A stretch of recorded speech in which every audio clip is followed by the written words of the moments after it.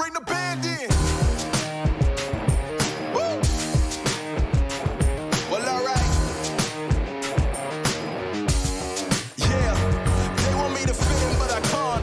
I'm too different with it, too advanced to think. You know my intuition.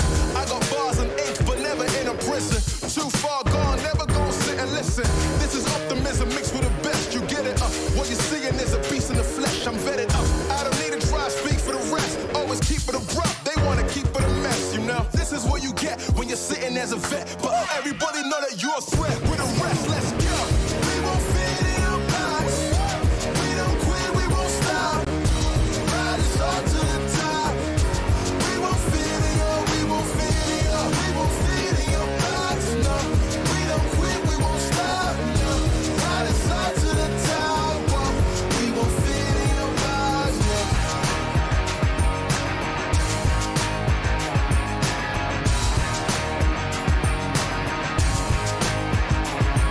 Look, I try to tell you we don't fit in your box. Why you try to box me in? I got the key to unlock. I know the locksmith, optics. Speaking of loss, I'm eating lobster, chopsticks, freaking the boss. You know, I'll never fit in where I go at. Ooh, boss talk like I'm Boaz. Ooh, why fit in when you know you can stand out still? They remember you more when you hand out deals. Let's go. We won't fit in your box. We don't quit, we won't stop. Ride us all to the top. We won't fit in your, we won't fit in your, we won't fit in your box. No, we don't quit, we won't stop. No, ride us all to the top. Whoa. We won't fit in your box. No. Don't box me in. I do my own thing. Spirit is right within. I got my own way. Riding is not within. Look at the way that I do my ops again. Oh, better let me loose. You know that I got the juice. Everything I got to do. Words that I speak out my mouth, I gotta move. Oh, we can't fit in your box. We too cold and you know.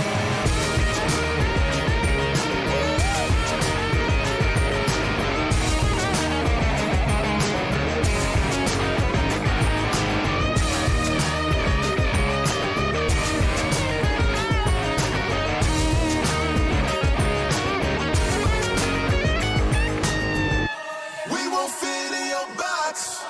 We don't quit, we won't stop. Ride us all to the top. We won't fit in your, we won't fit in your, we won't fit in your box. No, we don't quit, we won't stop. No, ride us all to the top. Whoa. We won't fit in your box. No. Thank you, Ben, for coming out tonight. My name is Sanhok.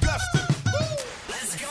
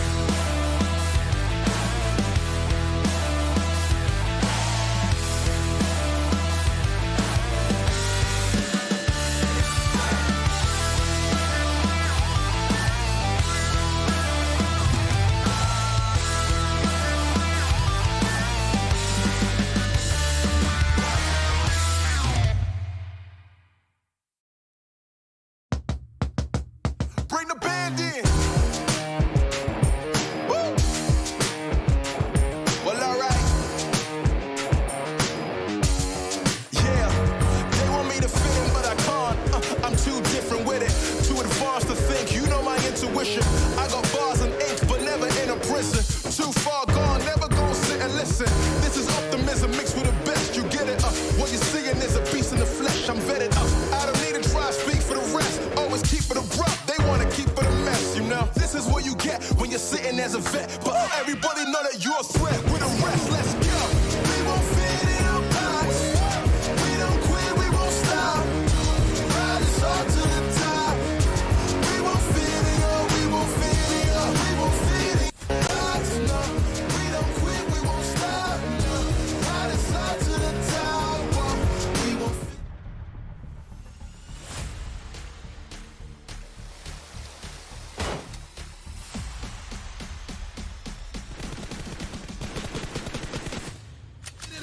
again يتواجدون حاليا معنا وين بالأوبن اريا يا الله واحدة والثانية من فريق من بعد كبير هاتشوتيكم عنها الكلام كله بالكون العنوان يا ساتان انت ولا نصر سبورتس الثالث والنوك الاول الثاني جي بي اس هيا خلاص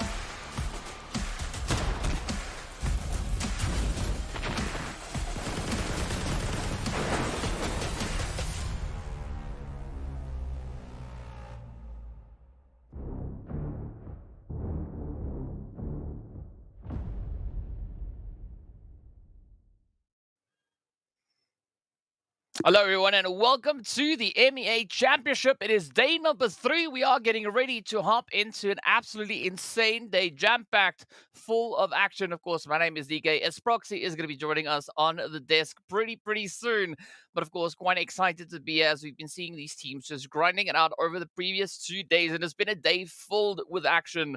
Of course, if you missed any of that, be sure to go take a look. And, of course, we are going to be running through a bit of a breakdown, right, in anticipation of seeing what the teams are going to be bringing out to the battlefield here today.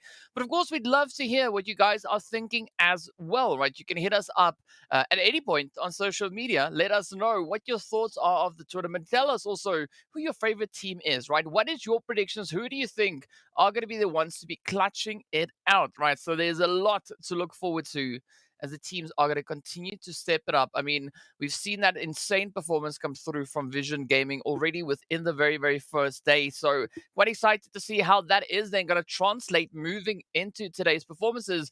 But of course, speaking about which, right, let's take a look at that format to remind all the viewers what we are in for, right? So we got all 16 teams playing their glorious 24 matches.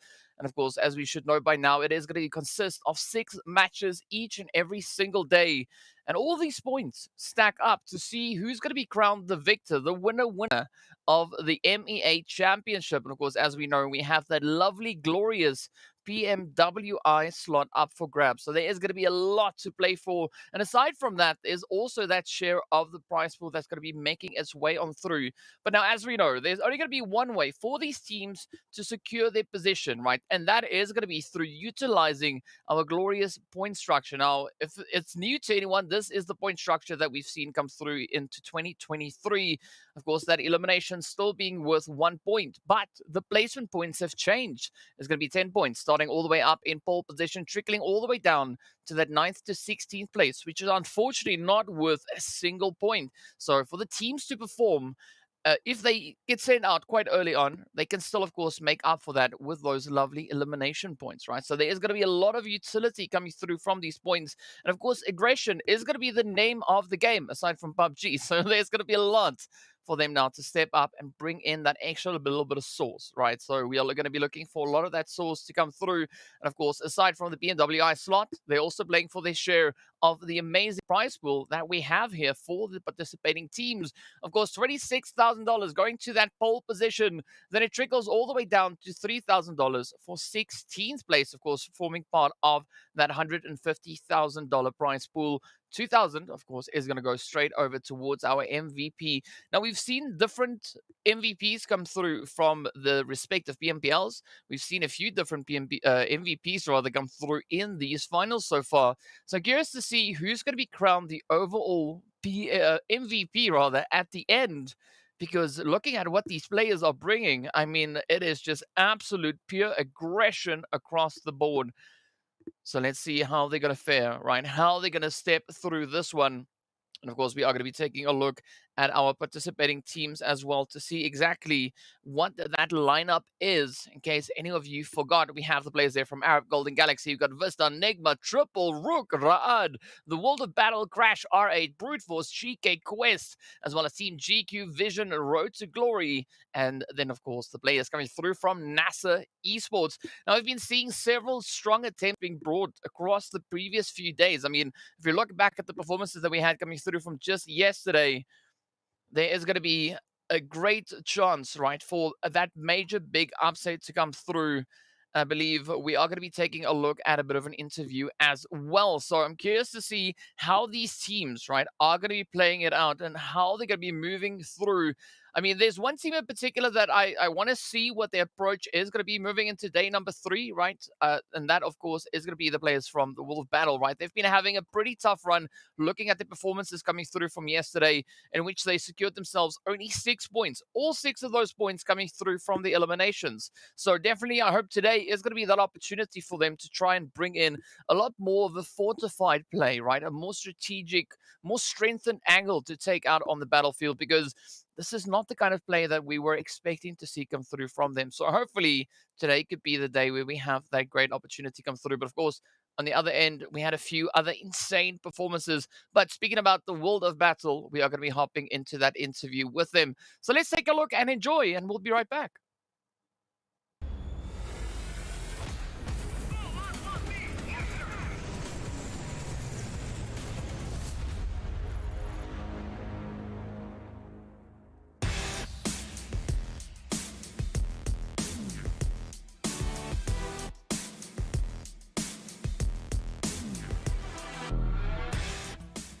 السلام عليكم ورحمة الله وبركاته أعزائي المشاهدين والمتابعين، وميت أهلين ومرحبتين فيكم في المقابلة الحصرية مع محمد من فريق The World of Battle، أصحاب المركز الثاني في PMPL أفريقيا لموسم الربيع من عام 2023. محمد، ميت أهلين وسهلين فيك، وطبعا ألف مبروك على حصولكم على المركز الثاني في PMPL أفريقيا. كيف شعورك بعد ما خلصت البطولة؟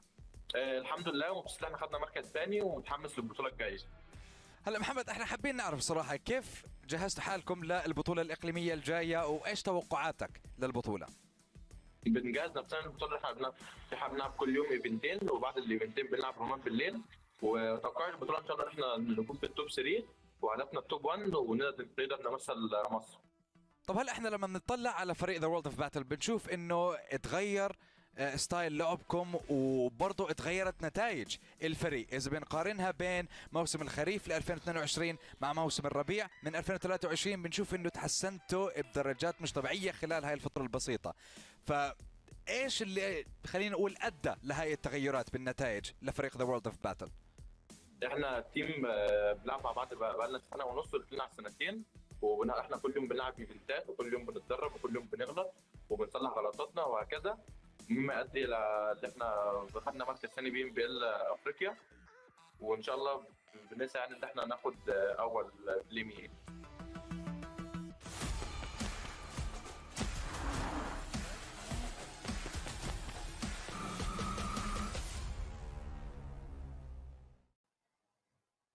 So a very interesting interview coming through with the World of Battle there. Muhammad, of course, doing the talking on that one. So curious to see whether or not anything of what Muhammad was talking about there is going to be coming into fruition here today, right? As you can see, they said, they've been doing quite a bit of work trying to fix all these, small little things across the way. But we want to see that come in click for them today, right? I mean, definitely a team that has taken second place in PMPL Africa. I mean, we want to see them show that performance, show that level of gameplay that they showed back in Africa. And of course, what better way to do it other than right here in the championship? So there is going to be a lot to look forward to.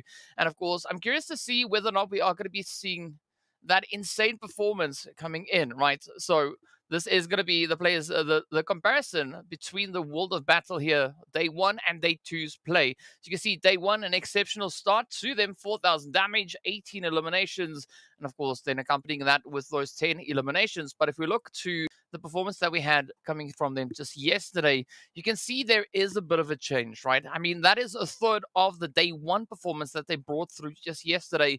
So I'm a little bit worried, right? We want to see that that same kind of World of Battle from PMPL Africa come through this time around, show us what they've got, and keep true to that level of gameplay that they've shown us. So hopefully, as I've said before, hopefully today could be that day where we can see that bounce back, that comeback coming through from the side of World of Battle. But who knows, right? Only time will tell, because that is the only thing that we can rely on at this stage, right? We are going to be waiting diligently to see how the performance is going to come through. And of course, well, let's see how it is going to go. We got to take a look at that schedule for the day as well. Of course, that is going to be our map rotation as we move into that. It is going to be starting us off with the lovely Erangel, followed up with, of course, a little bit of Miramar, and then we head back to Erangel to close up the first half. Second half, we play through each of our matches, right? Sanhok, Erangel, Miramar yet again. So there'll be ample opportunity for the teams to really bring in anything that they can find to see how they're going to be pushing through this day. And of course, curious to see who's going to be the team to take that winner chicken dinner on the lovely Sanhok. As we know, is Proxy being a big fan of the lovely Sanhok itself. Now, so far, we've seen a little bit of back and forth when it comes to these maps, right? We've had two different teams taking the victory on that. But first up, we are going to be taking a look at the Erangel map performance, right? So now let's head on through and see exactly what that is. To give us a bit of an idea as to what we could be expecting to come through here for today. So as you can see, obviously, the side there from Vision having an exceptional run, sitting on nearly 1,700 damage. And there's a reason behind that, right? They've been able to secure themselves a grand total of 46 eliminations and, of course, 69 points in total, all of which has just come off of their Erangel performances. So far, Vision, they've been proving to be quite a team to be reckoned with at this point. Of course, Brute Force, GEEKAY, RUKH, as well as Crash Gaming bring in some very contentious numbers there as well. But you can see that slight bit of a gap.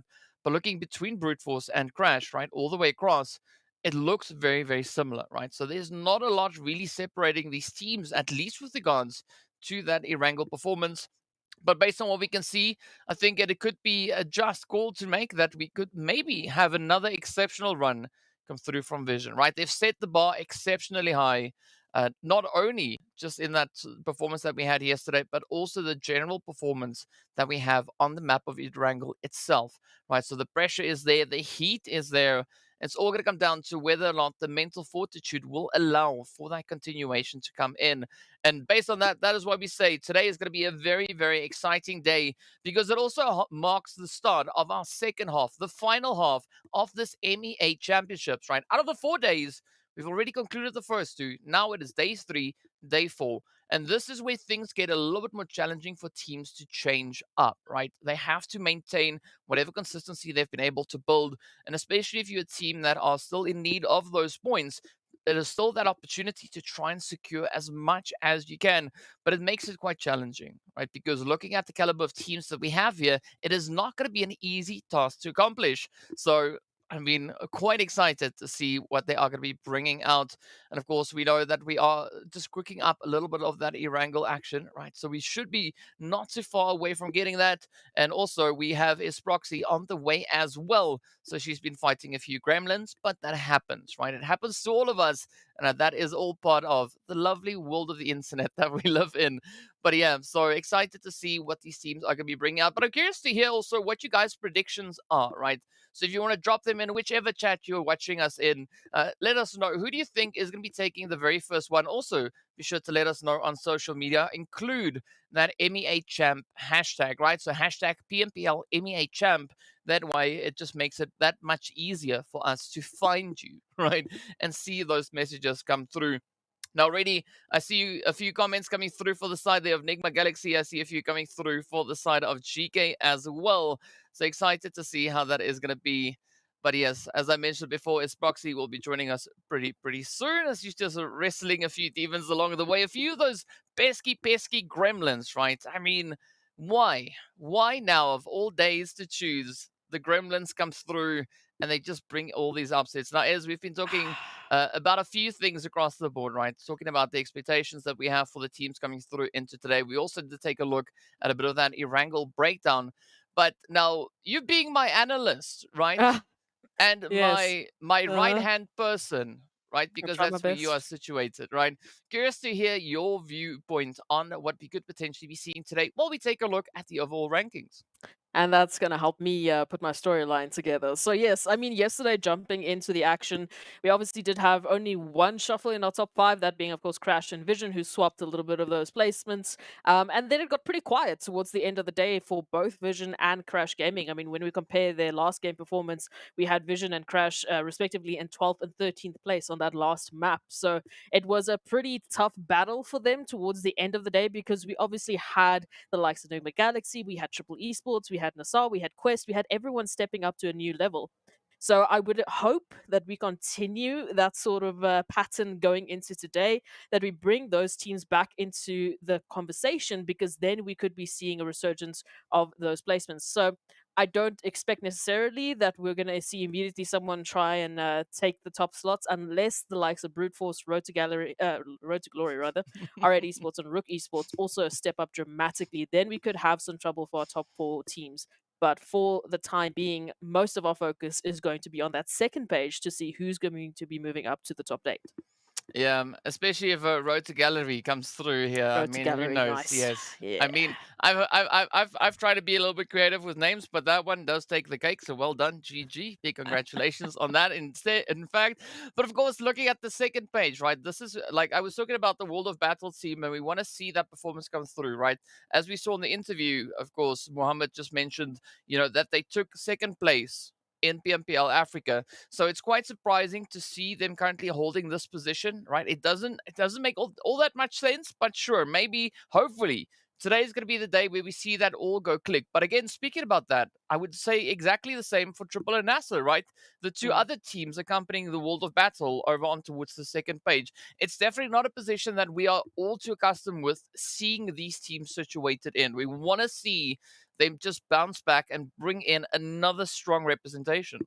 Absolutely. And then this is exactly the time in which they have to do that, right? Because we've already moved to halfway points of our tournament. We're officially going through to day number 3. So that's 12 more matches of opportunities that they have to get themselves back into a good standing, get themselves both in terms of momentum, in terms of points, back into a place where they can confidently fight for the top slot. And again, I think that's the biggest kicker of all of this. Yes, you are playing for some prize pool money. Yes, you are getting yourself a little bit of that momentum, but it's only the top number 1 team that is moving on to the next phase. There's only one slot that allows you to go past this point. So if you aren't the absolute best every single day in every single match, then we're going to have to say goodbye to you for the PMWI, unless you get there somewhere else. Who knows?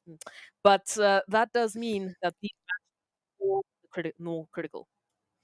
Well, yes, and of course, there's going to be one other way that the teams could potentially look to bring in that momentum, right? Look to bring in that build-up. And on that segue, of course, a big shout out going out to Monster Energy, our official energy drink partner for the PUBG Mobile Pro Leagues. And what I was alluding to is they could unleash the beast, right? That is going to be the way, the method, well, one of them, to bring in that required level of gameplay to try and bring in those much, much needed points. But, I mean, looking at what we have with regards to that point situation, right? There's almost a 100-point gap between 1st and 16th place. Almost 100. We're sitting on 91 points in total, right? That's the difference between those two positions.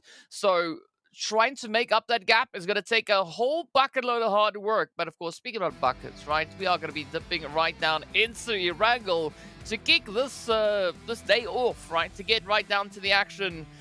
And of course, it is going to be our opportunity now to see what that flight path is going to be bringing in. We can see the lovely Lipovka right behind the tail. It's about to pop. There we go. And of course, we've got the lovely Malta down on the edge. But as we're heading down towards the lovely Sanhok military island. I mean, is it going to be a wrangle at any point if we do not at least either fly over this or go to the zone on the Sanhok military island? Honestly, it's like we've only been seeing some portion of a wrangle. So what a fun time. But hey, this is where we're at. These teams are going to have to once again traverse this wonderful southern portion of Erangel, giving us quite a few surprises. Again, we keep mentioning the teams like RTT, who really do love that military-based island, so they won't really be upset about this. We can even see the likes of Vision over the Kofkas, but they had a very quick and easy drop. But as for the rest of the teams who do favor the northern or western side of Erangel, they're going to have a bit of a journey. Oh, yes. Oh, yes. Maybe more than a little bit, but I think it's all going to be dependent on what this first initial zone shift is going to bring on through, right? Is it going to be a hard shift? Is it going to be nice and pleasant? A very centralized one, perhaps? Maybe it could be. Ooh, I mean, okay, right. That's not too aggressive, but this is going to be a very exciting position to play in, because looking at what we have there, right? We've got Everest in play, we've got George north and south of it. Of course, we've got the lovely shooting range Severny, we've got all the mountains in between and all those hills and valleys. We've got ruins, Rozhok, Chinky, everything is there. And now it's just time to see how much carnage these teams are going to bring in. But of course, I think initially it's going to be that race for positioning itself, right? The teams want to get themselves positioned, loot it up, and then start worrying about what comes next. So here we have it now, right? So you can see a little bit of that congestion starting to build up there with RUKH. We also have GEEKAY and a few other teams also just held in that position. We've got Brute Force, of course, now trying to hop in the vehicles, get themselves situated up towards the lovely Severny itself as well. But now, Quest, of course, going to be dipping into the lovely GEEKAY, so that could be a nice preliminary position to start from. Of course, NIGMA doing what they usually do, and that is rotate straight up into Pachinki. But I think this is where the question still lies as to where these teams going to look to rotate towards, right? Because there's so much potential for that positioning to come through, and especially for Crash. I mean, they've got a beautifully uncontested position right here on the Sosnovka Island. Pretty much left to their own devices. So a massive opportunity for them to get themselves looted up with all of this glorious loot and prepare for the rest of the game. But moving on from this point, again, it's rotation, rotation, rotation. Now that we at least are heading towards that northern reach of Erangel, finally, it's been too long. We have an opportunity to see how Crash Gaming will be able to deal with those bridges, with those rotations, especially with VISTA over towards that western bridge holding the line for the time being.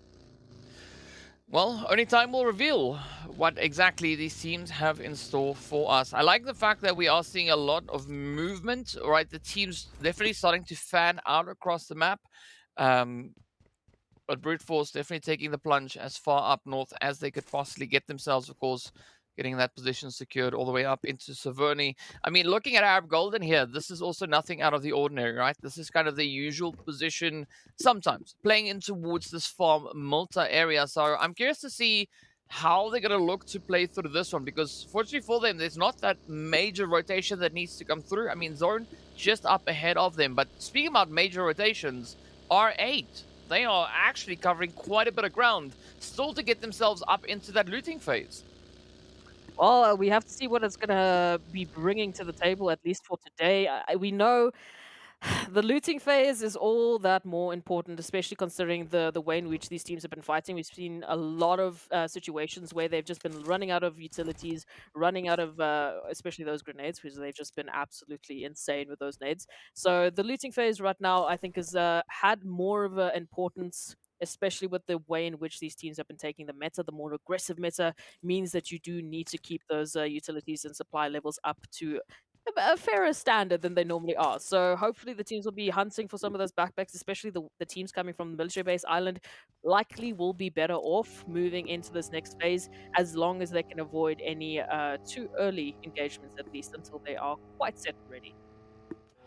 Yeah, I mean, and this is the beauty about the zone taking a shift that far away from that flight path, right? So the teams definitely have to play this one a lot more tactfully, right? So they can't just go for what their usual kind of strategy would be. They have to try and, to some extent, make it up as they go, right? Not 100%, but to some extent. And, well, looking at the positioning that we have, I'm also curious to see what Vision is going to be bringing through, because I mean they had an absolutely phenomenal run just yesterday, and I'm curious to see whether or not that consistency will continue, whether they'll be able to uphold that momentum, because we did see the players there from Arab Golden Galaxy bring in that back-to-back winner chicken dinner back on day number 1. Arab Vision replicated that effort to some extent yesterday with their 2 chickens, but will either of those teams be able to pick it up yet again?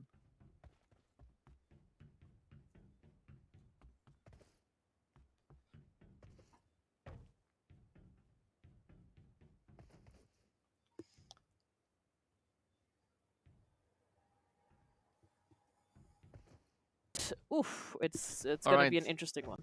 So here we go. It seems like, again, the Gremlins are doing their things, right? So you can see the players here from RTG, of course, still going through.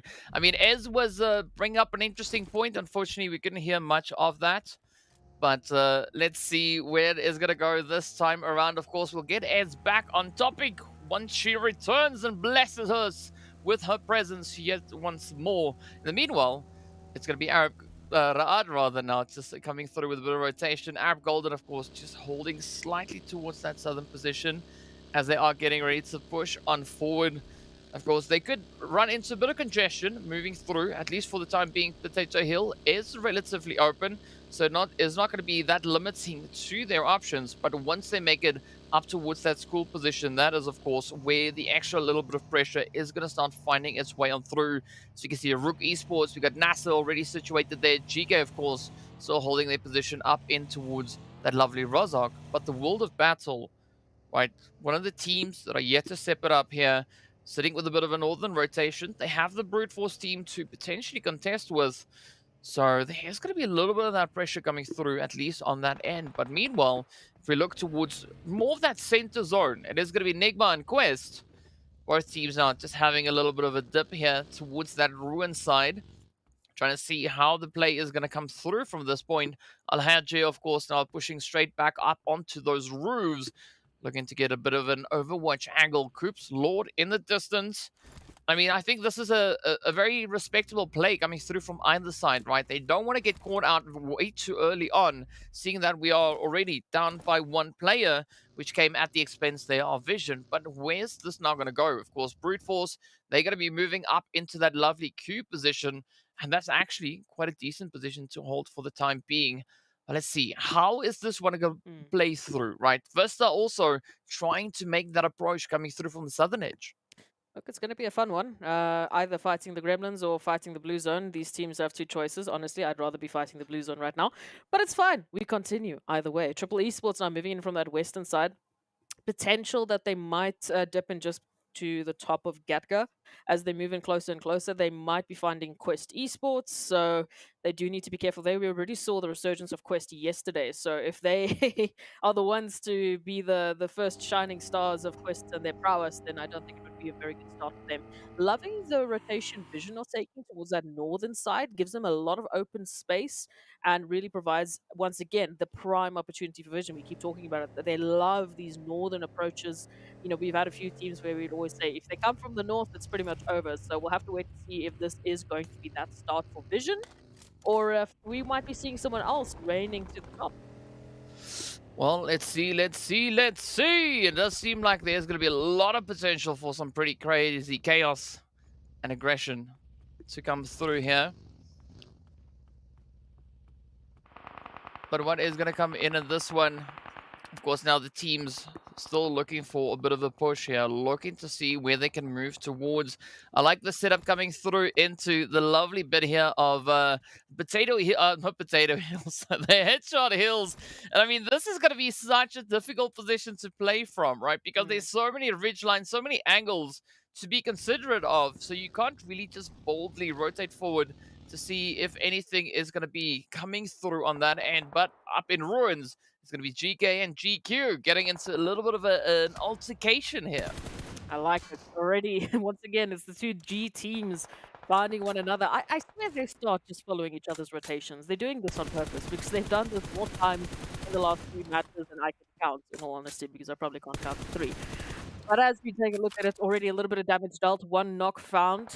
Confirmation on the rest, however, will be limited as those smokes are deployed because the Walker already holding a bit of that flanking angle, trying to keep an eye out for any rotations that might be moving in. As we know, there's quite a few more teams that need to come join the party. Quest, once again, they love these 2-2 splits. They do need to be careful, though. We can see Hope already keeping an eye out on Fahidan. So information is in the way of GEEKAY Esports, but what I do like about Quest is that they're staying active, trying to take this fight. And meanwhile, that was an interesting. Did you also see that squiggle of the? Yes. Yes, it's a wibble wobbler, right? That's what we call it from henceforth. I just made it up. But either which way, R8 triple playing for a little bit of contention up onto Everest as the zone blue is going to be closing up yet to reveal itself, getting ready to show us where exactly these teams will have to move towards next.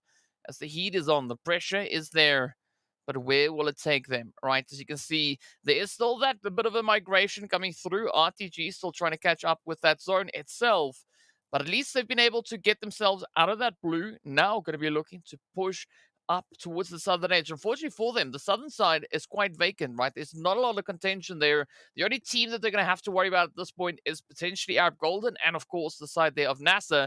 But as we can see up on Everest, Triple Icy. Oh, it's not looking too good. 2 members down already.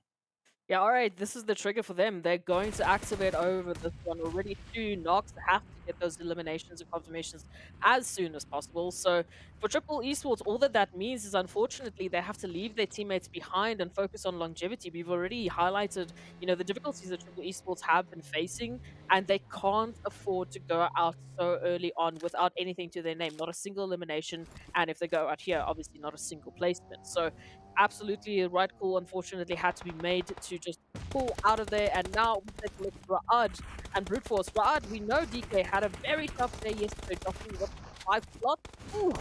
Now they need to be careful of dropping any further.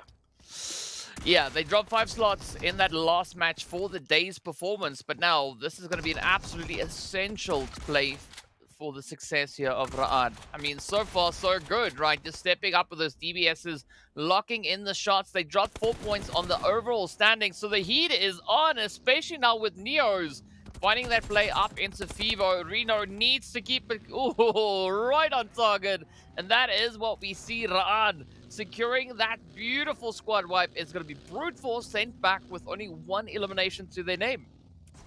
Hey, this is what we like to see, alright? Ra'ad, in terms of the day performance, wasn't as good as what we've seen previously, but at least here they set themselves up, they get those eliminations, and hopefully they take this one further, at least with the 3-piece. That is definitely still doable.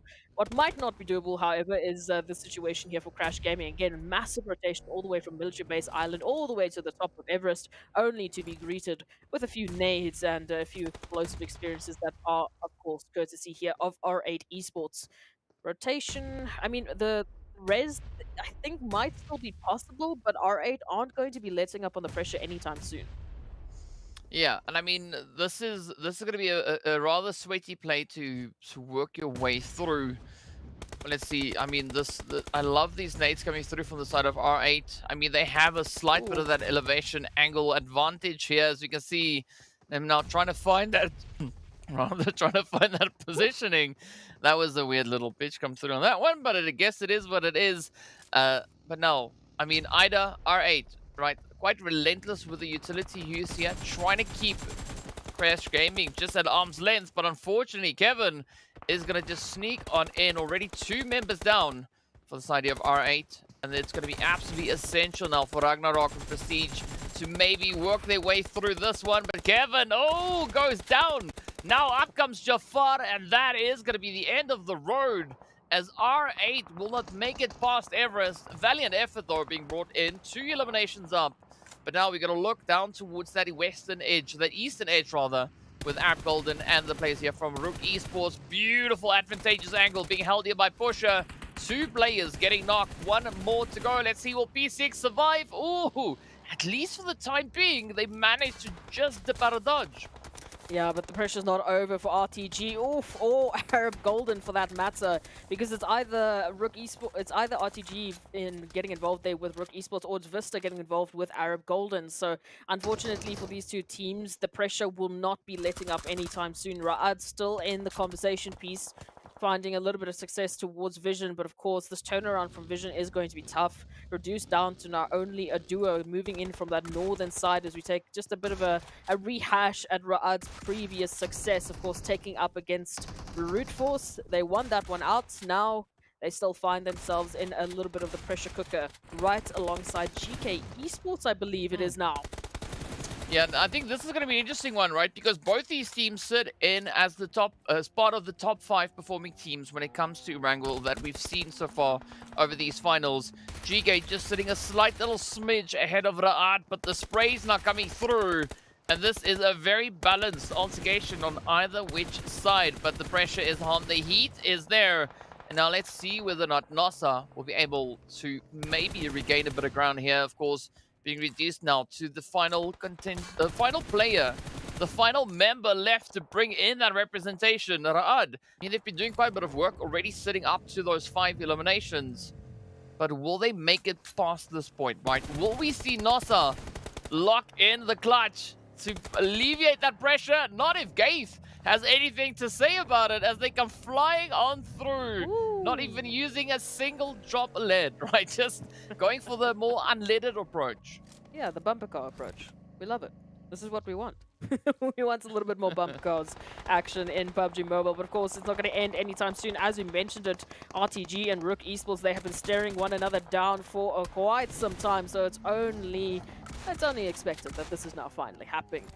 RUKH Esports down to only a duo, desperately trying to make that rotation over towards Rami to get at least a 3-piece still in this one. But of course, VISTA now applying that pressure over towards Pusher, needing to try and find the connection. Oh, you can see the HP bars slowly but surely they are dropping. And Groza, ooh, if there is a wild bullet that just makes that connection, it could be all but naught for RUKH Esports.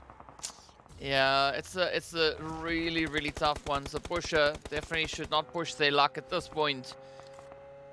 They're trying to hold on. I mean, there is maybe still a bit of a chance, but it's going to be a very, very slim one, especially looking at the sheer number of teams we have surrounding them. But a good rotation then there from NASR heading towards that southern edge. Triple, of course, still holding steady towards the west, while the rest of the teams focus on the aggression on this eastern front. But the zone is now going to shift up north, forcing them to relocate, to reposition, and of course now potentially put themselves in a bit of a vulnerable position. As we take a look at this one, RTG, it is the payback from Pusher, who's already been on something else. I think last time I saw them, they were already on 4 eliminations, so that's obviously going to make it a 5. But now we continue the storyline here for GQ, finding VISTA. It's not GEEKAY, but it's another team that's in that purple to pink, colored range, so maybe that just seems to be where they place their focus. VISTA from this western side. Yeah, this rotation is not going to be easy. Look, even if they do move forward, even if they get away from GQ, they still have to focus on NIGMA Galaxy, who's basically playing the Guardians of the Gates, who's playing the Guardians of the Zone. You're not allowed to go forward, but VISTA will push on through right into GQ. I mean, you can almost say the Guardians of the Galaxy because it's in their name, so that is going to be quite the difficult one. Quite the big hurdle to try and overcome at this stage, but here we go. The play is coming through. As you can see, NASR trying to get that position secured. GQ still not having any luck. VISTA coming through with a vision, making it is just so dang difficult. But you got to try it as best you can, right? Trophies, giving it their all, but unfortunately, that all is going to lead them right back to the lobby. With that, of course, we are down to our final 9 teams, and it is not going to get any easier from this point. I mean, we got 3 teams still confirmed on a full 4-piece, right? NASR potentially trying to get that race through. We got NIGMA as well, so actually that is way more than 3. Probably helps if I count properly. There's 6, right? 6 potential teams sitting with 4 players up. I mean, that is not the kind of wall that you want to run into coming into this next phase. Not at all, but we can already see NIGMA Galaxy just utilizing that building to their advantage. We saw Coops at least finding 1 or 2 there with the Mini 14, but now the pressure is on VISTA Gaming, making that move into the compound, trying to lock it down, but Raouf is the doorman, and they say, no thank you, you are not allowed into this one. VISTA, they are just losing players. Damage dealt by NASR as they made that wild push to the zone, but the turnaround is just too much for VISTA. So it's going to be down to NASR and NIGMA Galaxy here for this side of the zone. Well, let's see if NASR is going to be able to pick this one up. I mean, a little bit of pressure coming through, but not too much.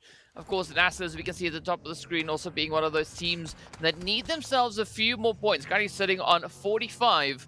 I mean, they have been doing quite a bit of work, already securing themselves those 5 eliminations. It does seem like they are definitely picking up some strong momentum at this point, especially still sitting with a full squad up, and now Coops coming under fire as the shots continue to rain on down. Xenox driving that one home. And now for NIGMA, it's going to be up to Rauf and Lord, looking to see how they can play this position out. Of course, they still have that full 3-piece up, but is Free going to be able to bring in that necessary coverage? This is where things could potentially start to crumble. NASR, GEEKAY keeping that contention, keeping that pressure true. I'm not quite sure how NIGMA are going to get themselves out of this one, but either which way, they are going to attempt it. Let's take a look at this. We did say goodbye to RUKH Esports as Pusher unfortunately was, well pushed. It seems to be the line of sight that we're taking a look at. But hey, now we focus on NASR Esports trying desperately to make that approach into the zone, and they've basically been having the same situation. Every time they try and get closer to the zone, there's another team that steps up. There's another team that is in their way. But so far, they have been fantastic at taking out the competition. Already up with 9 eliminations. Vision goes down as well.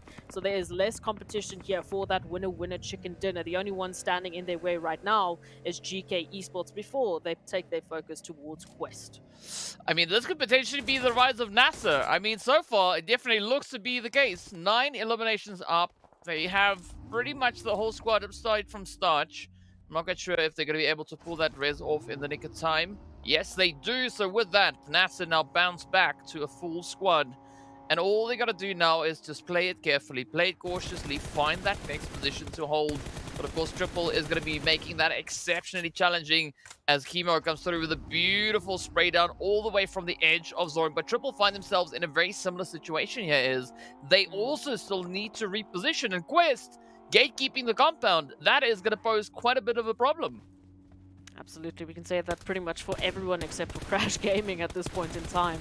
But hey, it'll be up to these players to make it work, to make it happen if they want to take that winner-winner chicken dinner already. Chemo once again follow up onto Starch, and yep, that will be the confirmation. So NASR will lose 1, potentially the second, as unfortunately that res was not in time.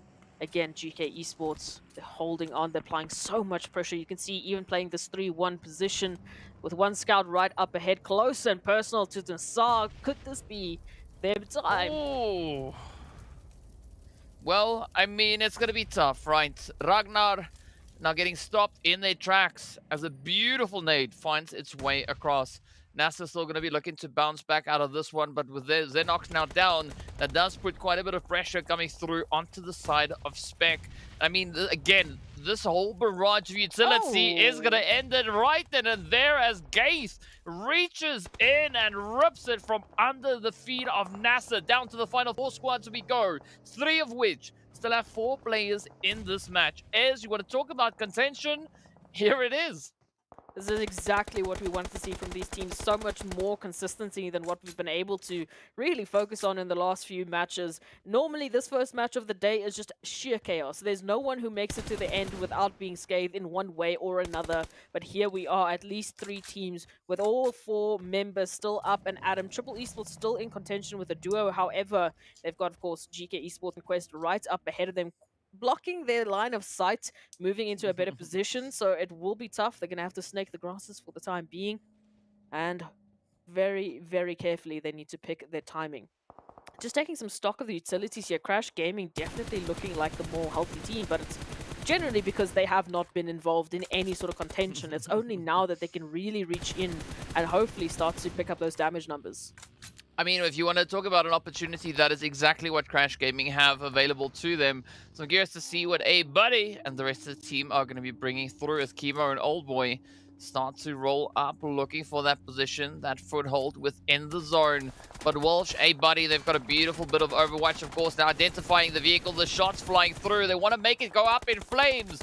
And Old Boy and the crew now just dancing around that tree, but down goes Old Boy. And all the pressure, the heat, now turns to Chemo. Fortunately for Triple, that vehicle now provides an extra little bit of hard cover, but up comes Jafar looking absolutely fearless as they roll in alongside Kevin, and down they go. Triple getting sent back and forth. GEEKAY now rushing in on Quest, but sends out the nade, picks up 2, finds the next one. This is almost an insane clutch coming through from Da, already backing up 3 players from GEEKAY single-handedly.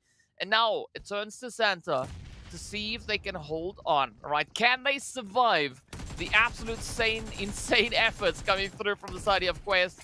It does seem like they are here to prove a point as they rush on forward and swiftly deal with that threat coming through from GEEKAY. Love to see this. The energy that these teams have been showing has definitely been on a whole different level. But we have to continue this. The pressure is not going to stop anytime soon. Crash Gaming, they have been building up this momentum. They have been building up this opportunity. Now it is time to take it. Only 2 more players stand in their way. Oh man, this is an absolutely insane push coming through from the side here of Crash Gaming. Absolutely just demolishing the opposition, backing up Quest like it's no one's business. And with that, securing themselves their second winner chicken dinner right here in the MEA Championships. What a run, what a play. 10 eliminations up, 1,461 damage dealt. Absolutely insane. This is what we've been looking to see, right? This is that play coming through from Crash. An absolutely phenomenal step up on their end. Absolutely, but I would hazard a guess that we had a step up from pretty much everyone that we were really waiting for. You know, we had NASR step up, we had RUKH Esports step up. It was an incredible way to witness. Even RUKH stepped up from yesterday's performances. As you take a look at that match report, we have such a beautiful spread of teams who just picked up the pacing today. Yeah, I mean, look at that spread, right? We've got 5 different teams being represented right here in that match report. Of course, Kevin with the most elims. Then we make our way all the way to Starch, who's traveled the greatest distance this game. And I mean, I have to agree with you, right? We can't identify just one single team as being the team that stepped up, because it was like a group effort, right? All the teams out of the gate just coming through with an absolutely insane push. I mean, triple increase their performance. We saw, as you've mentioned, NASR also doing a phenomenal job out on towards that battlefield. So that makes me so excited to see what could the rest of the day hold for these teams, as this is the way they kick off the proceedings. Look, I mentioned it as soon as we would see these teams towards the second page of yesterday stepping up. You know, suddenly we had NIGMA Galaxy all of a sudden taking winner chicken dinner. We had Quest doing very crazy things, very, you know, reminiscent of what we would expect of them. NASR now stepping up as well. Triple Esports is the only team I feel like needs to get another winner chicken dinner, and then I can say they've all relatively stepped up. But that does mean trouble for the first side of things, because now all of a sudden these massive points that teams have been, you know, adding to the tally, 20 plus points, 24 plus points as we saw yesterday, they're starting to dwindle because everyone else has turned up the heat a little bit. Yeah, and I mean, that's what we want to see, right? We want to see heat. And of course, speaking about heat, let's take a look at that match ranking to see where our teams find themselves after such an exciting start to the day. Because here we go, right? Crash locking in a lovely, glorious 20-pointer. NASR, Quest, as well as GEEKAY hard on their heels. But of course, then Triple, who took that 4th place finish, find themselves all the way on 5 points, right? Sitting in that 6th position. But this is what we were talking about, right? It has been such an exciting start. Everyone stepping it up, bringing in that contention. And of course, VISTA securing themselves those 5 eliminations. And that is going to bode quite well for them. Very impressed with NASR Esports there. I was just watching them on the map feed as they were trying so desperately to get into the zone. And every single time they tried, there was another team that just stepped in their way. Another team that tried to take them out. We had GEEKAY, we had NIGMA Galaxy. I mean, almost every single team towards that eastern front of the zone was just waiting for an opportunity. So, it is brilliant. But also, RUKH Esports, Quest, I mean, just the amount of eliminations is so much more conducive to a healthy competitive level that what we should be able to see, at least on the overall standings, hopefully, if they continue this pattern. Of course, Triple Esports need to be a bit more aggressive. We hope that will continue. But we can take a look at the second page, see if there's any donut shop clients. And DK, it looks like your shop will be getting some profits today. Well, speaking about profits, right, let's profit off some highlights as well to see, and just, of course, remind our viewers of the few amazing plays that we had coming through in these last few minutes. I mean, some absolutely phenomenal utility plays, especially looking at this play from Gaith. I mean, finding the first, then going for the second. Slam dunk is going to be the play of the day. I mean, that was absolutely phenomenal to see. Ooh. But big ups, though, to, I mean, you got to give it to Da, right? That was an insane play. Firstly, that nade to get a double knock onto the side of GEEKAY, then pushing it out with that lovely bit of DBS sprays. Ah, so phenomenal. But I think this is where it all turned, right? I love the approach coming through from Crash Gaming, just rushing in, capitalizing on a very vulnerable opportunity there on the side of Quest. And I mean, they just found the opportunity, they capitalized, they locked it in, and they got themselves that glorious winner with chicken dinner. Loving to see that, but we can take a look at the top damage as well. There was a lot of peeking and prodding. I would say Crash Gaming, I thought, were the most quiet, but I would be incorrect, especially in those final moments.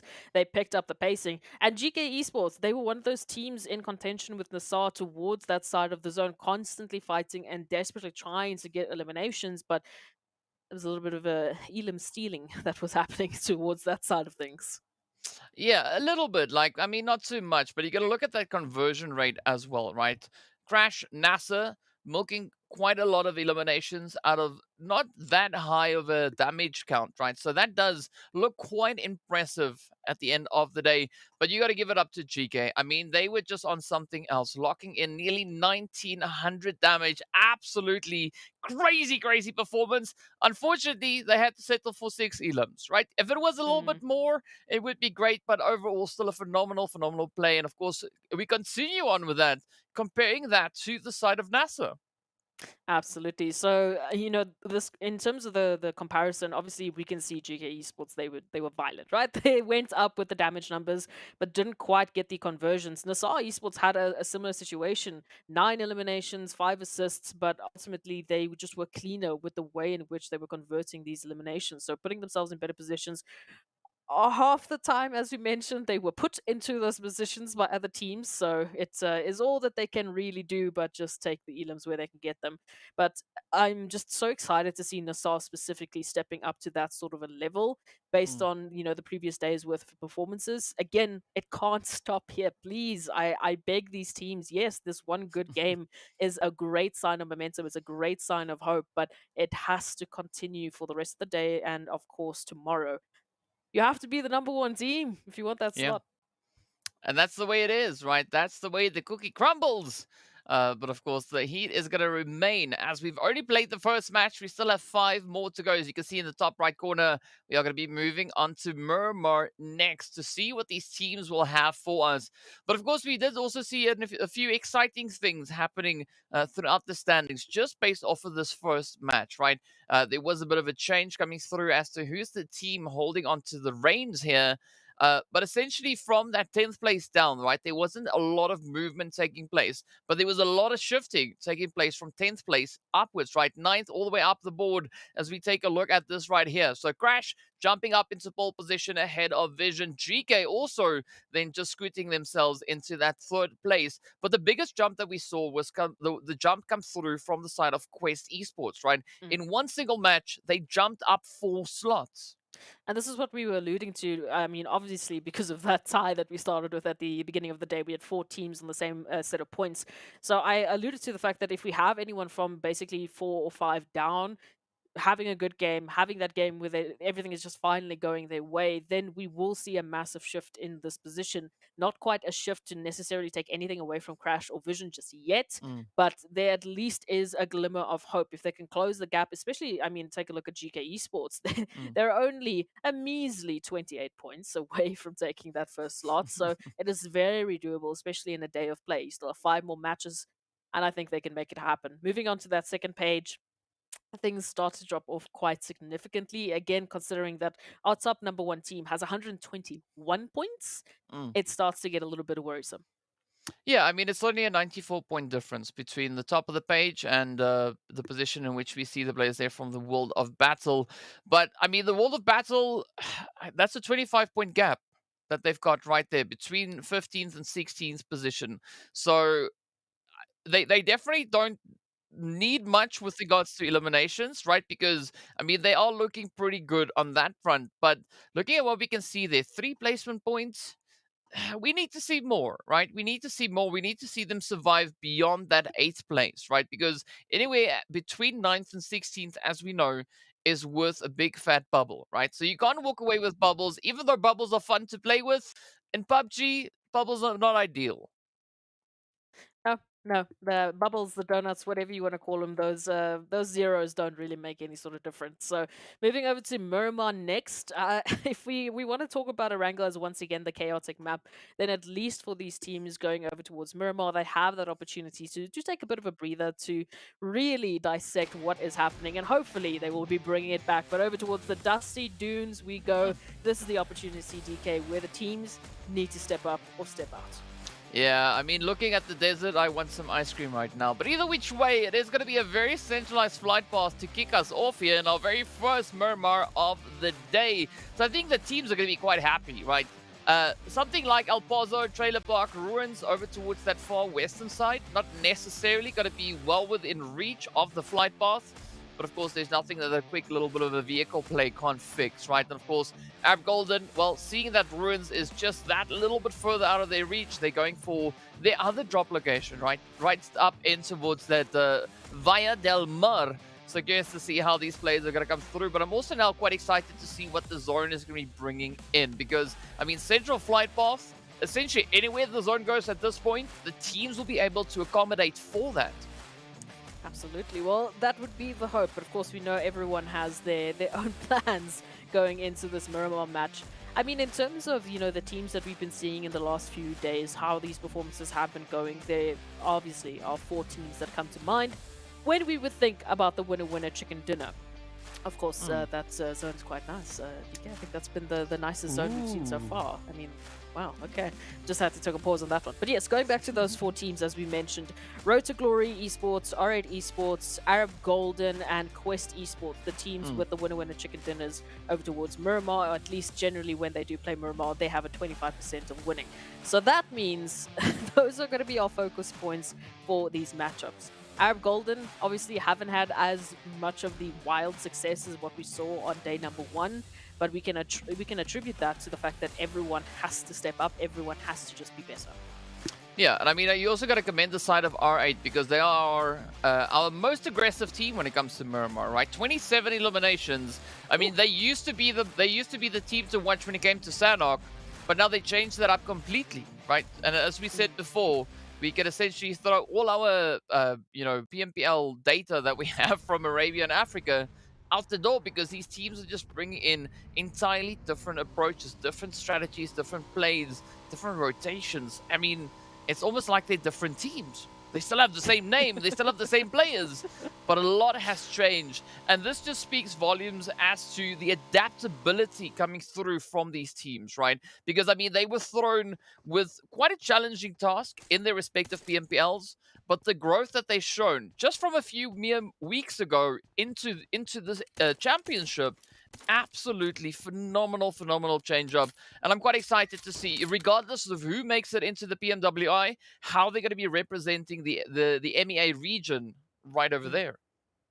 Yeah, we could probably talk about that till we're blue in the face, which is just exactly how... Let's take a look here. I don't know if you couldn't hear me. No, you could. Yeah. Oh, sorry. About that. You know, I'm fooling you here, but I am indeed here. I promise. It's not a gremlin again. I hope. Bait and switch. Touch wood, please. Not again. But yeah, we could talk about this till we're blue in the face in terms of the velocity at which these teams have adapted. But what I think I find the most interesting is how, like, the depth of their strategy book, right? So there's been a lot of teams that have just been sticking to their guns. You know, for example, Vision Esports loving that outskirts, you know, position. Then they struggle a little bit when they get to the center, so they know what works for them, what doesn't work for them. A team like, as an example, Arab Golden, a team like what we just saw from NASR, that have been thrown into these wild and chaotic situations, seemingly just making it work. Crash Gaming is also very evident of that.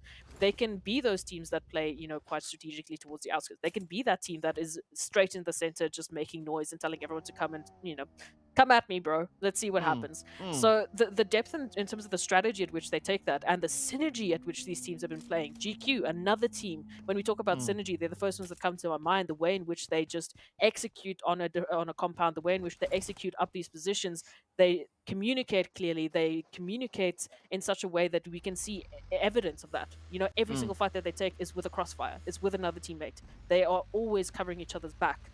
So again, the depth of strategy, I think, has been the most surprising thing for me, because we sort of get used to these teams. We sort of get used to their play styles, and then yeah, they show up to MEA champs, like you said, like a brand new team. Yeah, like they come back all shiny, right?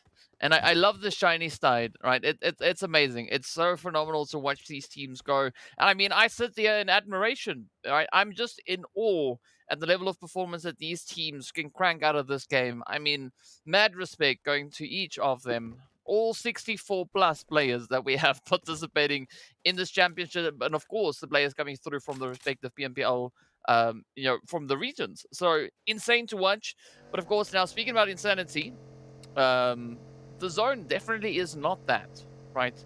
A very comfortable shift, a very comfortable position, as the teams are not just looking to get themselves situated. Quest, of course, being one of those, just venturing through the lovely El Azahar. They might have a bit of contention, as we do have Jafar just holding up on the ridge there, maybe playing a little bit of lookout. But I'm curious to see how Quest is going to rotate through. Based on their current trajectory, they could be looking to move either down towards Impala if they follow the road, or they could just take that straight plunge, push up in towards Junkyard. And it could be, I think, maybe a more worthy call to maybe go towards that Junkyard position, because at least for the time being, it is relatively vacant, right? So there's not going to be too much contention or too much danger rotating to that area. Well, that would be the hope, yes. I do agree with you at this time, for this moment. Junkyard very open, very friendly for any team that will be taking that sooner, hopefully, rather than later. But moving past that point, when we give the rest of the teams a bit more time to rotate in, then things get a little bit dicey. So Quest Esports, it looks like they might be the first team to jump over towards Junkyard. Great to see that happening. Whether or not we'll see Crash Gaming joining them and, well, you know, crashing the party, that will be up to them completely. I love these buggies, man. The buggy skins just keep getting better, but those wheels are disorientating to me. You can have a ball. That's what Spec is doing right here, right? Spec is having a ball, maybe a bit of a brute. I don't know, something like that. But it is what it is. Speaking about brute, here's a brute making their way on through. Of course, now positioned just up in towards that lovely La Bendita with the rest of the Vista team, where we can see a few of those shots of sprays now coming through in the feed, as well as the teams are starting to converge further and further in towards the zone. But where will it go? Because at this point, I mean, regardless of where the zone goes, it is going to be followed with a lot of pressure and a few sprays. We did see R8 now losing Ragnarok on that one. But of course, GQ, I mean, you were talking about their consistency and just the way that they've been playing as well, right? Here they are, keeping a nice little bit of an off-angle position. And, I mean, within the zone, they are our most northern team. Okay. Not bad, not bad, not bad. Now we have to wait to see what they're going to be bringing to this table. Moving into, ooh, some action here between NASR and Ra'ad. Again, NASR already off of the back of a wonderful Erangel. Definitely would not want it to end here. However, Ra'ad, we've already mentioned it, a little bit of trouble yesterday. Cannot afford to have it happen once again. And NASR just on the rise to aggression that they've been today. I would want to get out of here as soon as possible, unless they find a knock in the next couple of seconds. Yeah, but I mean, ooh. Okay, this fight is going to be slightly more important for the side of NASR, right? As they are trailing behind with a few points compared to that of the side of Ra'ad, right? 16-point difference currently held between the two of them.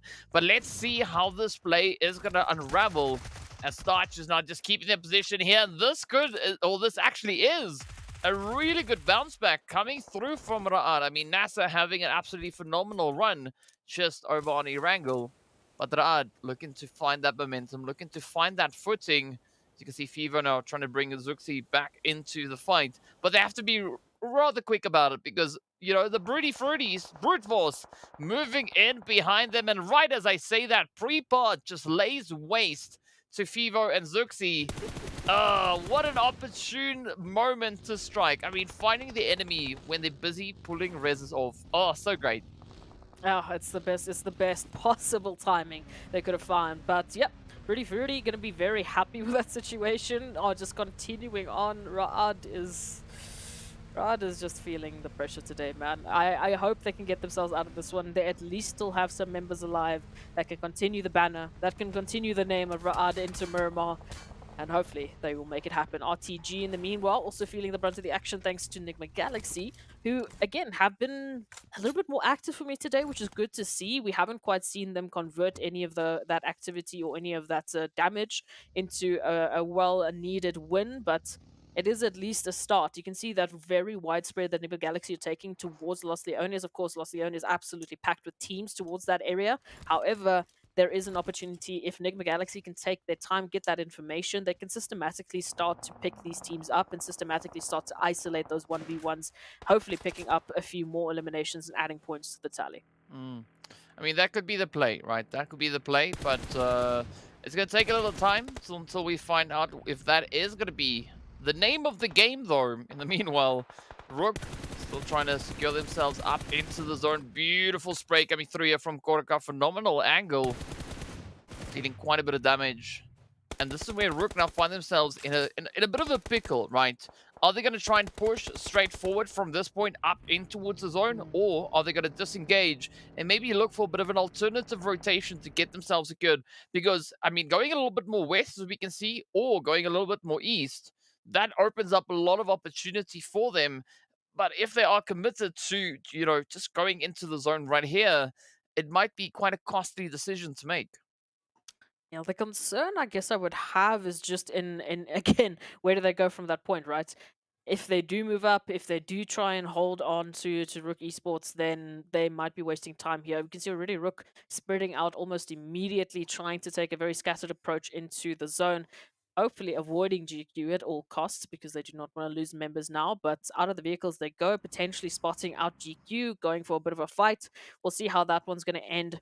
Meanwhile, looking towards the southern portion, of course, Triple Vision moving into the zone. Right up ahead of them, they've got NIGMA, RTG, and VISTA.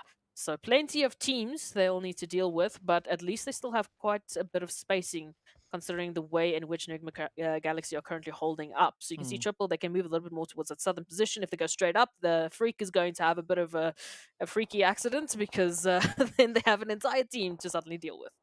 Yeah, that could be a little bit scary, but fortunately for Freak, they've got Coops, right?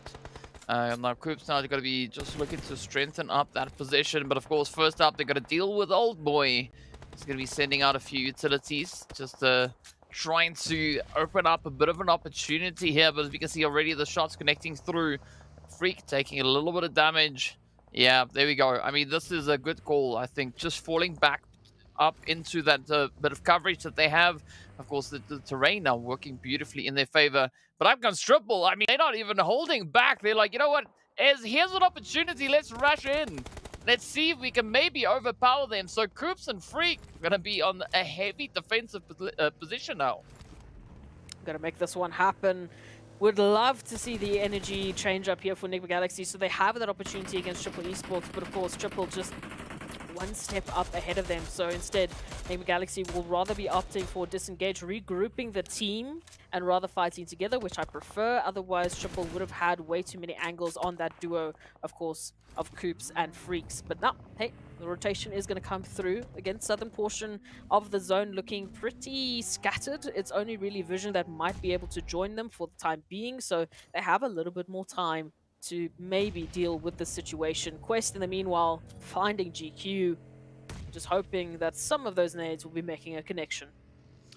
Yeah, but I think that that position that we see between Triple and NIGMA, I mean, it's going to be a very important play, especially for the side of Triple. I mean, aside from their overall positioning within that leaderboard, they're also the team that has had the toughest run when it comes to Miramar. So, curious to see if they can pick it up. But speaking of picking it up, look at VISTA as they come rushing straight on towards RTG.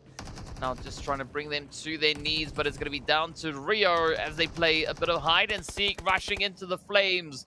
Starting to do a few push-ups. Will they get themselves rest up? They might, but up comes Quest now, looking to crash the party.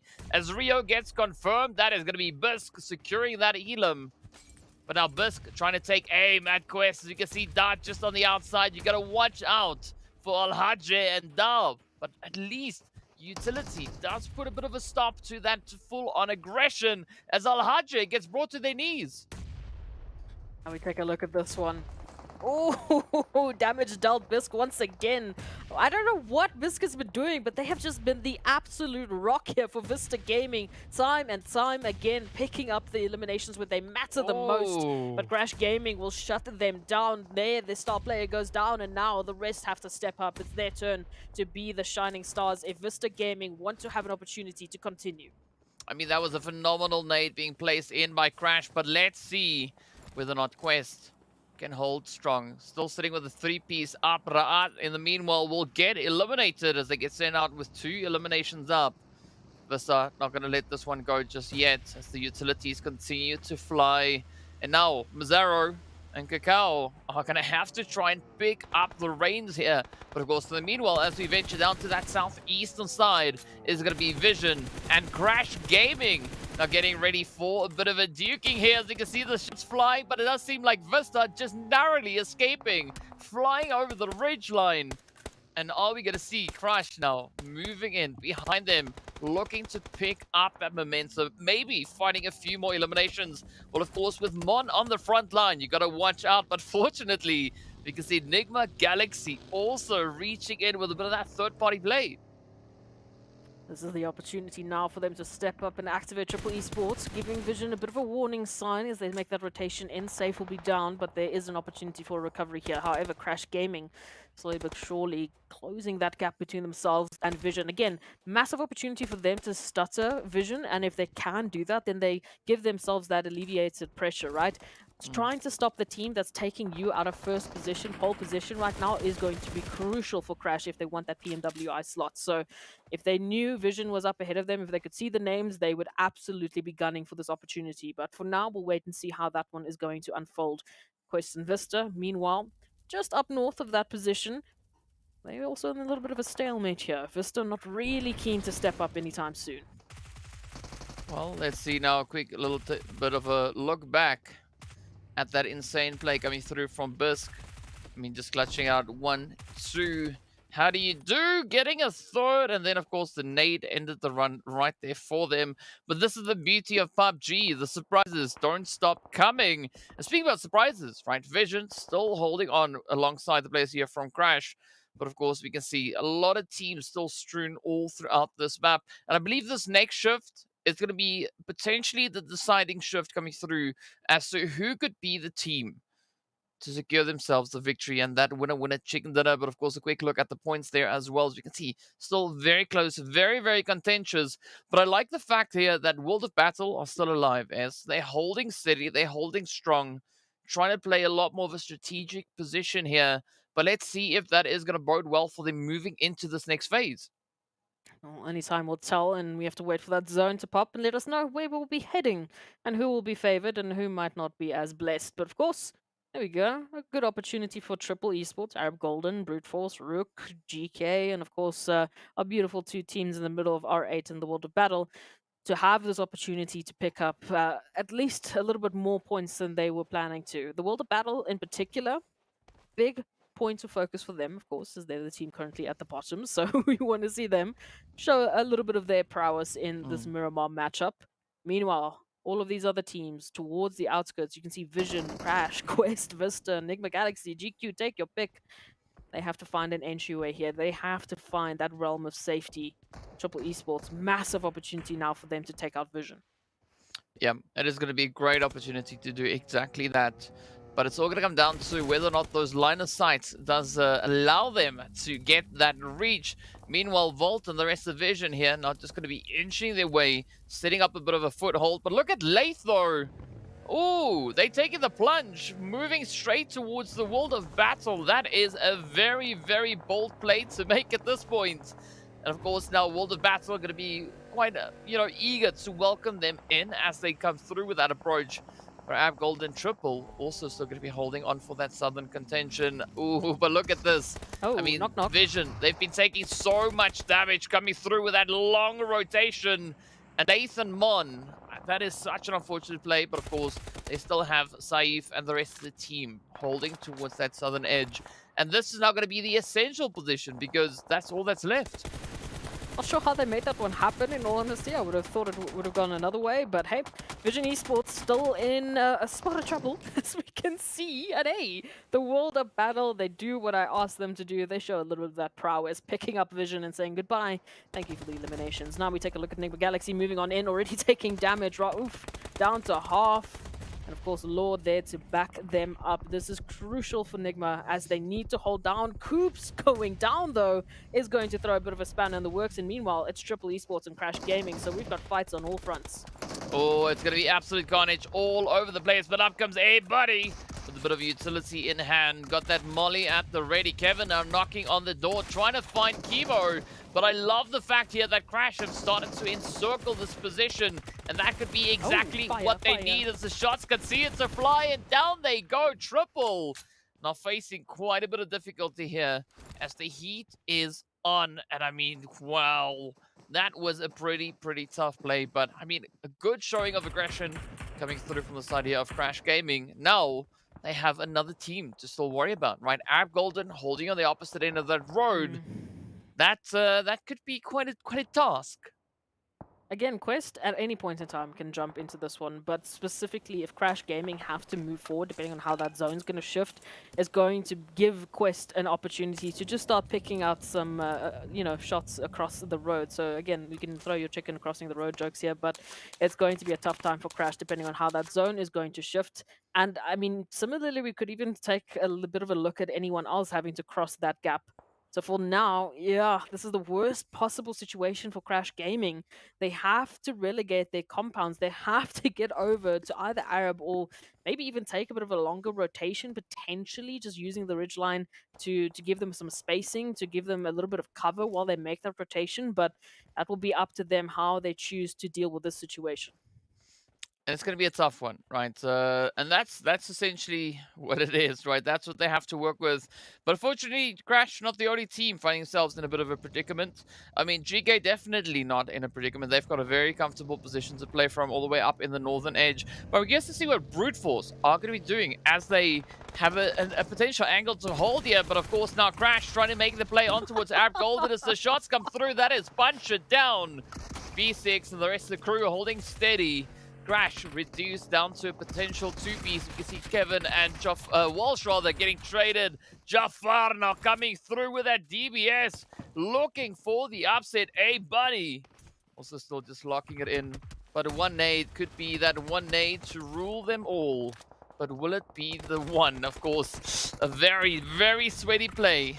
And of course, Brute Force, no surprise, gonna come in to find their own slice of the pie. Meanwhile, Quest will be looking to alleviate a little bit of that pressure. It's now 4 teams fighting for the southern edge of zone possession. But where will it go? Which way will it go? You see Puncher just locking it in and almost making Brute Force regret that rotation. You know, how dare I assume Crash Gaming is going to take a long rotation or play the safe route? No, they're just literally going to crash into Arab Golden and take their compounds from them. So Quest, in the meanwhile, joining the battle, trying to get a little bit more cover, but we can see Brute Force, they had the same idea. Unfortunately, execution not quite working out for them. And again, it's an interesting rotation because they would essentially be going out of their position. They're going further out to the outskirts of the zone. So not sure how this one's going to work out for them. 3-way battle here ensues as Quest finally breach the compound. Oh, this could be it. This could be it. I mean, Quest already proving that they are here, right? They mean business. But how much business exactly do they mean? We don't know just yet. We'll find out soon enough. But Arab Golden definitely one of the stronger teams when it comes to the performances on Miramar itself. Curious to see whether or not they are going to be able to uphold that play, that performance. As Puncher now looks to make a little bit of something happen. Up comes Jafar. Got that DBS in hand. You got to watch out for it.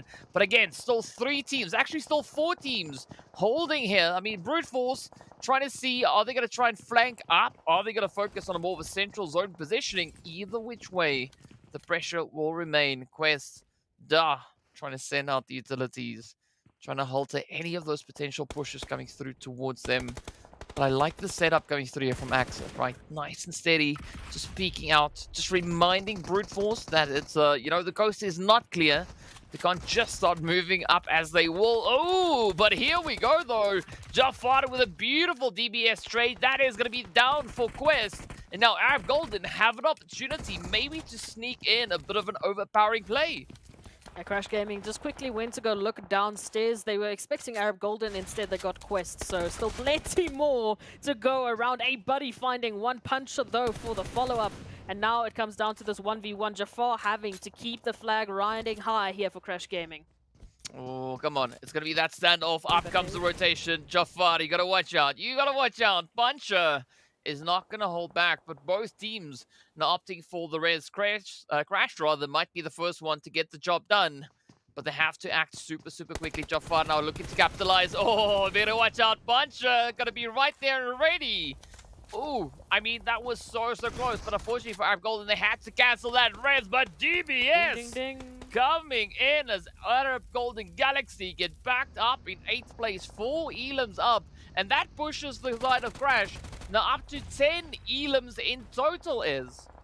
I'm completely unshocked by this statistic, DK, but thank you for highlighting it. But yeah, no, absolutely. Crash Gaming, just doing what Crash Gaming has been doing for the last few days, so they're definitely making a statement here that this is going to be the day they take pole position and they stay there. Thank you very much. But of course, it is still the duo of Crash Gaming that has to move on in. So, ooh, Jafar, they rotated out alone and they will be taken out almost immediately. So it's all down to A Buddy. So I'm not sure what Crashes will be doing about this. In the meantime, the battle finally feeling the heat in more ways than one.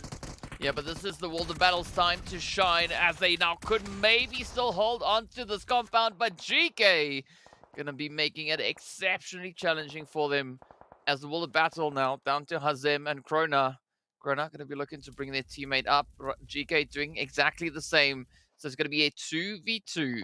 But of course, R8 gonna come sneaking in for a bit of that third-party opportunity. Ida, Prestige, Escaton looking to keep that pressure going. Meanwhile, Crash Gaming gonna have to settle for a 6th place finish as the heat continues to rise. We are down to our final 5 teams. Brute Force and GQ down south. Up north, it is absolute carnage. Krona finds the opening, but now, will they find the final play? Will they get Ragnar and send the side of GEEKAY backing? I mean, this could be a golden opportunity now for the World of Battle, but you gotta watch out. GQ also now getting taken out in 5th place. And here we go. Oh, the shots land. And the World of Battle take down GEEKAY. 3 teams now left to fight it out. It is gonna be R8 and Brute Force sitting on a 3-piece up against the 2 final members of the World of Battle. Wow, okay, this is definitely not how I saw this match actually going down, especially with the positioning that we had started with moving into this scenario.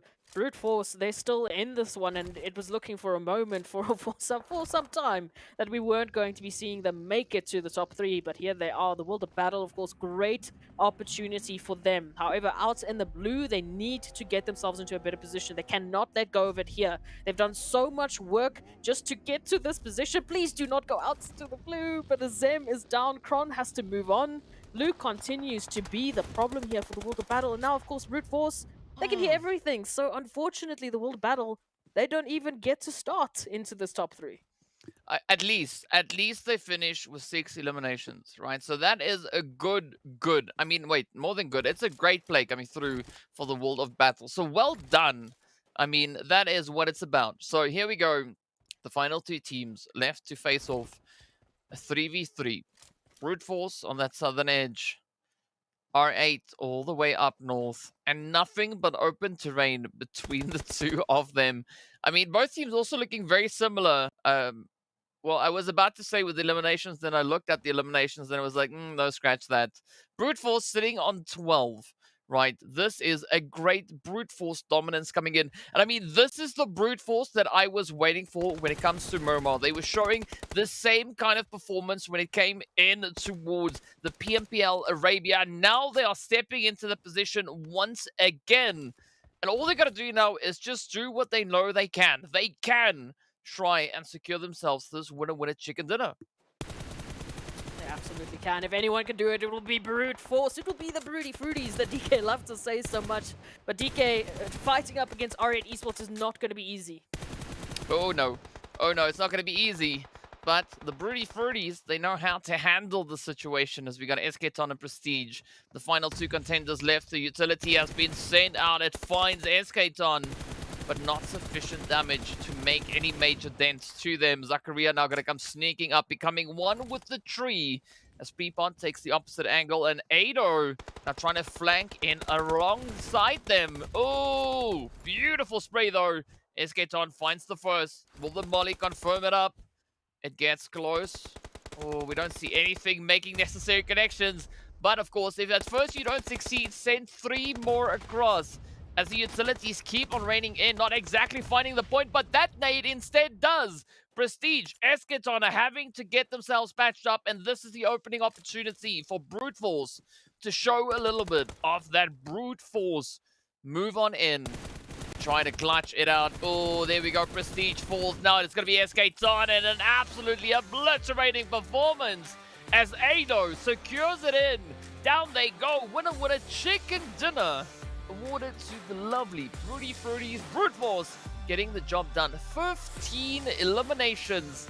Oh my word. I mean, that's pretty good. That's not too bad. Absolutely brilliant work coming through from the Broody Fruities, and they will be the 4th team now with 2 winner chicken dinners. So I mean, they're joining the likes of Crash Gaming, Vision Gaming, and of course Arab Golden, who just did it in the first 2 maps of this whole entire tournament. So yeah, no one can really beat that. But hey, Brute Force again, I can't believe how they turned that one into such a good situation.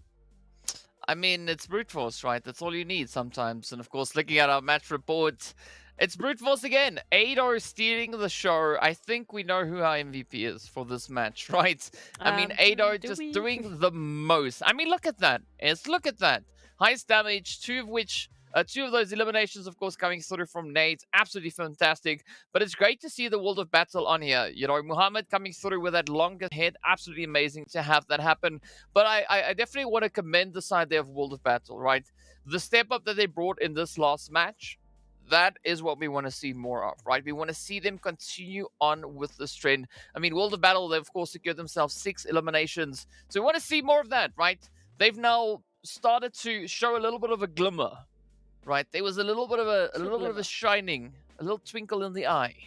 Right, now make that twinkle turn into much more than just a twinkle, of course. Speaking of which, let's take a look at the match rankings to see exactly how these teams twinkled their way into these points. Brute Force walking away with a glorious 25 points. Of course, that is the total of R8 and Crash Gaming combined. And absolutely our highest winner chicken dinner. So thank you, Brute Force, for once again breaking another record. These teams are just stepping up in a whole different way. So as we take a look at it, you've already done the quick math there for R8 Esports and Crash Gaming. However, still, what we should really look at in terms of Crash Gaming is the constant comparison to Vision, right? As we know, Vision did not have a great game whatsoever. So all that this means for Crash right now is that they secure themselves the 1st place on the overall rankings that much more. However, the consideration now needs to be made, well, who's going to be the next team to catch up to them? I think with that, Brute Force should definitely be much closer to the top 2, top 3 placement, which means Crash Gaming, your time in the 1st slot might be numbered. It might be. I mean, Brute Force definitely in contention, but of course, speaking about contention, let's take a look at a few of these amazing plays that we had happening right over on Miramar. Of course, they are going to make their way on screen very, very soon. So let's build up the anticipation. Are you ready for it? It'll come through momentarily. But of course, yeah, Brute Force, amazing, amazing play. You know, just as I let go of the suspense, then it happens. That's just the way I roll, right? It's a surprise climax, right? Something like that. I don't even know if that's a thing, but whatever. We'll make it a thing regardless. But as I said before, I mean, the World of Battle, great job. Love it. We want to see more. As you've already pointed out, Vision, they had a bit of a tough run, and I guess that is what it is. But also then R8, right? They showed us yesterday that they are going to be a team to watch when it comes to the side of Miramar, and they brought that consistency back yet again. I mean, sure, not winner with a chicken dinner, but pretty dang close to that, though. No, absolutely. What surprises me is, again, when we got to this the situation especially when we were looking at these compounds, you can see Brute Force just up ahead of them. They were pincered for the longest of times, but then with all of this commotion that Crash Gaming brought into the compounds, it gave Brute Force the perfect opportunity. There's the situation as what we saw with Jafar. So it was, of course, Brute Force that had to take down Crash Gaming in the end. And then it was just the trigger for them to activate, and bringing through this kind of performance, it's stunning. It's absolutely stunning. As we've already mentioned, the highest winner chicken dinner account so far, with 25 points going to Broody Fruity. So the Broody Fruities. Making this an absolutely phenomenal Miramar means, I am still going to say it, Crash Gaming, Vision, you need to step up or you'll be saying goodbye to your slot. Well, speaking about saying goodbye to slots, right, we are going to be hopping into a quick break. So be sure to stay tuned and we'll see you guys right back afterwards.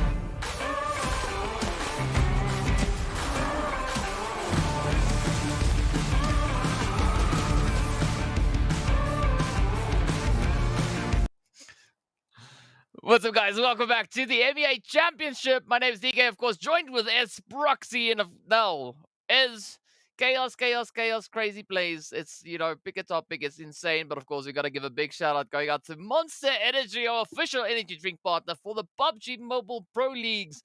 And based on my tone, you would say that I've been having a lot of Monster, but I have not yet, right? Maybe soon. Who knows? But speaking Definitely about that, soon. of course, we also then need to take a look at the overall performance of these teams. So let's take a look at these points. I mean, Crash, 13-point lead that we have there. But of course, Brute Force, they jumped up 5 slots based on that last amazing performance they brought in on Miramar. Very spicy. But moving into the second page, we have a pretty good idea of these teams and how well they've been doing. Over to this side of things, definitely a better performance from the World Battle than what we've seen in previous matches. However, the game is not over. And as we know, we still have to go to our third match of the day, that being Erangel. Moving into the action straight away, this now becomes the playing game. As you can see, those overall standings still towards the left side. We can start to guess that it is still doable for teams sitting anywhere from third, I would say, even to fifth, making it up to those top 2 slots very, very quickly. But now whether or not they can sustain that is going to be the next question. Yeah, I think on a realistic, taking a realistic look at it, bringing in 50 points in the day, that's doable. Bringing in 80 points, that's gonna be tough. Not impossible, but it's gonna be tough. I mean, but starting with 80 points at this point now, we're already in the in the fourth match. I don't know. Well, third match, really. I mean, it's a really difficult position to really apply a lot of that pressure from. But of course, now with that lovely southwestern zone coming through, who knows what surprises the zone is going to be bringing in. I mean, this could either go main island, it could go down to the Sosnovka island, it could play either which one of those. But I think usually when we see the zone moving down towards that southern edge, right, focusing onto the bridge, the zone itself is positioned a little bit further down south. So I think we're looking at a main island finish. Likely the case. I mean, in terms of the split, you know, the probability is definitely over towards that main island. So again, the teams will be playing with that assumption, at least for the time being, until it becomes a concrete fact. But RTG, it's not going to stop them from going to Nova. That's their spot, man. That's their happy place. So they will be one of the few teams we find towards that southern portion. The rest going to their usual drop sites, really fruities or brute force, over towards that Severny placement. So towards the north, they have quite a bit of spacing between themselves and, of course, the zone, but also any other teams. So very, very curious to see what's going to happen with them. Triple Esports just showcasing some of that BMX life. Yeah, BMX, motocross, call it what you like, What is but that they skin? are. It's a skin of a thing. It looks like a face. You're not I mean, you're confusing the lights with something else, but sure, we'll take it. We'll take it. It's a it's a skin of a thing. Best skin ever. Best skin ever. Whichever skin that is, it is what it is. But either which way, apparently we are going to be looking at a triple winner chicken dinner with 14 eliminations. Apparently, right? Oh, is that so? That is, okay. yeah. Okay. I'd like to see it. Why not go for 16 eliminations? Then we break another record, though, right? Oh, yes. Let's get it. Yeah. 16 eliminations, at least.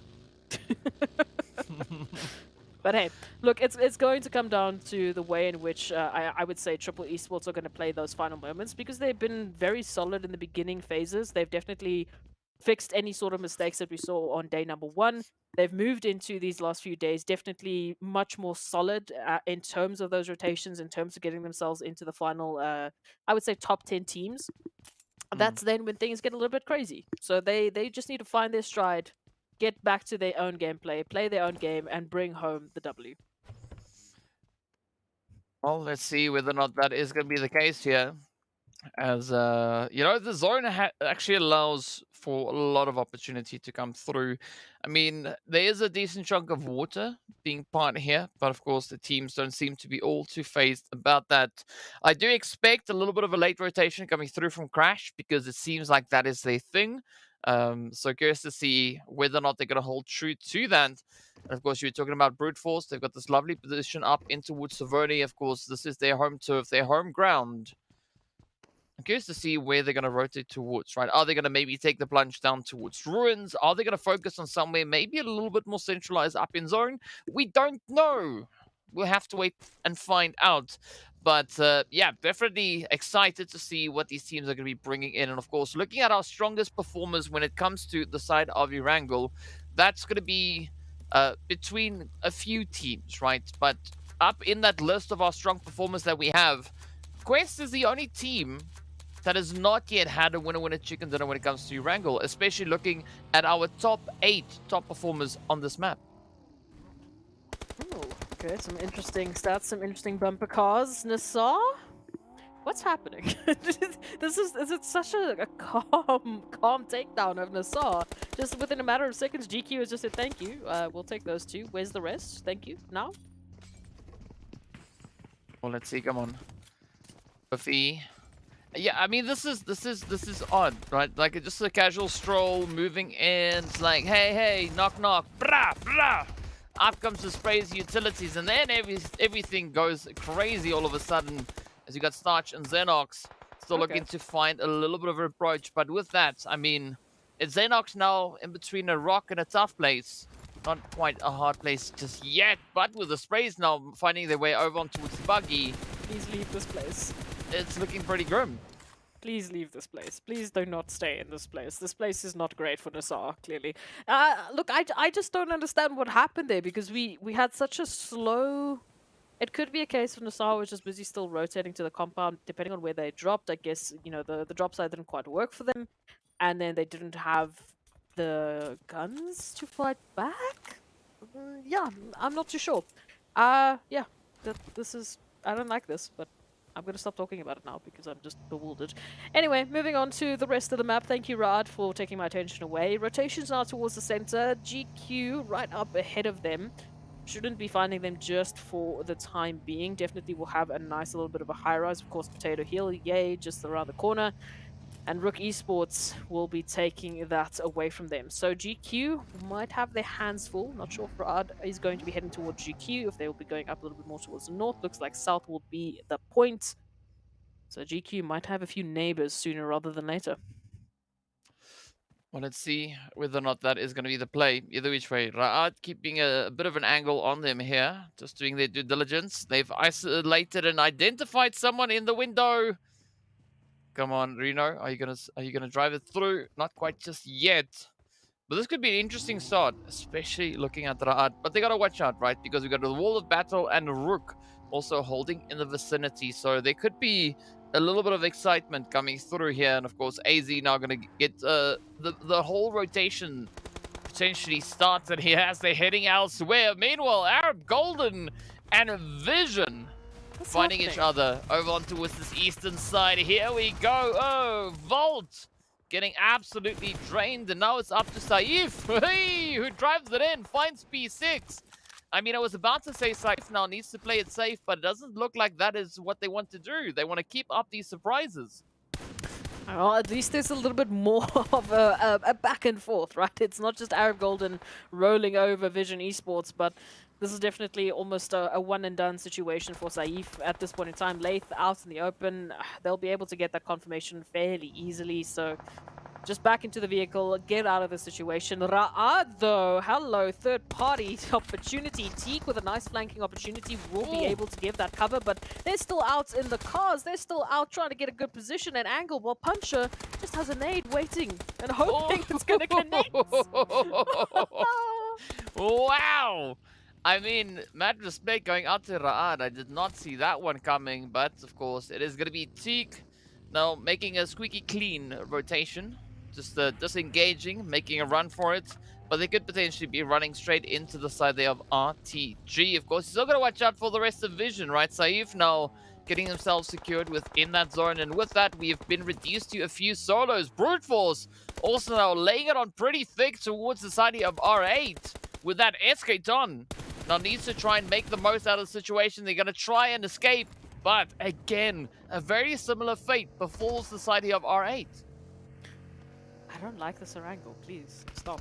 This is just weird. Teams are just being rolled over in such quick succession that we're not really seeing any sort of back and forth. We're not seeing any sort of strategic play. It almost seems like every single time the team that is going down is the team that's just absolutely scattered across the map, like they weren't expecting rotations. What is this Erangel? I'm gonna have to just sit and watch the map feed for like 5 minutes to figure out what in heaven's name is going on. But Triple Esports, one of the later rotations we'll be seeing made into this next zone. Arab Golden, or Teak rather, all the way over towards the southern portion of Farm. Hopefully not going to be finding anyone anytime soon. RTG as well. Interesting position. Coming through from that southern side, just behind GQ. Depending on how the zone, if the zone does shift towards them, I think they're going to have quite a bit of a fun time dealing with any and everyone coming in, especially with the lack of compounds where they're currently at. But over towards center, DK, again, it's just teams trying to find spacing, hopefully not finding each other just yet with these random bumper cars. And we'll be seeing a little bit more of a strategic play for the win. Well, that could be the thing, but I mean, especially looking at where the zone is centered up, that is right in NIGMA territory. So, yeah, it's going to be tough. But either which way, I like Vista having that set up on the hills. That could allow for a great opportunity, especially on the teams that might be a little bit hesitant to push straight up into Pachinki. So curious to see how that one is going to unravel. But speaking about unraveling, I mean, RUKH, right? They've just been on an absolute rampage thus far. So you got to love it. But also a little bit of a spread coming through. And the team's taking a very different approach here. I mean, Triple also just going to be hanging back, waiting for the majority of the carnage to kind of get dealt, and then we could see a potential strike coming through from their end. But center zone, it is Pachinki, so that is going to be a little bit of a city finish. But of course, now with it moving slightly towards that more eastern edge, RUKH also looked to be quite nicely set up here. I mean, holding on to Potato Hill, and that does allow them a great line of sight, especially towards that western front. Oh, absolutely. So over to that western front indeed we go. We do see RTG over towards the south, finally moving out from that coastal line. A little bit of a recap. Oh, yes, this one. I still don't understand. It was just so slow. And there was just no feedback from Vision. At least from Vision, there was, one little bit of a back and forth, a little bit of a trade, but yeah, this whole Erangel, I don't like it. Anyway, Teak, unfortunately, going to be bowing out of this one. Enigma Galaxy, interesting split that we do see. Freak, of course, a little bit behind enemy lines at the moment, and they're just going to be watching as they wait and see what Quest do about the situation. Ooh. Come on, yes? come on. Ooh. No. Oh, wow. I thought that Haji, maybe you could get that, but I mean that was a pretty close call coming through for Freak. Now doing a little bit of parkour here, which is the thing up in Pachinki. I mean, you got the roofs, you might as well utilize them, and a quick cheeky reposition. But that is now going to lure the side of Quest. Yes, just within reach of NIGMA, and Lord now strikes as they do find yet another knock. It's now turned down to Da and Kante to see if they can pick it up. And of course, Scoops pushing through with that DBS. We're going to watch out for them flames, though. Loving this. Enigma Galaxy immediately activated. Freak made the call, said, listen, one down, another one tagged. Let's finish this one up before anyone else moves in. And that's exactly what they need to do, because on the other side of things, Triple Esports and Brute Force going head-to-head as they try and break this one down. Once again, Triple Esports in a spot of trouble. 2 players currently down. This is not what we need. We need Triple Esports to get 16 eliminations out of winner chicken dinner. This is not the way that you do it. Oh, but the Broody Fruities, up they come. Ado finding a bit of an opening. Yep, and there we go. I mean, there was a 16 in there. There was a 14 in there as well, right? Triple getting 14th place instead of 14 eliminations. It is what it is at the end of the day. But here we go. Brute Force looking quite comfortable with 7 eliminations to their name. This is a great build-up of momentum coming through from their end, but we want to see how that is going to carry through, right? Will it translate into the remaining matches of the day? Crash also yet to consolidate themselves up in towards the zone. As you can see, hey, buddy, just riding that blue wave. Of course, Santa doing the same up north. RTG, very similar position down towards the southern edge.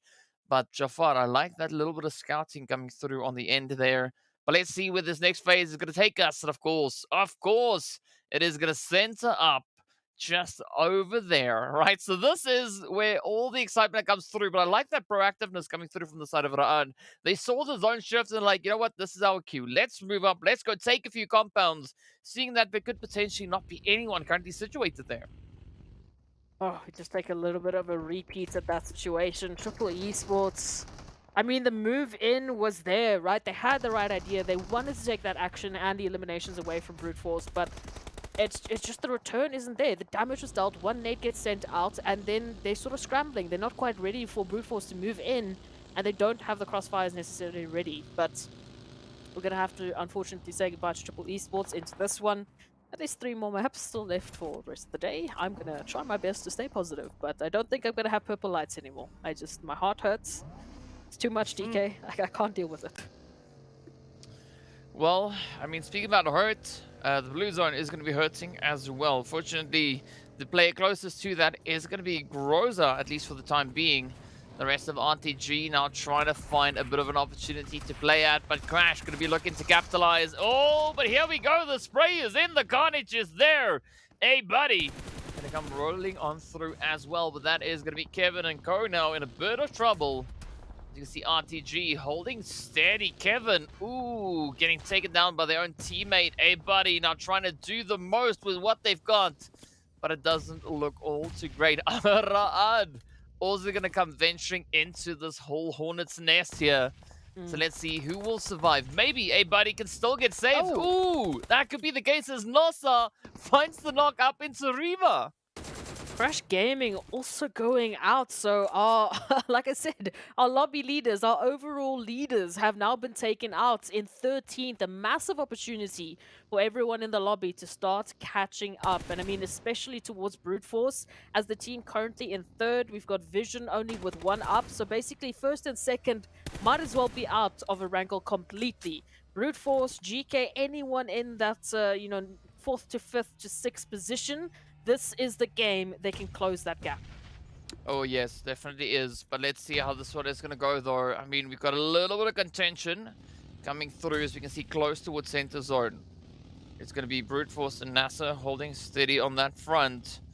But where will it go from there? Of course, now NIGMA just lurking on the southern edge, looking to see if they can maybe find a little bit of spice onto RTG. But the world of battle again, dealing the hits into the side there of GEEKAY, but unfortunately, Hazem, does get taken on down. This is not the kind of play that you want to see for the World of Battle, but a quick follow-up coming through as Muhammad goes on down. Santa drives the shot in. GEEKAY still holding up the position, and this is the second match in which we've seen the World of Battle and GEEKAY going toe-to-toe. But will we have another replication of that come through, at least for the side of World of Battle? Santa so low, but gets the hit. Down goes Arthur.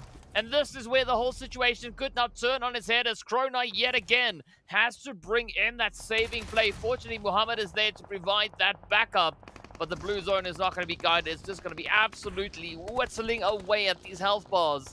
And Hope trying to find that next angle, that next play, but up comes RUKH bringing in the upset, and this could be the ticket. Yep, down goes Muhammad, as the World of Battle need to settle for 12th place, at least securing themselves 3 eliminations. Not bad, not bad. I mean, Muhammad there with 1 HP out in the open trying to keep things alive, so it was a very difficult situation. But yeah, absolutely. It's not like they're going home with anything in the pockets. But moving on to the rest of the lobby, 11 teams are still up and at 'em, looking for that win, looking for that opportunity. But NIGMA Galaxy over here towards that western side, taking a look and seeing what RTG are up. Freak, they're still a little bit further behind, closer to Pachinki, so still a bit of a rotation to be made for them. Meanwhile, they still have to find position in zone, right? So while they are focusing on RTG and very well aware of that angle they have on them, they need to make some decisions getting themselves further into the zone. GQ also will be staring up at either RUKH Esports or Raad. Take your pick, they are sandwiched. Yeah, and of course, sandwiches are nice, but not that nice in PUBG. But let's see what NIGMA are going to be doing, as they are just peering across the way. Let's see if they can get a bit of a potential angle towards Groza and Kalaga. But fortunately, that ridge line does not allow the line of sight for NIGMA to work in their favor. And that could exactly be what RTG needs to get themselves safely secured. But now, RUKH coming under a little bit of fire as they've been spotted out. GQ now trying to find a few of the trades. There's going to be Pusher just holding steady on the edge. Oh, up comes reinforcements, Rami, but you got to watch out. That vehicle could blow up with the shots connecting. And RUKH making their grand escape, at least for the time being. But it might be short-lived, because we still have so many teams held up within this vicinity. NIGMA also now going to be rotating up maybe moving to the position there of Freak, as we can see Raouf, Coops, and Lord keeping it nice and steady, trying to play in a bit of a ditch, but still up ahead of them. You see, we can see the players here from Vista, Vision, NASR, Brute Force, all within this western edge. It's definitely going to be very difficult for them moving into this one. But of course, NIGMA Galaxy closing that gap. Lord should be in a good position to get that res on up. Vista, however, positioning. A 2-2 split coming through from NIGMA Galaxy as they try and find a crack in the defense of Vista. It is going to be a tough battle, however, and meanwhile, we still have to see what GQ are going to do about the situation. They do not want to have both RUKH and RUKH trying to take a piece of them. Thankfully, you can see RUKH a massive spread towards that southern position. So GQ can just focus on applying the pressure to RUKH Esports. Zone in a matter of seconds, and yeah, this rotation is going to be an interesting one. Well, let's see if it's going to work out in their favor.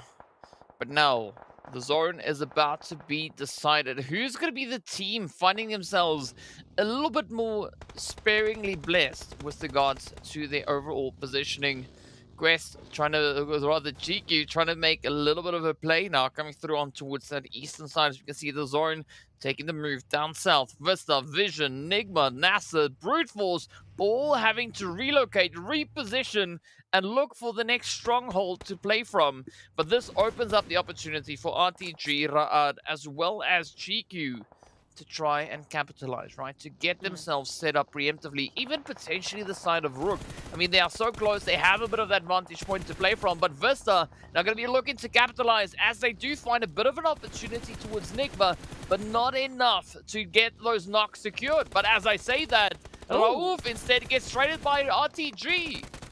Absolutely, RTG. They've been waiting for that opportunity to move in. It is a trade for trade scenario. And again, it is all to the shoulders of Galaga now to rotate out of that situation. So, I mean, it's a nice effort, but it is a 2v4 at the end of the day. So they went into that, so, you know, unfortunately, on the back foot. And now they have to suffer the consequences. RUKH is going to be stepping in potentially for the cleanup. And this might be the end of RTG. Oh, NASR. NASR. So close. So close. Getting a beautiful spray. Nominal job. Brute Force, though, they are going to be losing Ado. So with that, they are down to a 2-piece. NASR relying solely on the performance coming through from Xenox. Let's see if they can keep that name alive, as Vision will get sent on back, having to settle for a 9th place finish. Meanwhile, Brute Force are taking the plunge, not looking to be all too phased, as they've got 2 members up. Zakaria, Prepot. Oh, but up they come, finding Esketon instead. Esketon finds them, and off they go as NIGMA sneaks in the third-party play. Love to see that happening. Brute Force moving into the situation, right? My eyes were all on them, and they were. But unfortunately, now in the center, Prepod, yeah, I'm not sure what they'll be able to do from the situation. GQ is still finally moving out of that eastern situation. And RUKH now here to greet them. Finally, they get opportunity to pounce. Well, let's see. The Prepod get a prepaid spot within that center zone. We don't know just yet, but they are going to be moving up. Meanwhile, GQ still trying to make a little bit of magic happen here on the edge. With that, we say goodbye to Rami, as RUKH now run into quite a few problems. Xenox, though, being an absolute menace at this stage. But let's see what is going to come through here for NIGMA Galaxy, as Freak is down. Coops not finding a single elimination. At least they've done a bucket load of damage. Let's see, will they maybe be granted a bit of an opportunity onto the side there of Vista. Mozaro, Bisk just up ahead. Everyone now having the exact same plan in mind here, just trying to keep it nice and low and steady. Xenox not going to be settling for anything of the sort, as they instead look to push on through. It's Pusher rather, waiting for them in the wing. But that smoke does cover their position, and that allows Xenox to get the finish. But with that, Evo Station secures the third-party play, and we've been reduced down to only 5 remaining teams. Oh, mad oppositions now here for these teams moving into the situation. We've got a bit of a close eye on towards what RUKH and Vista are planning in the situation. GQ, of course, unfortunately caught in the middle, but now it's going to be sent out. Will be landing on Korka. It will be making a little bit of an approach, but Thankfully, they do still have their teammates to try and help them out of the situation. However, it's going to be a hefty investment.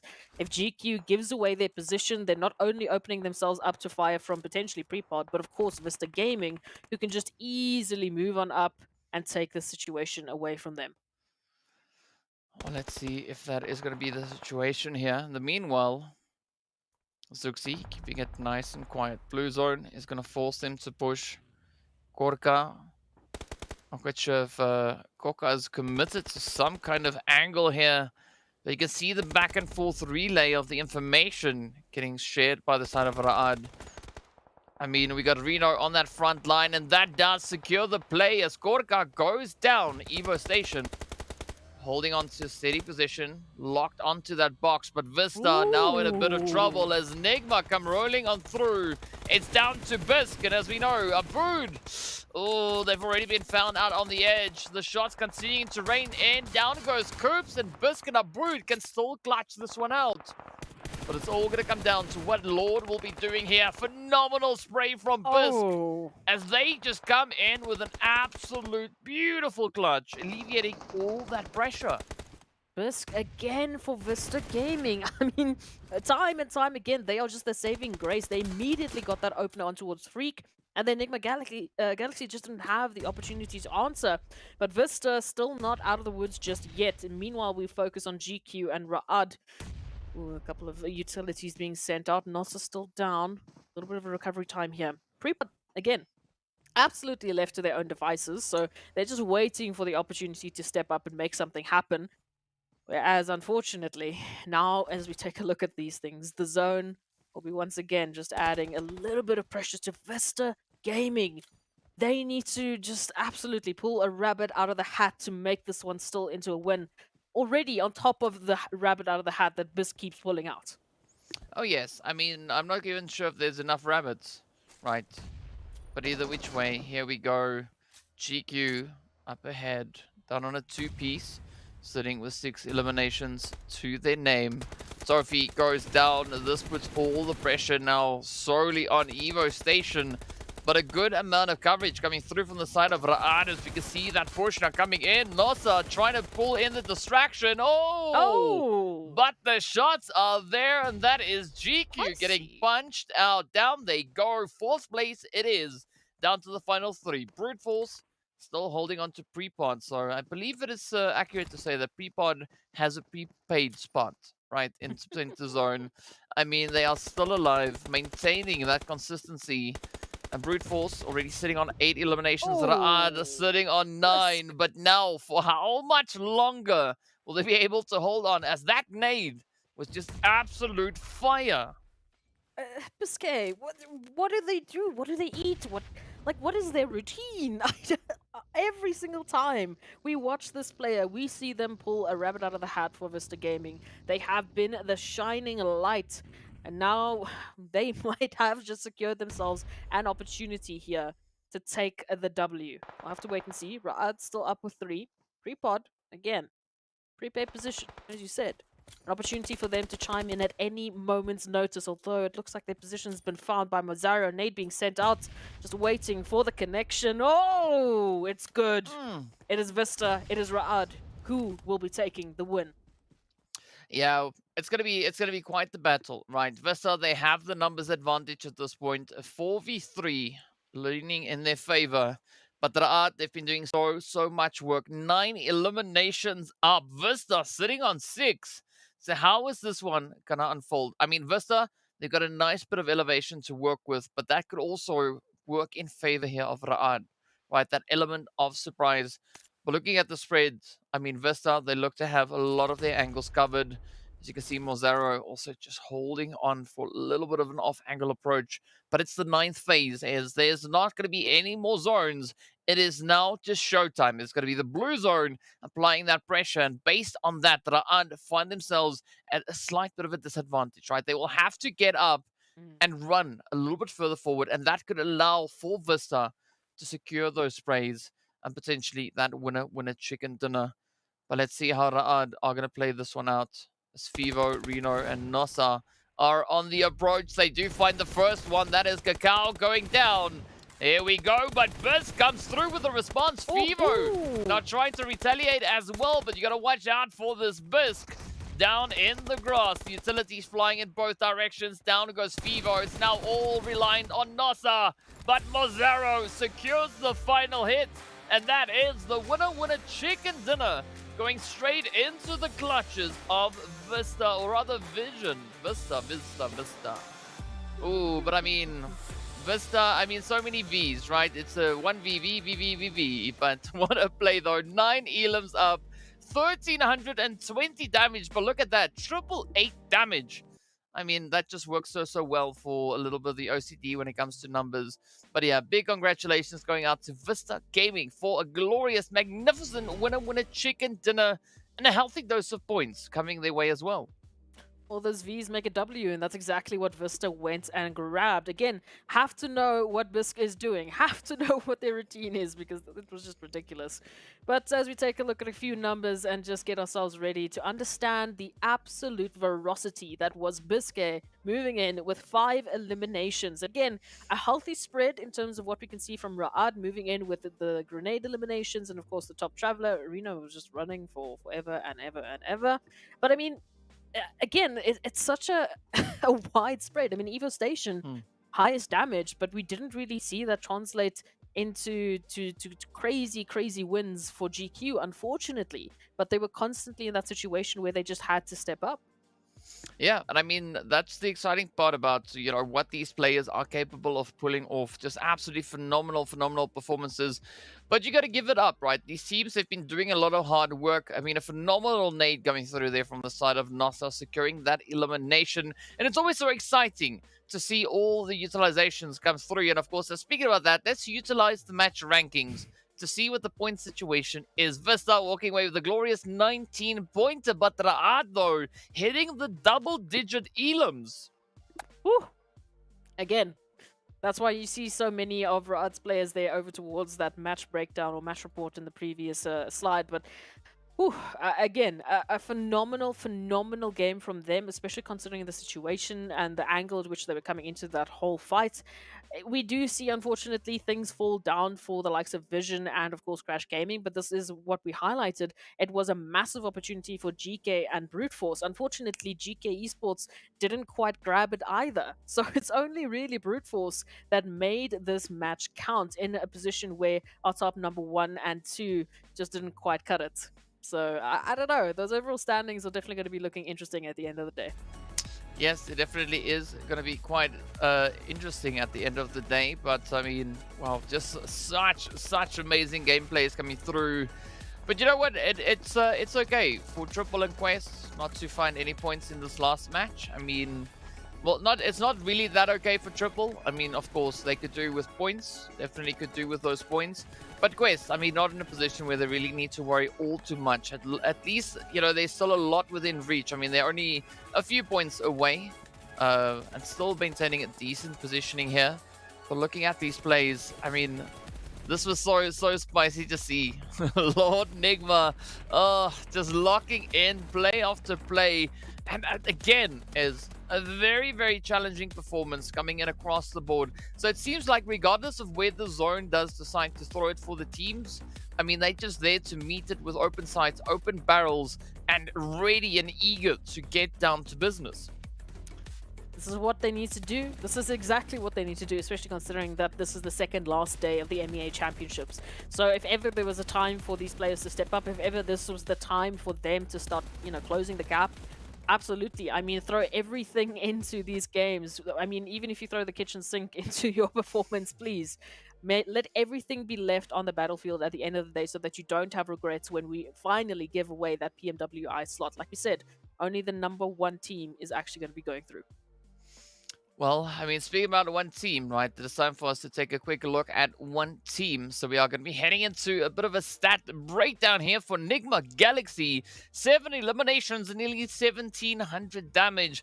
But again, I mean, we are yet to see that kind of insane performance coming through from NIGMA, right? I mean, they've been trying really hard, right?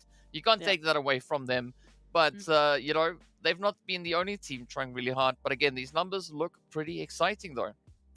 They do look exciting. I wish it would be a little bit more at this point in time, because we know with NIGMA Galaxy going into this previous matchup, they were sitting in 11th place. I mean, with this fantastic performance that they just threw down, guess what? They're still in 11th place, because while they might be, you know, picking up 10 points here and there, the rest of the teams are doing the exact same thing. I mean, when we went into this, Vista Gaming was ahead of them, and we had that little bit of a, you know, Vista v NIGMA Galaxy situation. Once again, Vista Gaming beat them out, so nothing changes on the overall standings, because it's 10th versus 11th, and guess what? 10th won again.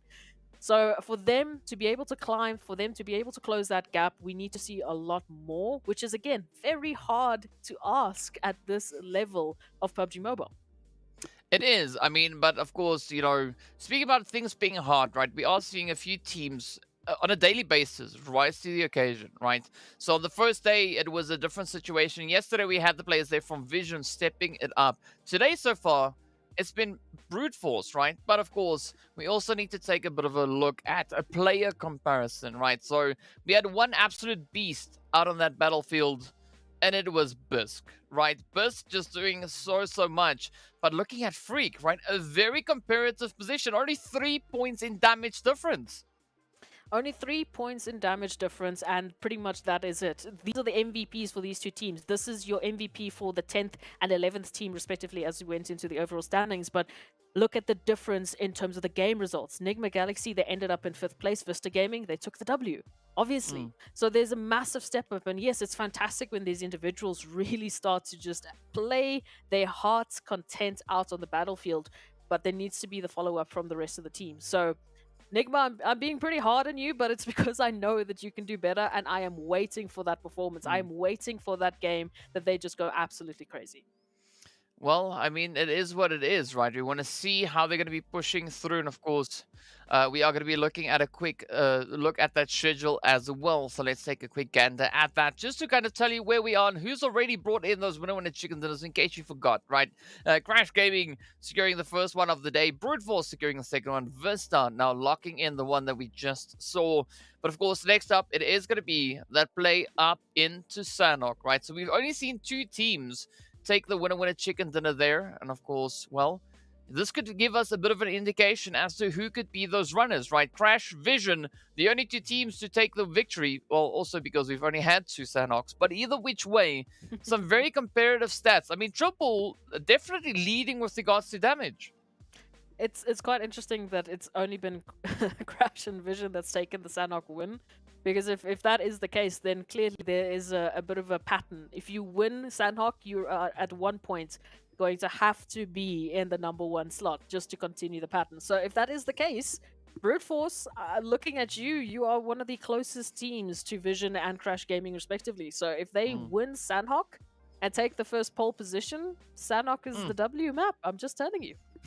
Yeah. But of course, now let's take a quick look at the overalls as well, as we are getting ready to hop into the game. So, of course, it is going to be Crash Gaming. Soul sitting quite prettily there. 134 points. But of course, we've seen a lot of movement. Not necessarily happening at this point, but RUKH, they've jumped, right? They've climbed up 3 slots, finding themselves on a very comfortable 86 points. And RUKH Esports also sitting on 86 points. So the excitement is there. But of course, as we venture onto that second page, that is also where we see a little bit of that back and forth, right? A little bit of the movement coming through as we have the teams continuously trying to shake up the whole situation here. Of course, the players from Quest, they've moved down 2. We got Vista moving up 3 slots. RTG's been moved down. And the same happened to Team GQ as well as Triple. But NASR climbing up. World of Battle, though, closing the gap. I mean, there's only now 12 points. Only a 12-point gap. That's it. Right? But let's see what the teams are going to bring through as we venture up into Sanhok. A nice, decent flight path for this match. But, of course, flight path, not all too important. It is going to come down to what that zone is going to be bringing in. Absolutely. Heading into the halfway point here of the second last day of the MEA Championships. And again, if ever there was a point for you to just lay it all down on the floor and just bring in the best possible performance, please let it be on Sanhok. But hey, let's make this one happen. So moving in with this one, like you said, very, very easy flight path. I mean, again, it's Sanhok. It's not like there's massive spacing to be worried about. Very curious to see what Triple Esports are going to do. We know yesterday there was a bit of a hot drop over towards Bootcamp. I'm still seeing the same situation. GEEKAY, Triple Esports, Bootcamp, it is going down. Oh, yes. Oh, yes. But, I mean, Triple, they're not exactly, like, centered up in Bootcamp, so... Yeah, let's see how it goes. I mean, Old Boy holding towards the north and the rest of the team over towards that eastern side. So maybe they could decide to venture in. But I think the zone is going to be the kicker as we do see it, well, allowing for all of that now to come through. And of course, the rest of the teams still relatively well spread out. But now GEEKAY just ensuring that they have this compound under lockdown as they're doing their due diligence, just, you know, searching every nook and cranny, looking to see if they can find someone sharing the location with them. I feel conflicted about this whole situation because it means Triple Esports is obviously learning from their mistakes in some manner. However, based on where they drop, which is just above Bootcamp, it was a last-minute decision. So that means, yes, there is that indication that they don't want the same results as what happened yesterday. They don't want to make the same mistakes, but it also kind of cuts into their confidence, you know? It doesn't necessarily bode well for how confident they can be going into these sort of engagements, because you do need to be confident. You do need to have that confidence while still keeping that strategic play in check. So now running out between the tiny compounds, hopefully getting themselves looted up and ready for the situation. I don't know. I'm conflicted. On the one hand, it shows that they're very much trying not to repeat their mistakes, but it also shows that their confidence is a little bit shaken. Yeah, but I mean, this is going to be an important match for Triple, but not only Triple, also for NASR and the World of Battle, right? Because they're all within a position to make a play for at least that 13th place, right? So there could be a major jump coming through in this match. But it's all going to come down to how these teams look to play and what their strategy is coming into the Sanhok. Because, I mean, NASR, we've got them all the way down towards Kampong, now heading in towards Cave, which you'll be very happy about, seeing that we've got a team situated up in that region. Triple, we have already seen their position, but then looking at the players coming through from the World of Battle, I mean, they've got that occupation of Hatin, and fortunately for them, there's no one really looking to contest it. I mean, also taking into account that Hatin is not exactly in zone, right? So that positional play could be quite favorable for them, but it is going to require a lot of utilization of their map knowledge to really find a good pathing to get themselves into a strong position moving into these coming few phases. So the pressure is there, right? And it's all going to come down to, I believe, this match, because if they cannot get the job done here, it's going to become increasingly more challenging to pull it off in game 5 and 6. I really didn't realize going into this the Triple Esports was in 15th. Like, I genuinely, I didn't think it was the... Oof, okay. Yeah, numbers don't lie is all that I will say. So let's just hope that they do lie in the situation, because I don't want to be that person that says goodbye to the team that gave us such a beautiful surprise in PMPL Africa. I want to see them reign supreme with that performance once again. So let's all believe, let's all put the good vibes out there and hope that these teams are going to be bringing through the most insane performance that we have seen yesterday. But Sanhok, as we know, loves to just throw a wrench in the works, a little bit of chaos that we could see. GQ, I mean, average eliminations of 4 per Sanhok. No, maybe this could be their matchup. They have been showing a little bit of that resilience, constantly getting themselves into top 5 placements as we've been going through the maps today. Yeah, I mean, let's see if that resilience is going to pay off at the end of the day. But I mean, even though we have a team like Triple situated in 15th place, right? They are our 5th highest performing team when it comes to the map of Sanhok. So this is a phenomenal opportunity for Triple to capitalize, right? So the pressure is going to be on to see whether or not they can actually get the job done. I mean, in the meanwhile, they've also now disengaged. They've rotated to center zone, looking for a little bit of a preemptive play to come through. So I want to see this work out.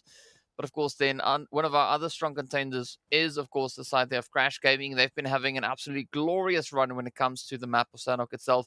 The World of Battle, I mean, they've been having a pretty tough time with making Sanhok go click for them. I mean, they've only secured themselves 3 points in total on this map. So maybe they can find something that just works for them, right? So, I mean, I'll be the optimist here, right? And yes. Usually I am the optimist, but still, I want to see them just click it into place, right? Because, I mean, they've shown their competency. They've shown their capability. They've shown that they are a team capable of bringing in a strong performance, right? PMPL, that is the evidence.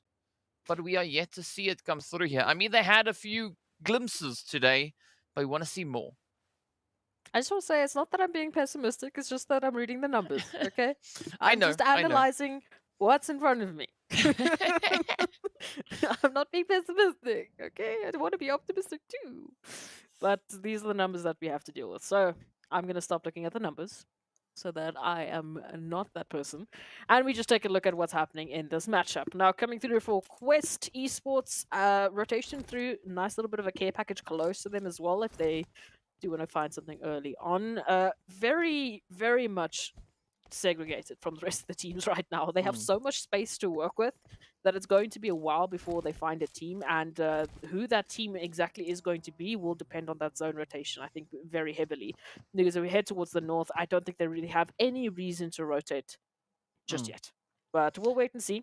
Crash Gaming, of course, nice and late with the rotation, but that's fine. This is how they've gotten their winner chicken dinners on Sanhok, so we'll see if they can make it a double up. The World of Battle, also a bit of a later rotation, and ultimately the rest, just a bit interesting. DK, there is something that we haven't actually spoken about today. It is the fact that R8 got their invite. Ooh. Yes. So I mean, this is then more than reason enough for R8 to just step up that play, right? Yeah. Because this is not going to be now they got to show why they've gotten the invite, right? They got to show it. They got to make it pretty dang evident as to why they get invited. So I think it's going to be quite exciting. I mean, well done to R8 though. Much respect going out to them. GG, well done. I don't say that often, so well, Look, only say it when it's needed.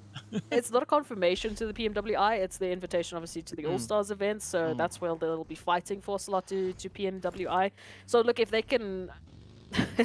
I guess if they win it here, then they win it here. But if they don't, they still have that second opportunity. Whereas for the other teams, they don't have that luxury. They don't have that confirmation. But it's something interesting to highlight because they have that sort of, they don't need to have that desperation to win, is what I'm trying to highlight, basically. They don't need to. It definitely would make it potentially easier for them because I think the All-Stars is going to be wild. But this is definitely potentially the easier way to get into PMWI. I say that with a pinch of salt because it's hard everywhere. I mean, whether you go to All-Stars or you fight it out here, it's not going to be an easy one. And we can already see that GEEKAY Esports, as we know, fighting for the top 2 slots or to get themselves there. This could be the start. A nice little bit of a spread out. But this 3-1 split can either make or break it here for the situation. If Gaith can get the timing right, they can make it happen. Oh!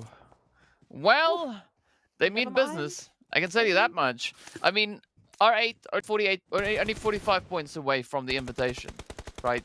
The invitation to the PMWI, not the All-Stars. The PMWI, right? So any additional points they can find to try and close that gap would be amazing.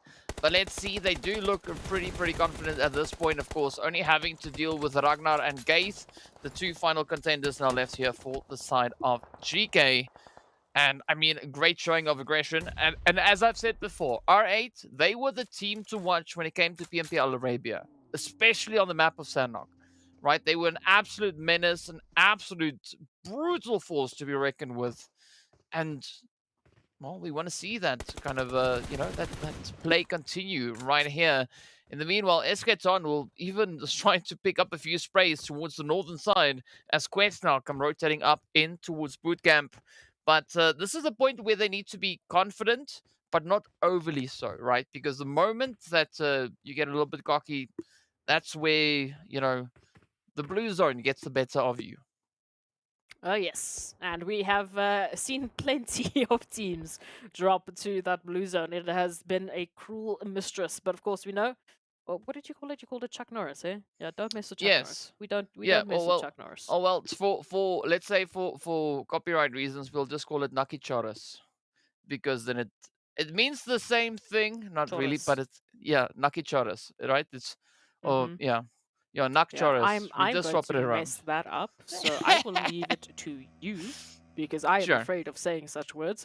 But moving on, we go towards the zone as it has taken that shift. Triple Esports, of course, here towards that northern side as they just rotate so peacefully along. NASR will be keeping a close eye on them. They're so close in color that this might make it difficult. If they do take an altercation, I will not be able to tell what's happening, and I don't think either will triple. Yeah, I mean, I'm pretty sure they're just so happy that real world physics don't necessarily apply to PUBG itself. But there we go. IC finding a beautiful play on towards Starch. The confirmation is in, and I was just about to say, don't get distracted by the fact that it's so quiet here. We still have 16 teams, 60 players alive, and we are about to hit the 4th phase. I mean, this is Sanhok, right? Oh yeah. Not a map with a lot of space. But for some way, these teams are managing to find space, find positions, and still not just light it up. So that means phase 4 and onwards is going to be absolute brutality as these teams are getting closer and closer to each other. And of course, right on cue, it is going to be RUKH now venturing up in towards Pi None. And this could be quite a bit of excitement as Old Boy sends out the nade to welcome them in. And of course, Icy moving out to do the cleanup. Bye-bye. That's all that I saw. We got these nades following up. It is absolute carnage. Again, unfortunately, this is Sanhok. At the end of the day, you take too long, you make too much noise, everyone is going to know about it. So that car rotation just led them to the perfect opportunity. RUKH Esports about out almost immediately, and now Quest coming through from that northern side. Late rotation for them. Up the hill they go, and unfortunately, GQ once again in the position to take them out. We'll have to wait and see. There's a bit of a res coming through. Fahidan stepping up, a little bit of a pixel peek, and they are a bit afraid. We've got even GK moving into the situation. This is just wild. Oh, yes, it's not going to stop anytime soon. Quest now trying to get the job done, but up comes Gaith moving straight on forward, but Fahidan has the DBS to answer for. And of course, the shots connecting on through, so that is at least that initial bit of pressure being alleviated. But as you can see, Quest having a pretty tough run, down to a 3-piece they go. I'm curious to see what Kante's position is going to maybe bring into regards to opportunity for them. But of course, we can see down on that southern side, RTG and Raad also going at each other. And with that, it is going to be Rio getting the ticket punch. It's now down to Riva to carry the name for RTG. It's not going to be an easy name to carry, unfortunately. Again, rotation. So they're going to be heading up to potentially Raad, potentially NIGMA. I mean, take your pick, unfortunately, at this point in time. We just take a bit of a repeat to the situation. IC moving in for the finish, nice and clean. But then, of course, RUKH Esports just had to knock on the door. And unfortunately, I don't think they were quite ready for the whole situation. So massive cleanup. Loving that we're seeing that coming through from IC and Co, because again, very much needed. Yeah, I agree with you on that. But of course, now Quest having a tough time as old Nakicharis is doing a few things there. Kevin also going to be falling victim to that. But now Crash looking to push in on that western edge. Beautiful setup coming through here from Buncher as they just lock it in. And now it turns to Walsh to see if they can survive. But this is going to be, of course, Arab Golden Galaxy just doubling down as Teak sends out the utilities, trying to find that final bit. And they do succeed with Arab Golden Galaxy. Take down Crash Gaming, sending them out in 14th. Raat now going to take the plunge, rushing forward in towards the zone, sneaking right past NIGMA, right past VISTA. And where are they going to stop? Well, close to center zone. Well, that was just a lot to break down in such a quick succession of time. But here's VISTA just continuing on the trail. They're taking a bit of a page, a little bit of inspiration from Puncher. Double spray down coming through. Mazara very happy for the opportunity to make it happen. And Raad, not not a great position. However, they should hopefully be able to get themselves raised back up, depending on what Enigma Galaxy will be doing about this. But yeah, let's just please re-look at the spray from Puncher King. We have to say the full name because Yes. the king part is very important. The king of spray control. Yeah, I mean, there's no arguing with that. I'll just say yes, 100%. Speaking about yes, though, Vision, they have to be yes out in 11th place. 2 eliminations to their name, down to the final 10 we go. Tophies is going to be found out, as we can see the sprays connecting on through. Brute Force now doubling down on the aggression, still holding a full 4-piece. They're still going to get that res up in towards Ado if they want to continue with all 4 players up.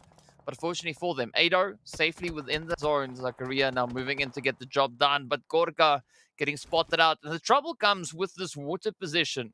You can't really move as fast as you want, right? So let's see whether or not they'll be able to make it through that one. They've got Ragnar also just holding all the way on the edge. But here we go. Gorka taking a bit of a swim. Quest waiting on the opposite end of the bridge. Meanwhile, our Golden Galaxy are going to be securing themselves towards that western side. The World of Battle also still holding strong. Full squad up. Let's see what they're going to do. Arab Golden, of course, from that northern side, off of the back of some very much needed eliminations. They do have some choices to make here.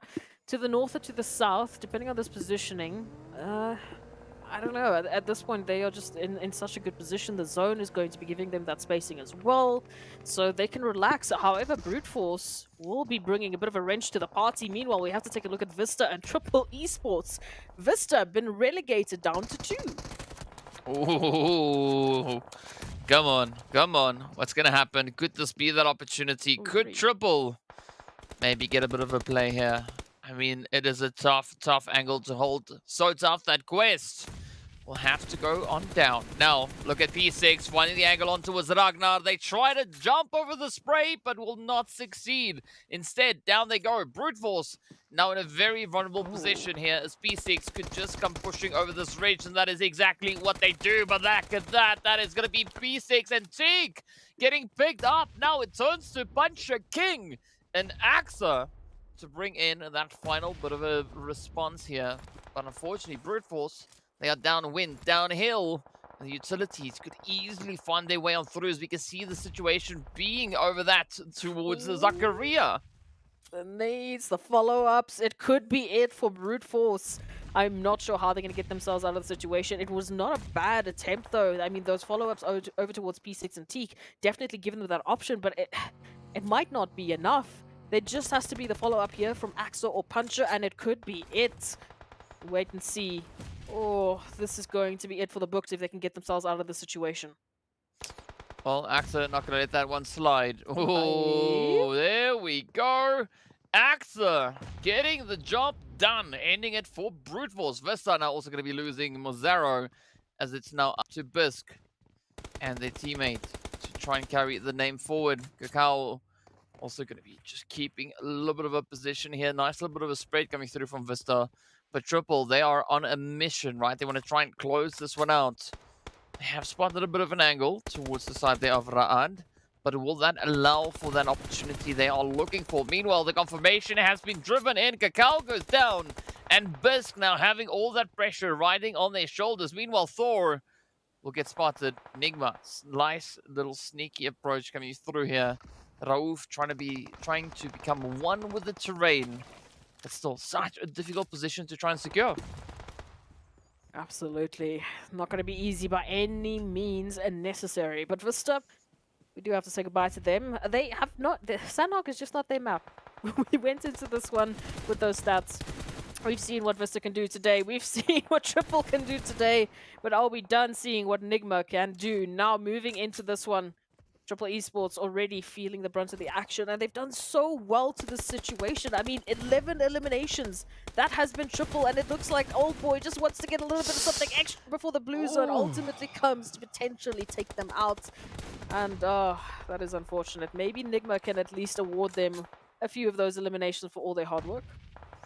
Well, I mean, that is going to be Triple now. out in 5th place. And as you've said, 11 eliminations, looking pretty good, right? So a good run, of course, beautiful dose of placement points coming through as well. But groups now, not done just yet, looking to find a bit of an opportunity. But that is a great opportunity, especially for NIGMA, over on towards the eastern side. They've got full control. And now Ra'ad and Arab Golden going at each other. As you can see the sprays, the DBSs, the S12Ks, the M4s, everything now just coming in clutch. And with that, Ra'ad running themselves into a bit of a troubling play, but Arab Golden even more of a problematic position.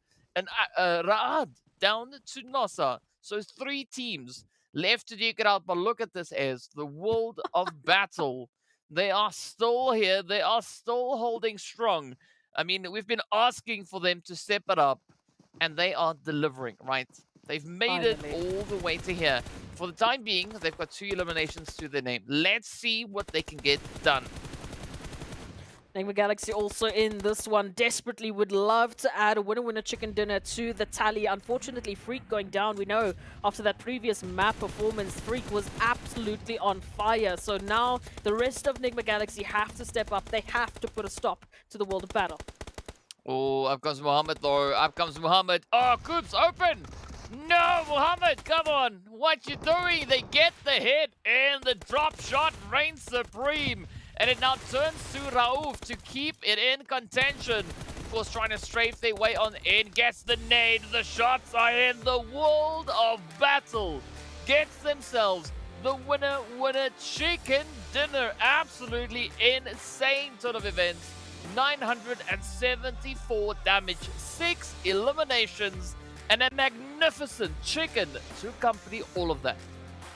I can't even believe this. I can't even believe that we're saying the world of battle went into Sanhok and picked up a winner-winner chicken dinner. Day number 3, baby. This is exactly what we've been waiting for.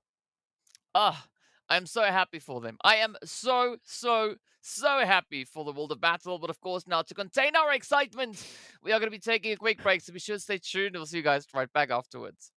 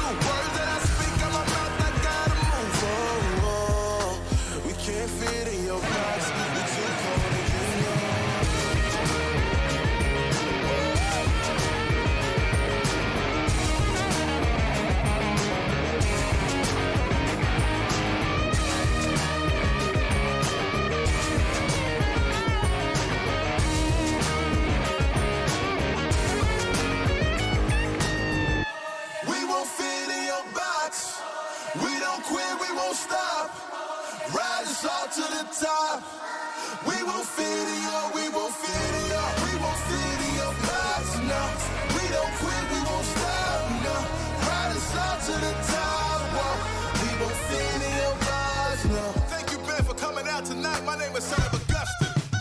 Let's go.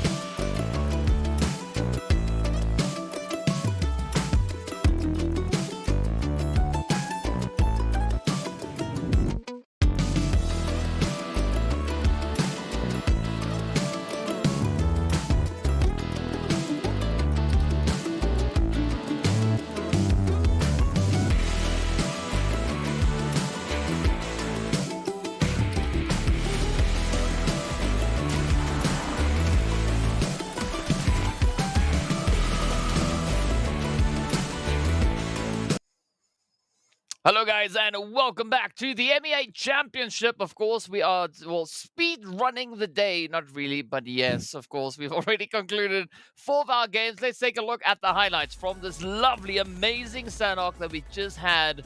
And I'm very, very happy to say that, you know, the world of battle battled their way through all the challenges they were, they were given, and all the uphill battles they had to face. And they made it! They got a winner chicken dinner! Such a happy day. I'm so delighted for them. But again, the Sanhok, I mean, being like all the other Sanhoks we've seen, is at least in the finals, right? So exciting to witness, so exciting to watch. And I mean, it's been quite a bit of carnage. We'll get a look at that once we head into the match rankings. But there were some heavy hitting blows delivered. That is an understatement. Like, honestly, the Sanhok was absolutely insane. It's incredibly difficult to sort of quantify how much this meant for so many teams. We'll obviously take a look at the overall standings in a little bit just to see exactly how much difference that really made. But just overall, in terms of the momentum alone, before we even get to the numbers, before we even get to the standings, the fact that we're seeing teams like Triple Esports picking up 11 eliminations, the fact that we're seeing teams like Nibble Galaxy making it to the top 2, the fact that we saw the World of Battle, hello, taking a winner chicken dinner, it signifies a massive boost in potential momentum. And yes, in terms of how much momentum that's really going to make a difference on the overall standings, that's up to them, that's not up to me. But we can take a look at the match rankings and finally start to quantify some of those points. Well, we'll start at the top, right? So, glorious 16 points going through to the side there of World of Battle. But I mean, I was talking about the heavy hitting blows. Arab Golden triple, right? Both teams picking up 11 points each. So, absolutely phenomenal play, finishing on 15 and 14 points respectively. But of course, I mean, it's not often that we see our top 5 teams securing double-digit plays, right? So a good step up going through, and of course, RUKH, they've also just been building up some phenomenal momentum here today. I mean, for the day in totality, they've been able to secure themselves 35 points. So amazing job getting done by the side there of RUKH. But of course, then we've got that second page that is going to be coming through, and it means RTG, NASR, Crash, and RUKH are going to get sent back empty-handed. Unfortunately, not any points going to them, but they each get donuts, so might as well. Yes, sir. Look, it's I think that was a bit of a wake-up call for teams like Crash Gaming. As an example, as we know, they've had a bit of a tough time today. There's been a lot of stats to work with. There's been a lot of the players just stepping up into a whole different level. So maybe the next one will make it happen. Well, speaking about stats, right, we've got more to look at. So let's continue upwards and onwards as we look at Arab Golden V triple on this one. I mean, look at that. Arab Golden milking 11 elims out of almost 1,500 damage. Triple Esports super aggressive, almost securing themselves 1,800 damage, but those 6 assists coming through as well. So again, a very contentious play between both these teams, right? Phenomenal to see. And of course, well, this is especially what we wanted to see come through from the side of Triple. As I said, in the early stage of the game, it's going to be an important play coming through for the World of Battle, Triple, and NASR, especially today, right? Trying to close up gaps. And of course, well, Triple stepped up, World of Battle stepped up. We just have one more team that needs to step up. And of course, if in case you forgot who got all the winner chicken dinner so far today, let's take a look at the schedules. We can see it has been Crash Gaming, Brute Force, VISTA, the World of Battle, and we are yet to find out who will be taking the final 2. Is it Erangel, a Miramar, the all-important last opportunities on our third last day? As we take a look at the map performance for Miramar, we can get a pretty good idea about what we should be expecting. That's barring the fact that we haven't seen Vision or Crash Gaming performing quite to the level that we would expect from them. So that does leave some opening space there for RUKH, for Brute Force, especially with their current positioning on the overall standings, and of course GEEKAY. Again, all of these top 5 placing teams have had such great performances on Miramar, and that signifies it on the overall standings. Going into this one, I really want Brute Force to have a massive game, because that massive game could get them up to the top slot, could give us a really good showing for our top 3 teams to fight it out on the last possible day for that slot, right until the last possible map. Well, it's that time, right? So let's head in game. Let's see what Erangel is going to be bringing on through. I mean, if Brute Force succeed in getting the winner chicken dinner on this one, they'll be the first team with 3 chickens up. So let's see. Maybe that could be an opportunity. Of course, the flight path is going to be starting us off over at the Novo Repnoya Crates down south, heading all the way up towards Severny. So slightly more eastern flight path. So positions like Gatka, Georgia Pool, all those areas are going to be a little bit more challenging to reach. But let's see what the teams are going to be doing. And of course, more importantly, we are going to be waiting to see what that zone is going to be bringing through, right? That, I think, is going to be the kicker. Yesterday at this point, we had a nice, comfortable, centered zone coming through. Look, we've had a bit of a treat on Erangel today. We've already also had some southern zones, so at this point I'm just going to accept my fate. If we go to the south, we go to the south. It's okay. I will just wait for one day where we get to see either a Zaki or a shooting range or a Severny or a Stolber, but it might not happen today, and that's okay. I'll cry in the corner. It's okay. But moving into this one, DK, again, I've highlighted a lot about what I want to see. I've highlighted a lot about what teams I want to see perform. Who are you going to be keeping an eye out on? You see that team over there? No, that team that with one. No. The one over there. That one. Oh, that's the team I'm going to watch. Are you sure it's that one and not the one over by the thingamabob next to No. The other one with the with the Oh, with the face. Yeah. The one with the face. No, not that. Not the one with the face? We have faceless players? What? No, they all have faces. I mean, that's a little bit too unspecific. I mean, I'm trying to keep it vague at the same time, right? So no, man, you can't. You always I'll send you my report next time. I know, I know. Come all right, on. so based on match. if you want that 5th match, sure. Okay, let's get it done. Let's get it done. The team that's going to be taking the winner chicken dinner on this match, right? I don't want to go for any of the teams that have already secured a chicken dinner because that would be cheating. So let's go. I'm going to leave it to 2. Okay. I'll say NASR or Triple. Oh. Yes. Oh. Okay. that would throw a bit of a wrench in the works for some of our teams. But okay, I can kick it. I definitely would love to see a triple winner chicken dinner, especially after that Sanhok. They did fantastically. So, okay, cool. Let's see if it happens. But ultimately, we have to just let the teams play their game. So, you know, we can't coast them too much. I mean, so you were talking about the Erangel, the Sanhok that we just had, right? So, you know, just with that last performance that we had come through, Triple are now the most aggressive team when it comes to Sanhok. Oh, okay. Right. They are now the most aggressive team with 21 eliminations to their name. So get you some of that, right? Maybe that translates into something, right, on Erangel, who knows? But of course, for the time being, our most aggressive team on Erangel is Vision. So, yeah. Let's see how this one goes. Quest, meanwhile, I mean, they've got a great opportunity, of course. They are going to be pulling up in towards Chopstick, so good setup coming through on that side. Triple, a little bit further down south, could maybe be venturing all the way up in towards that quarry position. And, of course, GQ, I mean, well, they're going to be farming. They're going to be farming and hoping that they can bring something home. Definitely would help them on the overall standings. Again, they've been semi-consistent in terms of we constantly keep having to talk about them in the final couple of placements, but they're all the way over towards the 11th placement in terms of today's performance. So I would really hope to see a little bit more from them. I mean, on the overall standings, it's not looking too bad. It's not looking too great, but there is definitely room for some improvement, as there is for anyone else.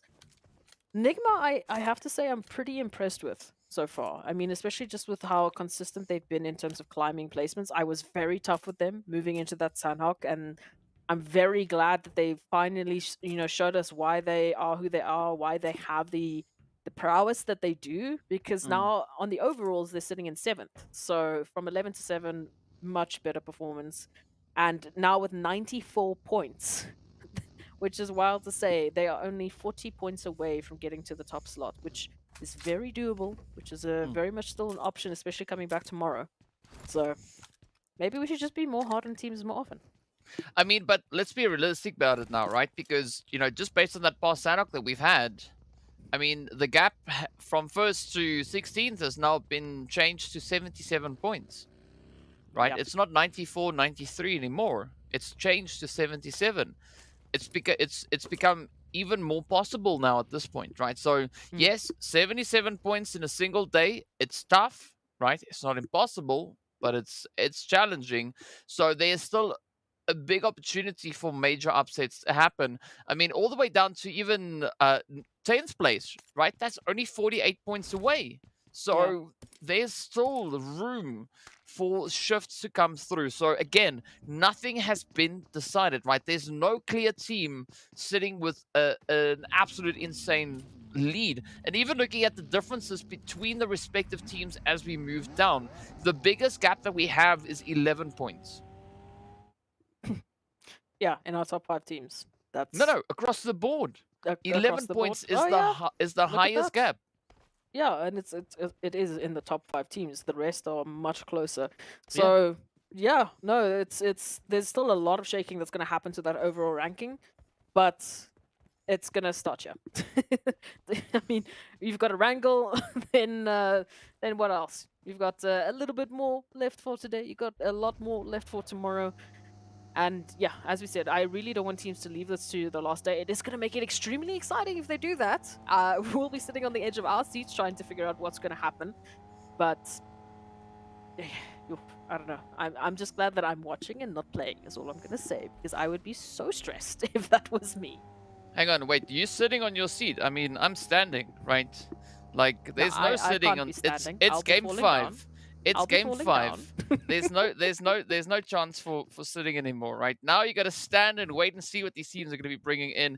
Only sit down when we go on camera, otherwise all you're going to see is buttons, and that doesn't really exactly work. But in the meanwhile, I mean, I want to see who's going to be standing up on the battlefield, though, right? Who is going to be the next team to rise up? Because looking at the current spread that we've got, yes, GQ, NASR, they're getting a little bit closer towards each other. I mean, GK holding on to an interesting position right here in between School and Pachinki, but they've got RUKH over in School, they've got NIGMA over in Pachinki itself. So I'm curious to see how these positions are going to start to play out. But of course, they can't venture too far south if they decide to do so, and that is exactly what Santa and Ragnar are doing. That's where you find NASR and GQ. So you got to watch out, because there might be a false sense of, I wouldn't say security, but a false sense of tranquility coming through at this point. Fair statements indeed. But yeah, I'm just not standing because I don't want to fall over when they knock my socks off. So you know, I'm going to be on the side of caution. So at least you're not gonna fall far. I mean, hey, right? Hey, hey, hey, hey. I didn't say anything else. Short, I'll just leave it there. Calm down, okay? I'm short. It's not. It's okay. I know. I really do know. But anyway. Speaking about short, looking at that zone, yes, yeah. sort of moving all the way again closer and closer to the southern portion. So again, we're cutting through the map, unfortunately, with a lot of water. We're reducing all of that playable area to a bit of a semblance of what it could have been. But Crash Gaming will be coming through from that military base island. RTG have already moved on off, so they have that opportunity to take it a little bit slower, hopefully depending on what Vista will be planning for that bridge. We've got AZ. Not going to be happy about their rotation, that's for sure. Yeah, it's you know, it's what it is. A very successful rotation, though, you got to say, right to the lobby, but you know, it's just one of those things that you have to try and work with as the challenges do present themselves. But I guess to see how GQ are going to play this one, because we've seen teams having varying levels of success while moving into the cliffs here. I mean, currently it is relatively center zone, right? It is close to center as I think they would feel comfortable with, but still it could prove to be quite a difficult position to defend at this point. Very difficult indeed. Again, it's still heavy rotations that need to happen. We've got so little space that these teams have to work with, so they're going to be condensed to a whole different level than they normally would at this phase, which again is going to cause those clusters, is going to cause those difficult situations where they just need to either defend their position or unfortunately bow out on the last Erangel of the day, which no one wants to do, But someone's got to do it. A whole 15 someone's is going to have to do it. So we'll have to wait and see who's going to be those teams bowing out today. Farm looking a little bit stacked at the moment. As you can see, going a little bit closer towards that middle side of Pachinki, we start to spread out the teams, but it is by far not calm. As we take a look at this, Arab Golden, RTG, getting a bit close. I'm not sure if they're going to full send it all the way to RTG, but definitely in a position where they could. Yeah, I mean, they could. So let's see. It does seem like Arab Golden at least will now have to worry about vision, as they are not as safe as they thought they were. We are at least not when Saif is going to be driving in those shots. But a good spread, though, all things considered. I mean, yes, we are in the second phase. We are about to hit that third phase. We are still sat here with all 16 teams up. We've only lost 3 players. That is it, right? And look at the positioning. We have nobody down south. Now, just imagine the zone takes a shift to the southern edge. That would be absolute carnage. So exciting, but so chaotic to come through. So I'm hoping, at least for the team's sake, that the zone stays towards the north, because that is going to be a brutal hard shift. But let's see what the zone does. Yep, well, it's a blessing, right? It stays up north. It still maintains a bit of that Potato Hill, Pachinki position. So NIGMA and the World of Battle, they're going to be happy. Hey, a happy team always means a happy performance, hopefully. The World of Battle, ooh, just showing off them parking skills. Okay, Mohammed. Okay. I am pretty much impressed, but let's see how you handle this opportunity here with RUKH Esports heading on in, already doing quite a bit of damage with those nades. Mohammed following up with those sick parking and drifting skills to find the opener over towards RUKH. Oh, let's see. Come on, Rami. There we go. Rams it in with a DBS. The World of Battle. Now in a world of trouble. Let's see if Mohammed can maybe save the day here, as RUKH are going to come rushing on forward. A 3v2 play. Eugene cooking up the nade. This could be quite a bit of a troubling position. Yep. Instead, they run straight into that one. The nade is there, but a little too late, as the World of Battle will have to settle for only 1 elimination.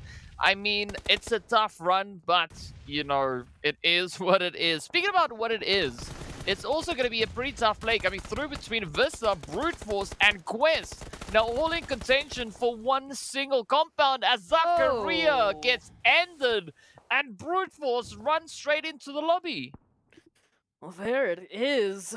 Okay, I don't know if I cursed them there. If I did, I'm so sorry, but how was I supposed to know that was going to happen? Anyway, VISTA and Quest, meanwhile, over towards this position. Again, just a bit of a roads away. Opposite of the compounds, they will be waiting for that opportunity. Some nades being sent out, just seeing if they could get lucky, maybe get an opener, and have that opportunity to push on forward. But for now, it will be a bit of a war of attrition until potentially another team moves on in to shake things up. We can see R8 just behind them, rotating up quite spread apart though, so they will likely be grouping up before going any further. Well, let's see if any of that grouping is going to work.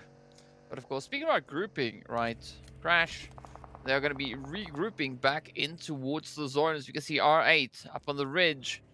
Ida on the front line. Prestige, Ragnarok could maybe look to reinforce that line. But Walsh, ooh, nice little bit of overwatch here. Again, showing that isolation. But you want to see the rest of the team now from either side come through and bring in those reinforcements. Ida trying to get the job done. Kevin getting a little bit cheeky here. Finds a few shots, a few trades. But Prestige not going to settle down just yet. But that is going to spell trouble for Idas. They've been spotted, isolated, and down they go. This is going to be an opener now. So again, a little bit of a calm before the storm. Crash, unfortunately, feeling the brunt of the action. Prestige going to be following up. Ooh, it's a cheeky opportunity. Jumps out. A buddy needs to activate. And they do so pretty well. However, Prestige still up into this one. There it is. Kevin with the follow-up. And that does mean Crash Gaming hold on to this. Well, at least it's Kevin and not Kenny, so we don't have to complain about that one. But let's see how this one is going to go. Now, NIGMA pulling into the whole situation. And this is going to bring in the upsets as Kevin gets taken down while flying through the air. Now, buddy Jafar having to try and pick up the final few pieces here. Of course, this would be the opportune moment to disengage, to rotate towards that zone. But NIGMA is not going to make it easy for them whatsoever. So let's see how this one goes. Come on, Crash, you can get it done. Come on, buddy, push it. And here we go, right? They make the break, they make the run for it. But of course, if you can see, there's also a fight breaking out for the side there of, I believe, Quest, if I'm not mistaken. Yes, Quest and Vista fighting all the way on the edge of zone.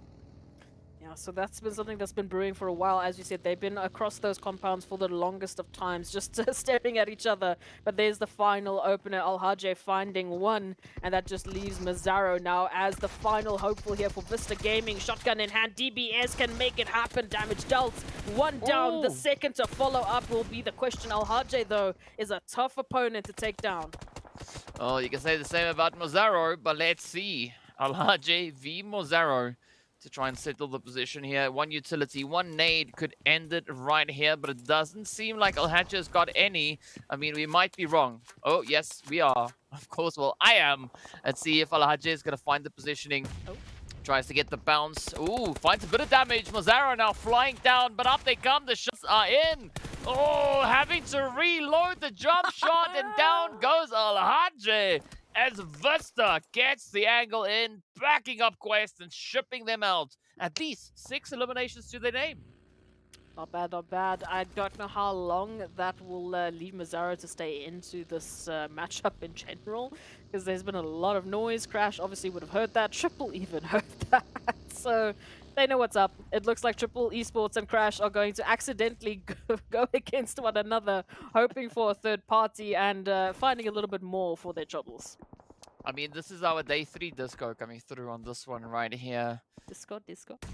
Party, and there we go, old boy, trying to find a bit of a nade. Buddy, Jafar. Just gotta keep it nice and steady. Ooh, the mollies could maybe make it a little bit more challenging.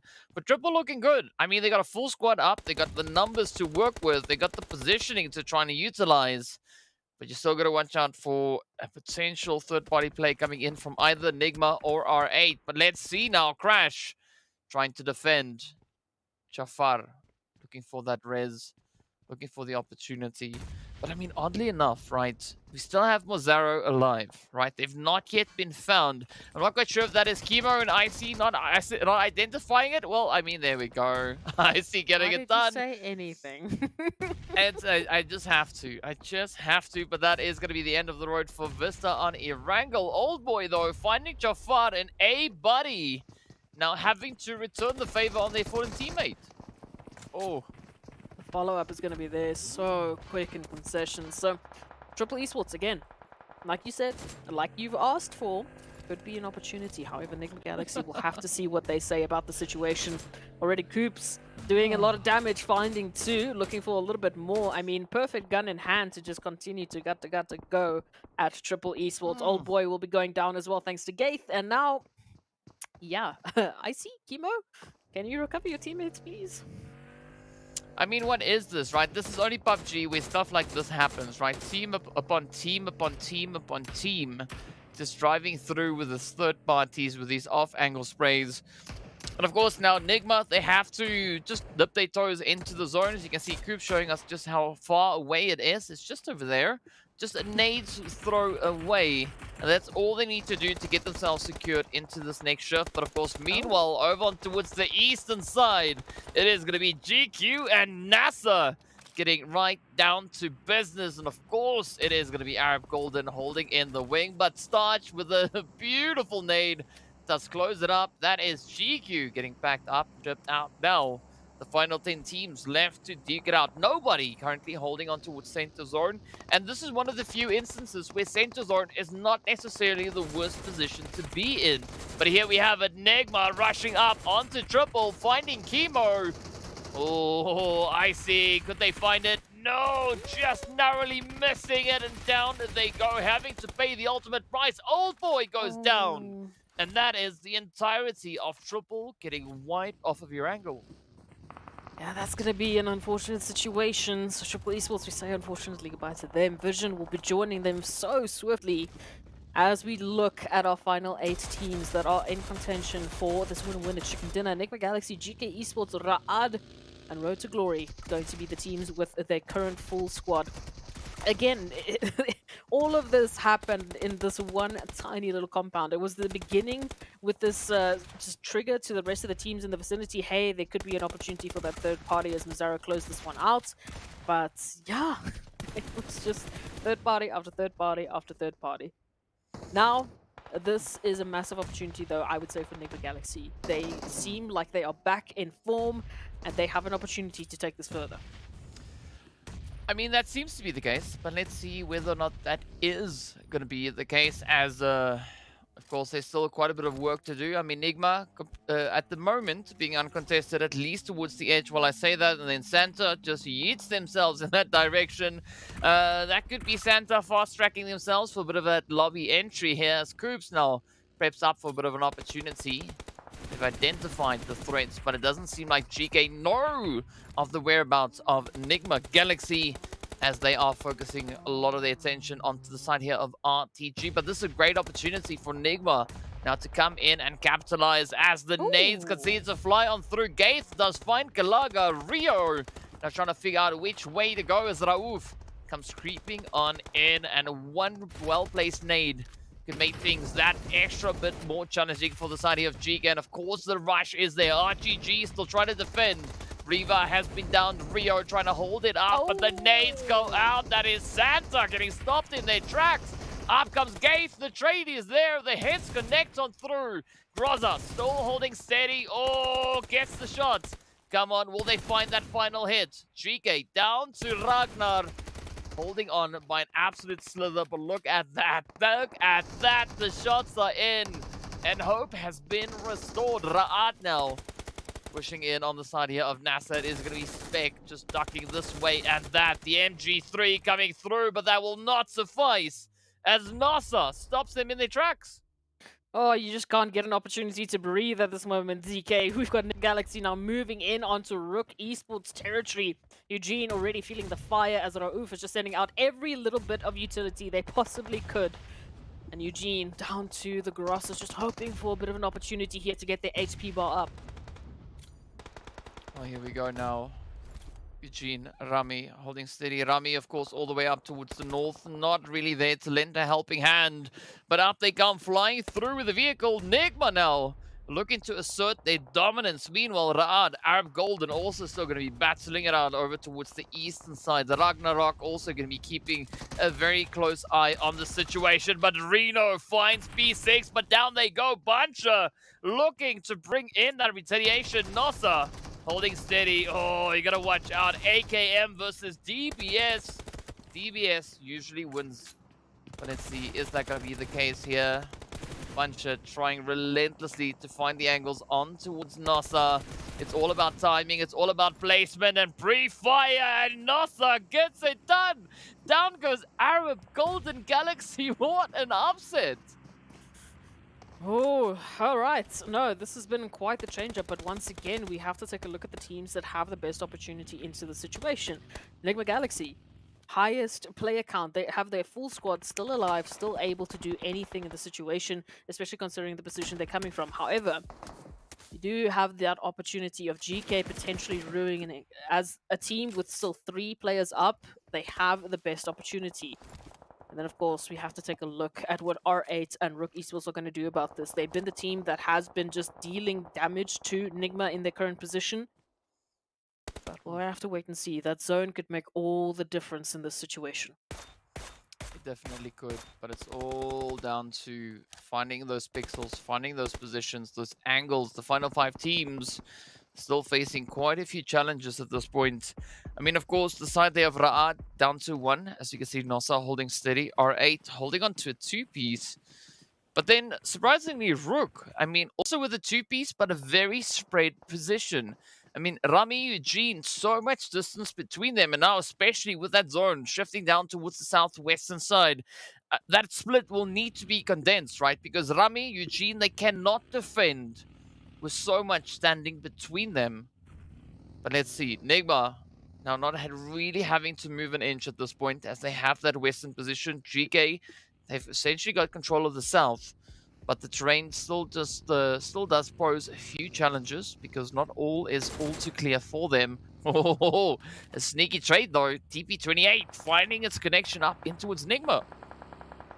Yeah, there is that connection, there is that opportunity to continue, but again, it's so difficult to make any move in this situation. From GEEKAY Esports' perspective, they have to move up into NIGMA Galaxy. That obviously gives NIGMA so much more time to react to that push, to react specifically to GEEKAY Esports, so they need a bit of a distraction. They need some opportunity, something, anything at this point in time to distract NIGMA Galaxy from their position. Potentially RUKH Esports can move in. R8 definitely is doing a good job of taking their position away from them as they take away RUKH Esports from the lobby. So now it is up to Raad and R8 to give GEEKAY that opportunity. Else, I don't see how they can easily move to NIGMA. Yeah, it's not going to be an easy transition to get that situated, but let's see now, as we do have R8 making a play for zone. NASR still just trying to get ahead of that blue, but you're going to have to get up, because it is going to devour you in one fell swoop. GEEKAY also nice and steady down south, but here we go. Ragnar, they've been found, they've been spotted. Oh, that was RUKH, right? So let's see how this one goes. I mean, I was halfway there. Right? Yes. Got most of the name right. Speaking about name rights, that is NASR, who's not going to be making it beyond that point. Now, Lord, looking to pressure the side here of R8. I mean, they are confined to that vehicle, and that is all they have to work with. If GEEKAY Esports move up to the two of Freak and Lord right now, while they are busy with R8, this could be the opportunity for GEEKAY Esports to completely wipe the floor with NIGMA. They don't have that opportunity to fight all these fights on all these fronts at the same time. They will have to slip on one end, and that means GEEKAY could take this away from NIGMA Galaxy, even though they have the better positioning, but it's timing. They need to make a move now before NIGMA Galaxy finish off with R8. Oh, and they are going to be doing that very, very quickly, as we can see Lord just driving through with a glorious mini 14 head SK Ton now. Just trying to keep themselves close to invisible here, as we have Coops on the approach. The nades are flying all over the place. Ragnar also going to be waiting for a bit of an opportunity there, as GEEKAY just start to rotate their way around the edge of zone. SK Ton going to try and bring RUKH back on their feet. It does provide them a bit of an opportunity here, as Rauf and Coops will remain just out of sight. But Ragnar getting a little bit impatient here, looking for a bit of an opportunity, ensuring that at least this eastern side of zone is clear, right? The rest of the teams all positioned towards that northern edge. But here we go, NIGMA now rolling on up. Rauf down in the grass, getting ready. And this plateau could be absolutely phenomenal now, especially looking at NIGMA's position. Yeah, look, GEEKAY Esports had no idea of knowing that NIGMA Galaxy were taking a 2-2 split. I mean, how could they? They can't exactly see through the see through the ground like we can. However, it's still going to come down to timing here. It is a three-way battle. Whoever gets that opportunity for the third party is likely the team that's going to be dealing the final blow, potentially taking the winner-winner chicken dinner. And Ragnar right now is just putting a target on their back, trying to get someone to stand up, make the noise, give them the cue, give them that information they need to hopefully close this out. Oh, I mean, it's we've seen this happen before, right?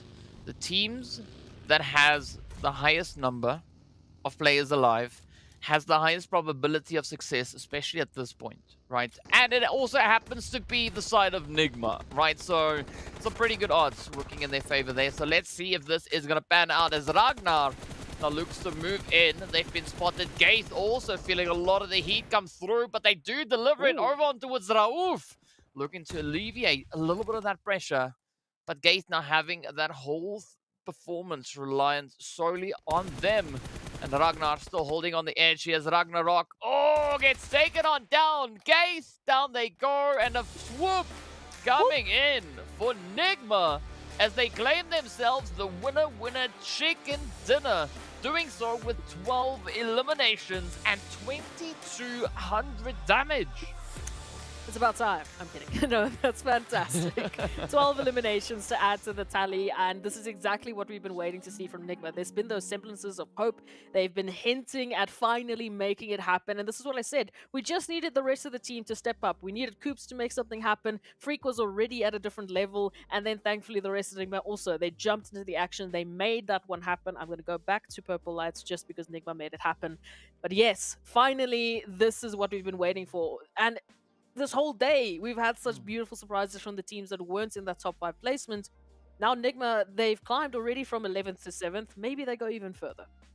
Well, let's see. Of course, first up, we have to take a look at the match report to see who our stars are, right? It is going to be Coops and, well, Rauf coming through there for the side of NIGMA Galaxy. I almost got confused there for a second because it was just blue.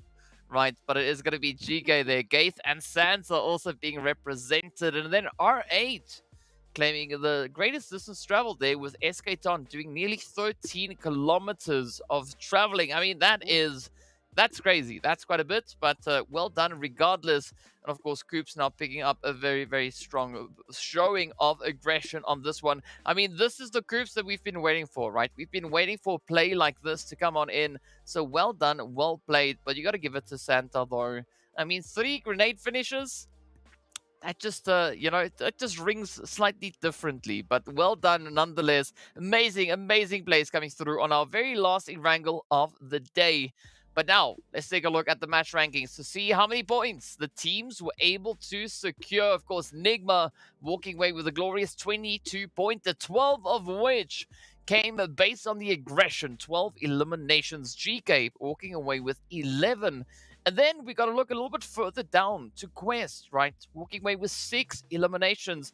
They also happen to be in 6th place for 6 points. So, interesting spot to be. But either which way, a very challenging play. And, I mean, a top-heavy performance. Yeah, no, I mean, top heavy indeed. Again, it could have gone a very different way depending on which timing GEEKAY managed to get. If they did move during that 2-2 split that NIGMA were holding, it might have been a completely different game, but I'm very satisfied with the way in which this one ended because we have such a great distribution of points to teams who really need it, especially GEEKAY, who, as we know, has been fighting for that top slot. Now we take a look at the second page. Still one more map left for these teams who might have found themselves on this side of things, so if Erangel didn't quite cut it for them, it's okay. There's still one more map. You still have one more opportunity, at least to close out the day with some great momentum for tomorrow. Yeah, and of course, only one team not walking away with points this time around, and that, of course, is going to be the side of Vision, but it is what it is, right? So, a phenomenal effort being brought through from the teams yet again. A very, very exciting Erangel to secure match number 5 for the day. Of course, we've got one more to go, as you said, but let's take a look at a few of these highlights, right? These few amazing plays that we had coming in yet again. Yeah, look, it was a wild Erangel, as per usual. I think Erangel is the new map for the most chaotic win, but NIGMA Galaxy, again, already from this point on, when we saw Triple making that move, we could see that they had that confidence back. They had that momentum. The players were definitely hitting shots that we've been waiting for. So it was just a good showing. I mean, honestly, in this situation, I thought it was over for GEEKAY Esports. I thought RTG was going to be taking them out, but again, the massive synergy between Gaith, between Hope, between the rest of GEEKAY Esports is what saved them in that situation. Yeah, I mean, but that's just the way that it works, right? That's just the way it clicks into position. So, I mean, well done on that though. But of course, I mean, the teams they just keep on with the surprises. I mean, GEEKAY, phenomenal play. NIGMA, phenomenal performance.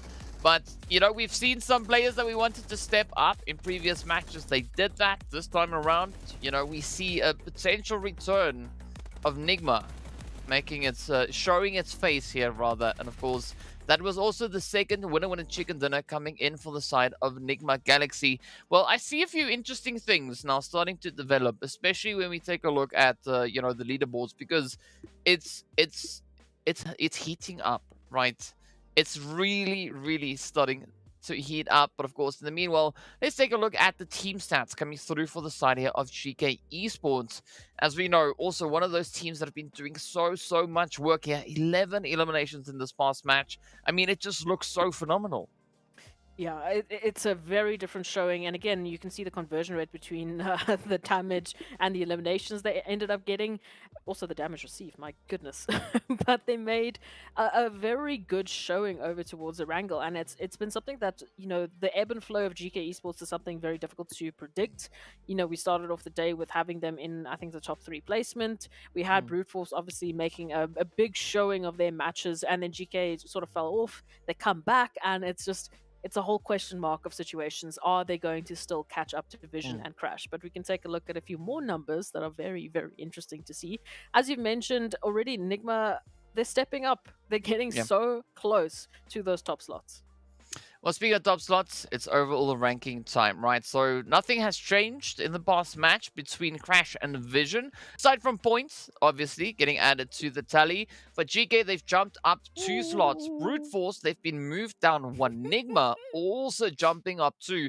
Now, because of the movement within that top 5, right? Arab Golden Galaxy, they've been moved down 2 places. And RUKH having to move down 1. So it's a pretty tough run. But as you can see, right? We've got 3 teams sitting with the same points, 116 to their name, and there's only 1 point separating these 3 teams from 3rd place. I just love this because from 3rd place to 2nd place, it's a measly 6 points. If you go even further, it's a measly 12 points, and then you could be getting yourself a PMWI slot. So we basically are saying right now that we've got almost 6 to 7 teams still in contention for that winner chicken dinner. We can even go as far as saying quite a few more, because as you can see, Quest Esports with 93 points total. That means they're only 42 points away from the top slot. It does get a little bit challenging as we go down naturally, but I don't know. I'm just seeing possibilities all over the show, DK.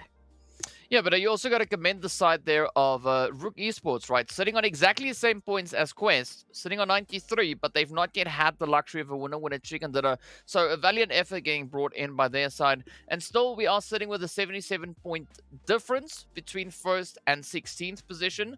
So curious to see how that is going to shape up though. But of course, it is still contentious all the way through, even up towards that 10th position in which we find RUKH Esports, right? Only 42 points currently between that and that ticket to the PMWI. So there's still a lot that can happen also in the coming match, but also then moving into our final day, right? Still 6 opportunities aside from the last Miramar that we have. But of course, now speaking about opportunities, we've got to give a big shout out going out to Monster Energy, our official energy drink partner for the PUBG Mobile Pro Leagues. And of course, they've been inspiring a lot of these teams to unleash their inner beast. Speaking about beasts, right, let's head into Miramar, the final match of the day. It's about that time. We are going to be looking for that flight path. We are going to be starting down south. You see the lovely Los Higos down on the edge of the map there as we head on in. It does seem like we're leaning a little bit more towards the western side. So, yeah, a completely different change-up to what we had in our previous Miramar. Very interesting change-up, absolutely. So, again, it's going to come down to that zone placement. If we will be seeing these teams just making a bit of a journey across the expanse of Miramar, or if we'll actually get a chance to play a little bit of the PUBG Mobile game. But interesting opportunities, especially for the likes of Arab Golden, so they can drop a lot sooner, especially with their comfortability over towards the southern portion of Miramar. They'll be very happy with that one. Same can be said for Triple Esports. They'll be dropping right down to the coastline. And we continue on. I mean, this is one of the best flight paths for some of these teams in terms of getting to their favorite locations. Yeah, I mean, we will have a few happy customers and a few less happy customers making their way on through. But of course, there's nothing that a vehicle can't fix, right? So just grab a little bit of that, you know, assisted rotation come in. But looking at the zone, I mean, there's no real need for that. It's not too often that we have such a complementary zone accompanying that flight path. So this is going to be a glorious play. But of course, Triple, they are going to be aiming for that Puerto Paraíso position, so nothing is going to stop them. Let's see where they go. And of course, Arab Golden quite happy because they can access their Via del Mar position without having to be too concerned about securing themselves back into the next phase. I still can't get over these overall stats. I'll be honest. I'm just staring at these overall stats thinking, how are we going into the final day of the MEA Championship having so many teams still in contention? It is incredible. It honestly is. It's insane. I couldn't have asked for something better. But hey, speaking of something better, Pusher77 heading up to Al Hadj saying, hello, how you do? Please just wait until my teammates come back so they can back me up. But I mean, now you were talking about points, right? And I saw you said something about 5 points, right? Yeah. Look, But I now didn't that's wanna scary. say it. That's how scary to think of, right? Because even though it's only 5 points, right, they are still sitting in second place with a beautiful 1, 2, 3.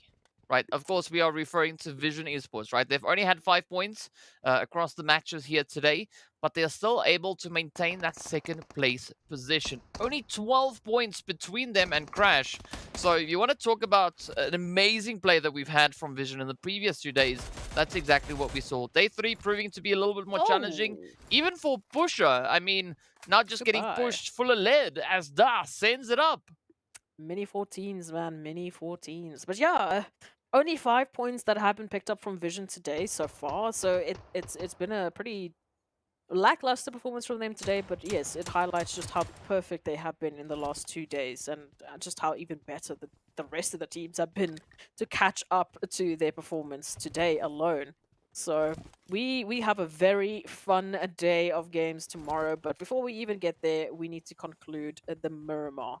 And the Miramar that we are talking about here is going to be an interesting one if we're already dropping these players in the form of Pusher. I mean, just looking at the rest of the map feed as well.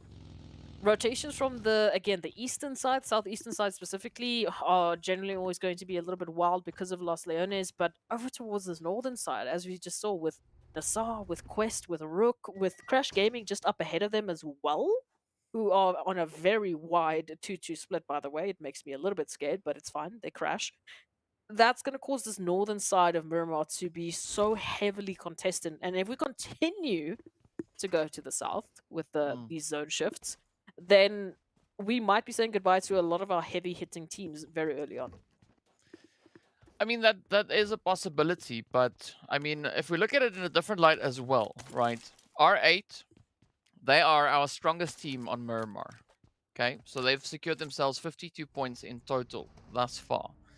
Now, if they have a successful run this time around, that could be enough for R8 to not only move up from 8th position, but they could also make a potential play for top 5, right? Because there's only 36 points between them and pole position, and there's only 8 points or 9 points between them and Raad, who are positioned just above them. So there's still room for a lot of that upset to come through. And I mean, this is what makes it so exciting. I mean, this is day 3. This is the last match, right? Game number 18. Yeah. And nothing is clear. Nothing has been decided. It's going to be great. But again, the team that I think is going to take it tomorrow is the team that ends this game with the best momentum. So whether that is an insane amount of eliminations, whether that is a wild run towards the end, or even the winner chicken dinner, setting yourself up mentally for tomorrow is going to give you the best possible chance at taking that PMWI slot. Because yes, nothing is clear. At this point, we're still including the fact that we could maybe have 8 to 9 to who knows how far teams still take that slot away from Crash Gaming, who is not far off away from Vision, who's again not far off from 3rd, from 4th, from 5th to 6th. It's just, it's so wild. I still can't get over it. But yeah, so finishing off strong here is going to be the biggest plus they can give themselves in Coops. Please stay on the map. I mean, if you turn the vehicle upside down, you might as well, you know, go somewhere. And of course, with that Rauf, that's rough, right? That's, well, yeah, I'm not going to say that. I wanted to say something, like for me, that would have been funny, but let's keep it for what it is. It's just a spectator glitch coming through on that one.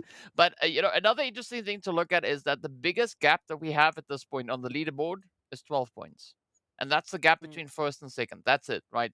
Then we've got a gap of 6. We got a 1. We got 9, 8, 6, 8, 4, 5, 6, 9, 3. That's it. Right? So one match for any of these teams could drastically change up their positioning on the overall standings. That's it. That's all that's needed. And of course, as you said, right, the contention, I mean, for major moves to happen, it would be within the top 6 in this match. If any of the top 6 teams step up and claim the winner chicken dinner, aside from Crash, that could be exactly what they need to bring in the upset. To start tomorrow off with a beautiful position. But of course, in the meanwhile, as we look on towards Vision, they are going to be finding a little bit of that Vista. So we got the VVV happening right here. So, yeah, I mean, this is where the confusion comes in, right? Because it's pretty much the same, at least for the first 2 letters, and then it changes up, thank goodness, after that. But both teams sat over on towards this eastern side. There is still a bit of still a vast opportunity for positioning to be happening on either of those teams, looking to get themselves secured a little bit further towards that more centralized zone. Very interesting opportunity. The center part of that zone in particular, I think, is going to be quite the challenge. So, yeah, I mean, just look at the map. You can tell for yourself. Crash Gaming still taking that 2-2 split. You can see 2 over towards El Paso. We've got 2 over towards the gorgeous Oasis. You know, they're just taking a bit of a dip, getting a bit of rest for tomorrow. You know, that's another way to prep yourself for tomorrow. Here we go. This is what I wanted to see. That zone shift is really going to give Arab Golden quite a lot of spacing, especially from their momentum moving in from Valdamar. They don't have anyone really behind them unless NIGMA take a wide rotation into zone, which could very well benefit them, especially if they come through towards the western side of Montenuevo. As for the east, as for the north, my goodness, good luck. This is going to be very interesting, especially towards power plant, especially towards dead center zone. Yeah, I mean, that whole eastern half of the zone, this half, right? Oh, it is going to be quite problematic, especially for Ragnarok, who's driving around with a smoking vehicle.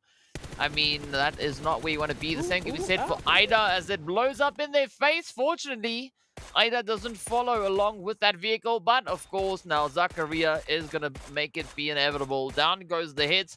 The rest of R8 going to be crabbing up into that Ra'ad position held in Monte Nuevo. So let's see how this one plays out. But of course, you know, still such a challenging position to be holding. Even Ladriera is going to be proving quite challenging, right? So many teams held up in that region. And of course, over on towards the northeastern side, NASR, GQ, hey, getting right down to business. J7, what was that though? I don't understand. At least the follow-up is there for the rest of the team of GQ. NASR still in a bit of spot of trouble.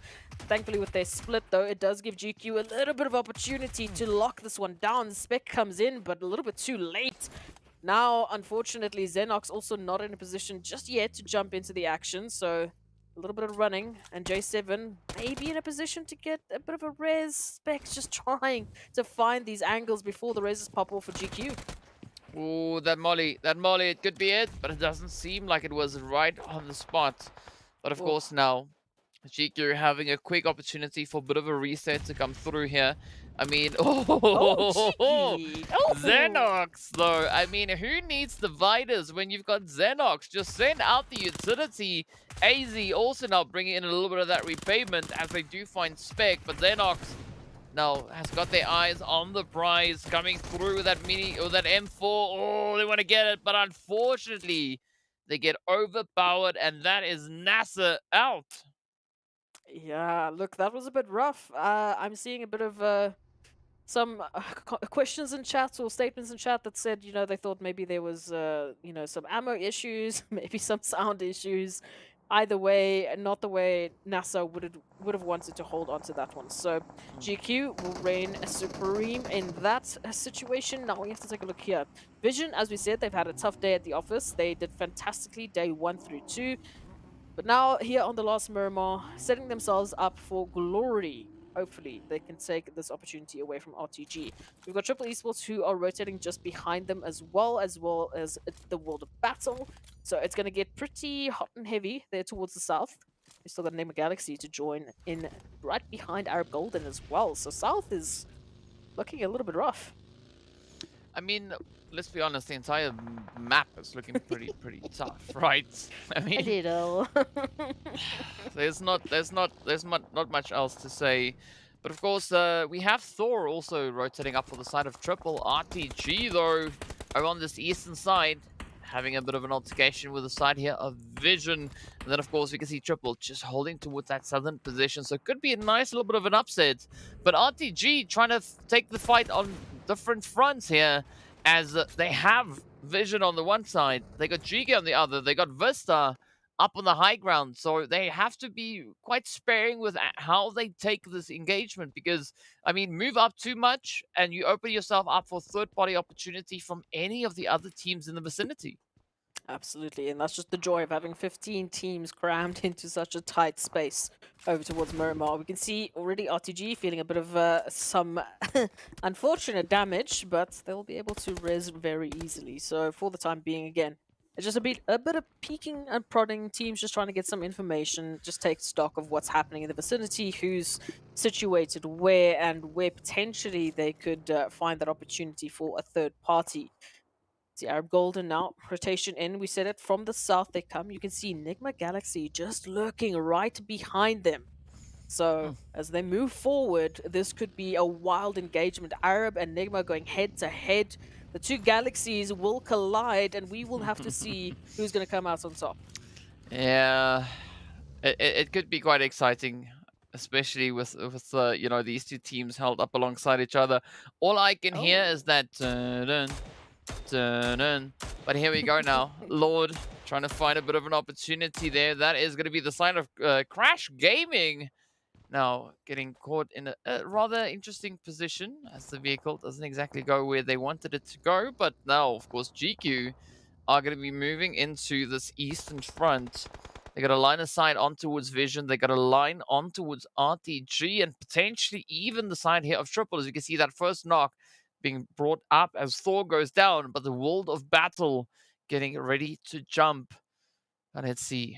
So, I mean, look at Monte Nuevo, right? RUKH, Quest, R8. Woo! Just waiting to see where the next shots are going to be popping off. But of course, the zone is going to be that determining factor, as it will be taking us over towards the northeastern side, and a great opportunity now for the side of GEEKAY. Oh, absolutely. Smack bam center zone. They already are aware of RTG over towards that eastern side. Rotations now going to be leading into, well, the chaos that is going to be the center of this map. We can see the World of Battle trying to recover their numbers here. Triple Esports has already reached across and said, how do you do? Would we like to take an elimination away from you? Yes, please. GQ, the split that they're taking at the moment makes me a bit nervous. However, they do have that space to just regroup very quickly. NIGMA finally making their move. They are going to be picking on Ra'ad, but that is going to signify to Arab Golden there's danger lurking. Like we said, the two galaxies potentially aligning here, and that could only spell disaster for everyone else in the server. Yeah, is that not how black holes are created? I know that's not really how it happens, but either which way, let's see, as Arab Golden and NIGMA are prepping themselves for a bit of a fight. Already Teak has been identified. Down they go. Rauf now getting ready for a quick little bit of cheeky play. Coops moving up alongside the rest of the team. And this could be that opportunity, but a very open push as P6 is just waiting and priming up. That nade finds the damage onto Coops, but does not bring them to their knees. Teak, P6 looking to hold steady, but it is going to be an absolute barrage heading in both directions. It is mollies, it is frag grenades. Just getting dispersed. Now Lord looking for the opportunity. Nade in hand. Rauf keeping a little bit of overwatch. But Puncher, getting ready to rumble as they have to make a decisive play here. Are they going to stick around or will they disengage? Well, the answer is that they have to fight, because Puncher has been brought to their knees, as is the rest of the carnage about to come through. You see Arab Golden, NIGMA holding it nice and steady. NIGMA already now about to lose Coops. The spray, doesn't find him just yet. There we go. It is Freak. It is a Lord down. Rauf now having all that pressure riding on their shoulders. We can see also then down on the bottom right-hand side, it is the players from Triple and the World of Battle fighting, but Rauf now having to defend as P6 is on the ridge. Oh, the hits are in. One down, one more to go. Will they get it though? Rauf hoping, Oh. unfortunately, AXA ends it right there. That honestly could have gone any which way. So that now we know what happens when two galaxies align. It means Ra'ad comes through for the third party. P6 still down. We just got Teak and Axa up onto their feet, but for how much longer will be the case? Ra'ad already sniffing out these compounds, already closing in. Oh, the feet are burning. We've got Teak now trying to run, trying to rush. Give the spacing. They need to survive. Oh, this is such a tough play, but of course now Teak will get stopped right there. Ab Golden having to settle for 14th place. At least, though, they got those 4 eliminations from taking down the side of NIGMA. So now all the galaxies have been shipped out. All we have left to work with is our remaining 13 teams. Triple's still in it, still alive, still holding steady. Sitting here with their 3 players up. The World of Battle, in the meanwhile, they've been reduced down to 1. It is going to be Hazem all the way on that southern edge of zone. But look at Ra'ad. I mean, they're not going to settle for just one team. They are going to be looking to find even more opportunities now. Oh, what a tough game this Miramar has been. Yeah, no, this is going to be interesting. Now, coming through from that southern side, Ra'ad obviously has quite a bit of spacing to work with. Crash Gaming would have heard all of the commotion going down. A little bit of a replay just to remind ourselves what happened with Triple Esports, unfortunately. Moving into this one, the World of Battle, also taking on the mantle to send Triple Esports home. And I see not a bad attempt from them to keep the team into the action still. You could say the same for RUKH there with NIGMA Galaxy. It was tough. I mean, very tough, unfortunately. But now we turn our attention here. Zuxi keeping a keen eye on Crash Gaming. A very good rotation that they've made. Ooh, very careful there to just be caught out in the open. Yeah, you gotta be careful. I mean, that could be a potential bait and switch, especially now with Jafar looking to just wrap around the edge. But I mean, Zuxi looks a little bit comfortable, a little bit confident. I mean, and rightly so, because they still have 2 teammates up, as you can see up on that ridge. So, you know, they have the reinforcements. They have the capability to try and make a little bit of noise right here. But it does seem like the rest of Ra'ad are not focusing on this front. Meanwhile, there's going to be a RUKH. Oh, getting absolutely beaten down. As R8, comes through with the hits, but that is brute force. Landing the final hit to close it off. RUKH getting shipped out and down they go. Zakaria, the beautiful opportunistic play there, just capitalizing on that third-party angle. VISTA, meanwhile, just held up ahead of them between themselves and the side of GEEKAY. But look at Bisk, though. Not going to be stopping there. It's like, you know what? You might see 2 of my teammates, but, we'll just remind you that, you're not as safe as you thought you were. Not at all. Again, just looking at the rest of the map, Bisk, please, no. Oh, no, not Bisk. You can't do that to Vista. The last match of the day, come on. Zakaria, that's just rude, but it's okay. We understand. Looking at the rest of the map, a lot of spacing again towards that southern point, so Ra'ad, after all of the rotation that they've made, as well as Crash Gaming, now that they've given that space, they are going to be sitting pretty for quite some time until we see what that zone shift is going to allow. If it does shift over towards the south, all of these teams that we are seeing already peeking and prodding at one another, giving all of these noise cues away, sound cues away, are going to be putting themselves in an interesting position. It's going to force a little bit of that chaotic rotation.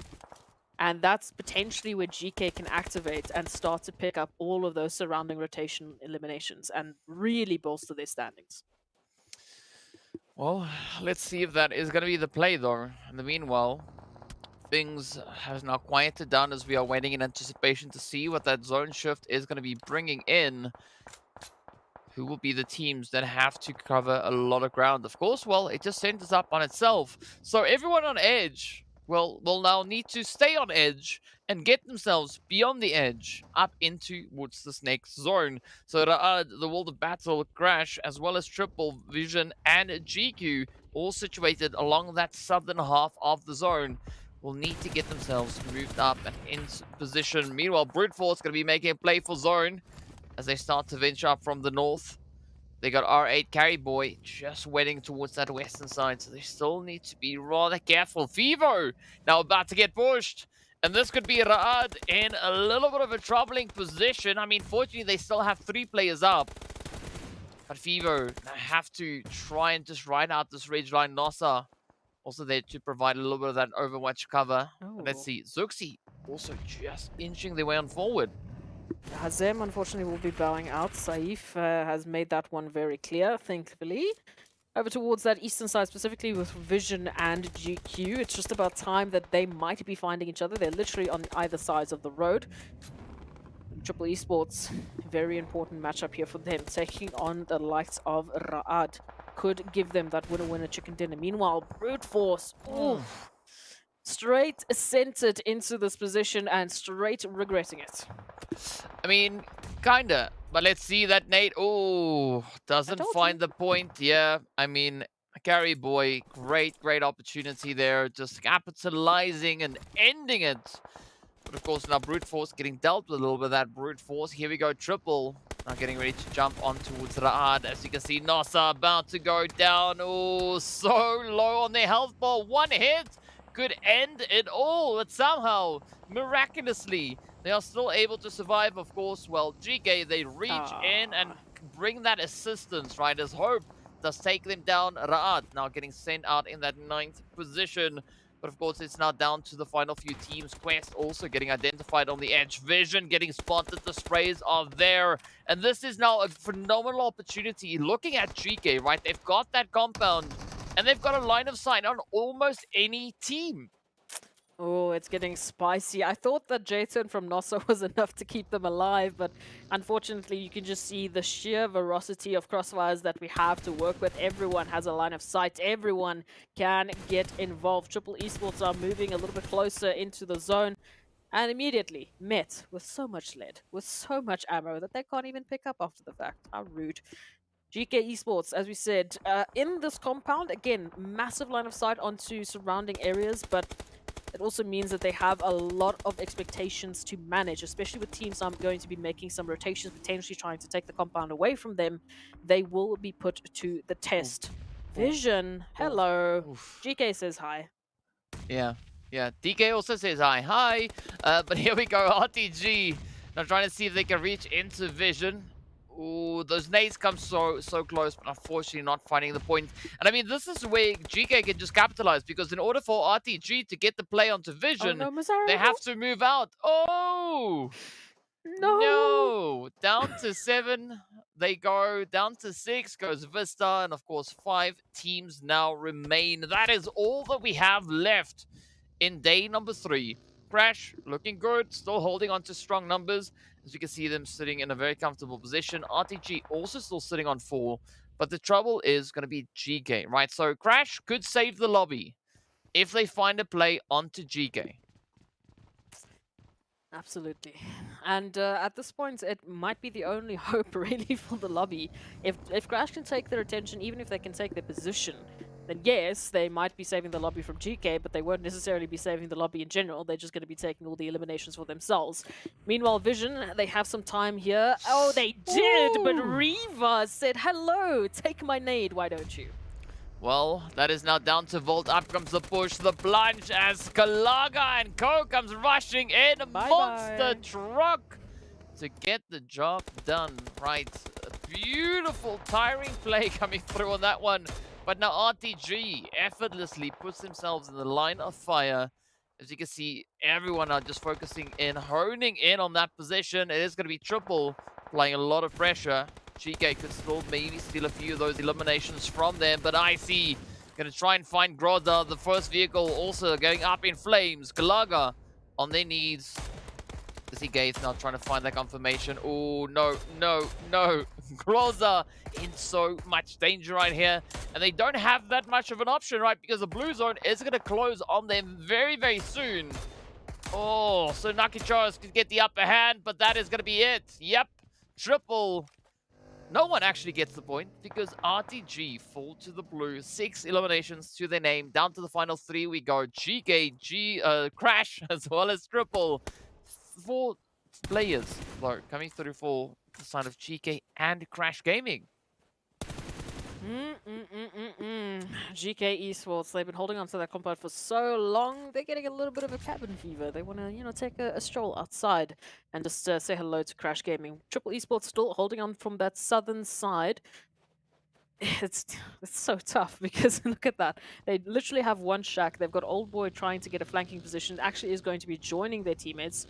Hopefully they continue to get a better position because otherwise they just put themselves in such a small position to be taken out. GK, just one nade, one little piece of utility could mean the end. But of course, Crash Gaming might come to the rescue. They activate towards GK. Well, this is going to be an opportunity now for Crash to shine.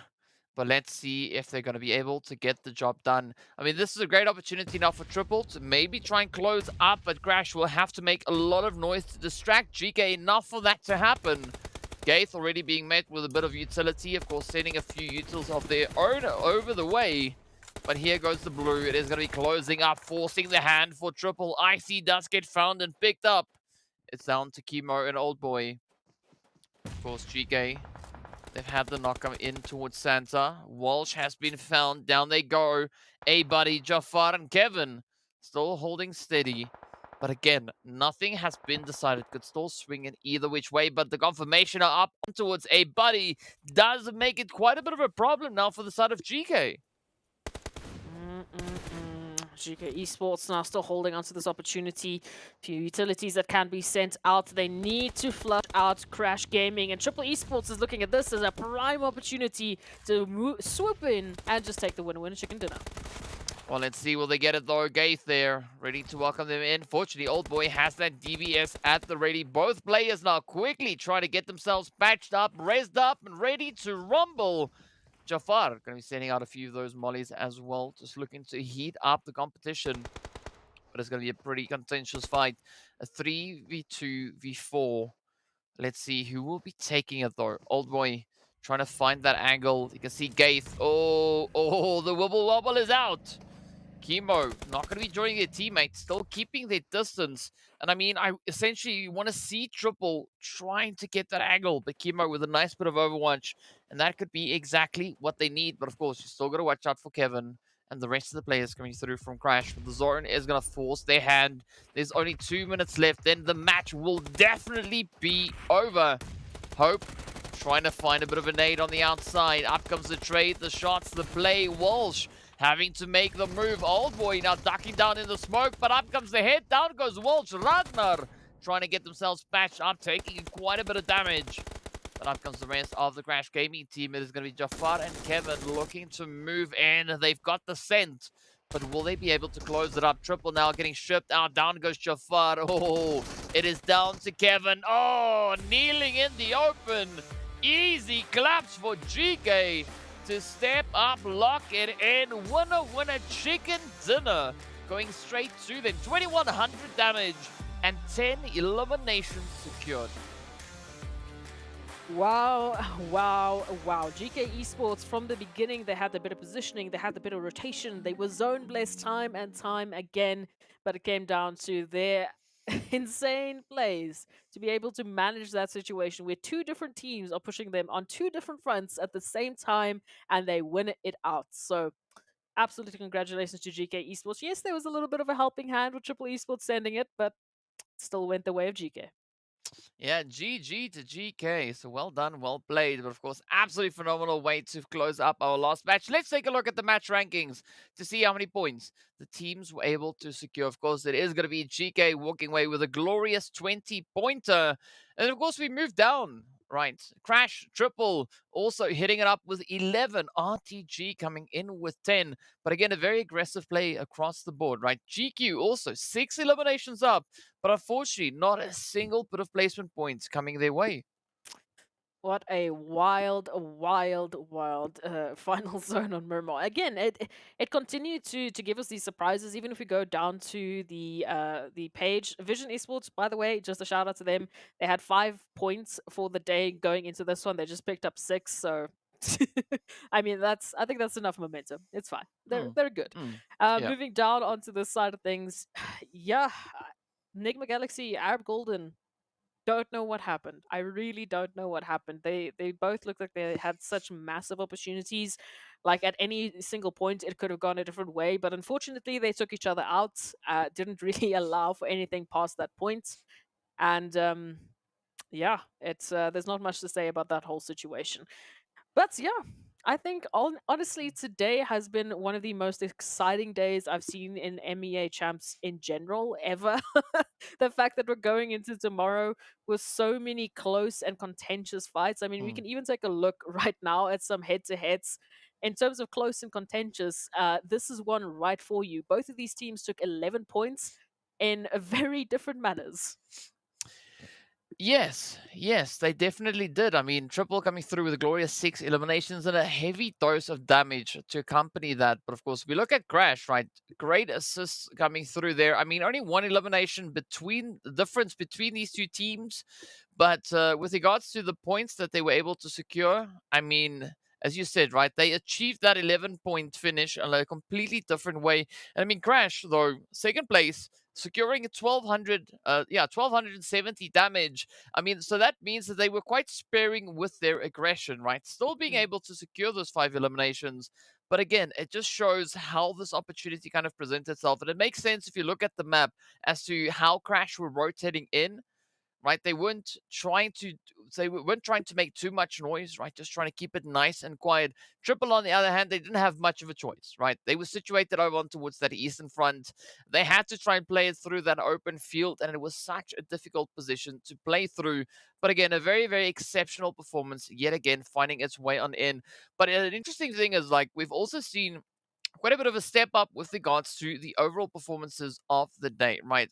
So the daily plays coming in here, but of course, we've got our winners of the day. In case you forgot who that was, right? So the first one went to Crash, then we went over to Brute Force, then of course we had a little bit of that Vista action come through with the World of Battle picking up their own winner chicken dinner. Of course, then NIGMA got the victory over on Erangel, and of course GEEKAY securing it right here. So 6 different teams taking our 6 winner chicken dinners available for the day. But the heaviest one, of course, coming through there on Erangel, the most damage being caused, well, the biggest chicken went to the side of Brute Force with 15 eliminations secured.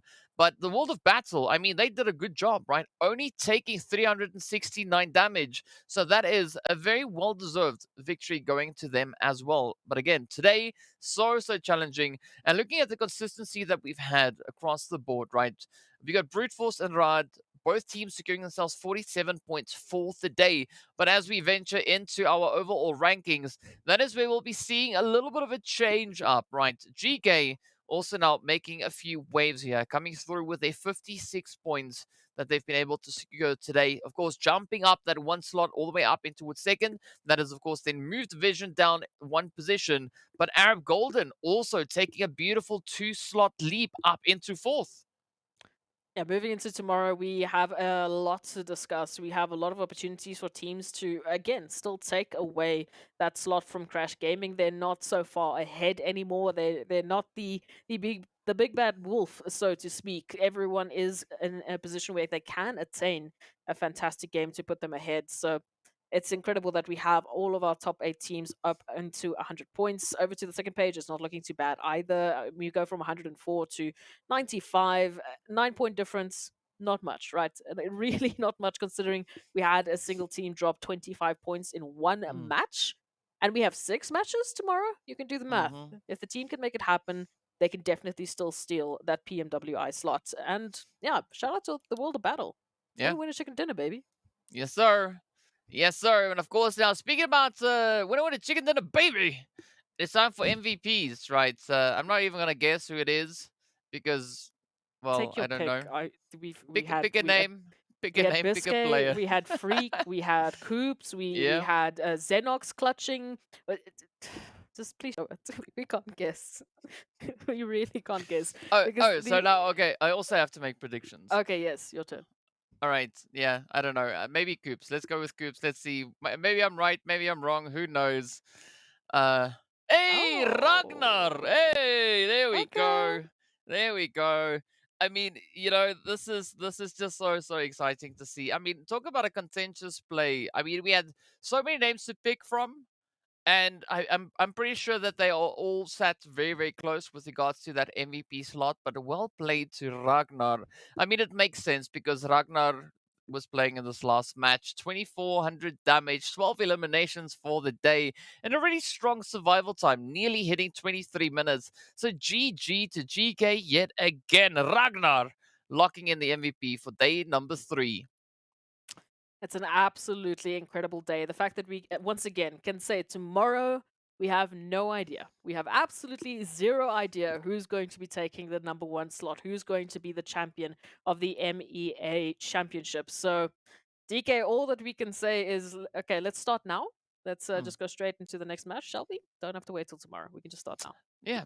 Next up, we are going to be heading into the lovely Erangel. So let's see what Erangel has to bring. Of course, if only it was that easy. But of course, in the meanwhile, we are going to be ending it here for today. So thank you so much for everyone for joining us on the battlefield, joining us in the broadcast. So much action coming through here. But of course, as Ez has already said, tomorrow is going to be the day to watch, right?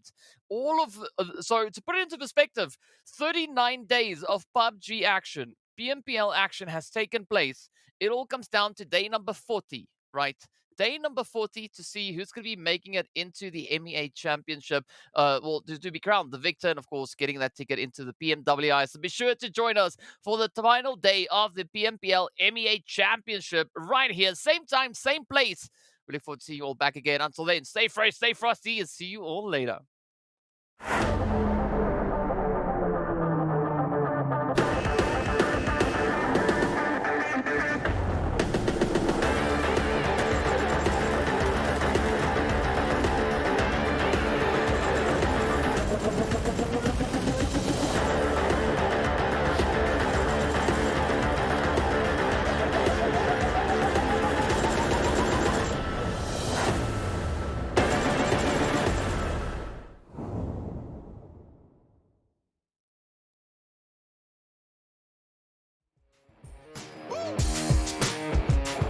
Well, alright.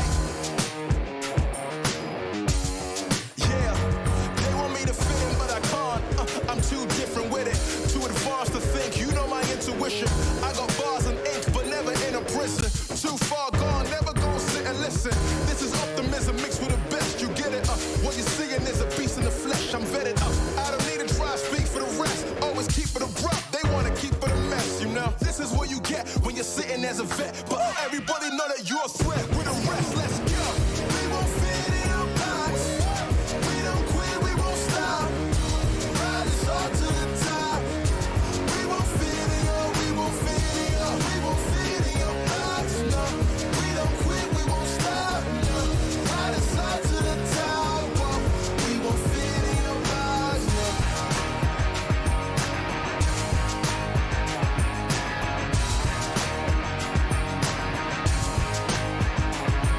Look, I try to tell you we don't fit in your box.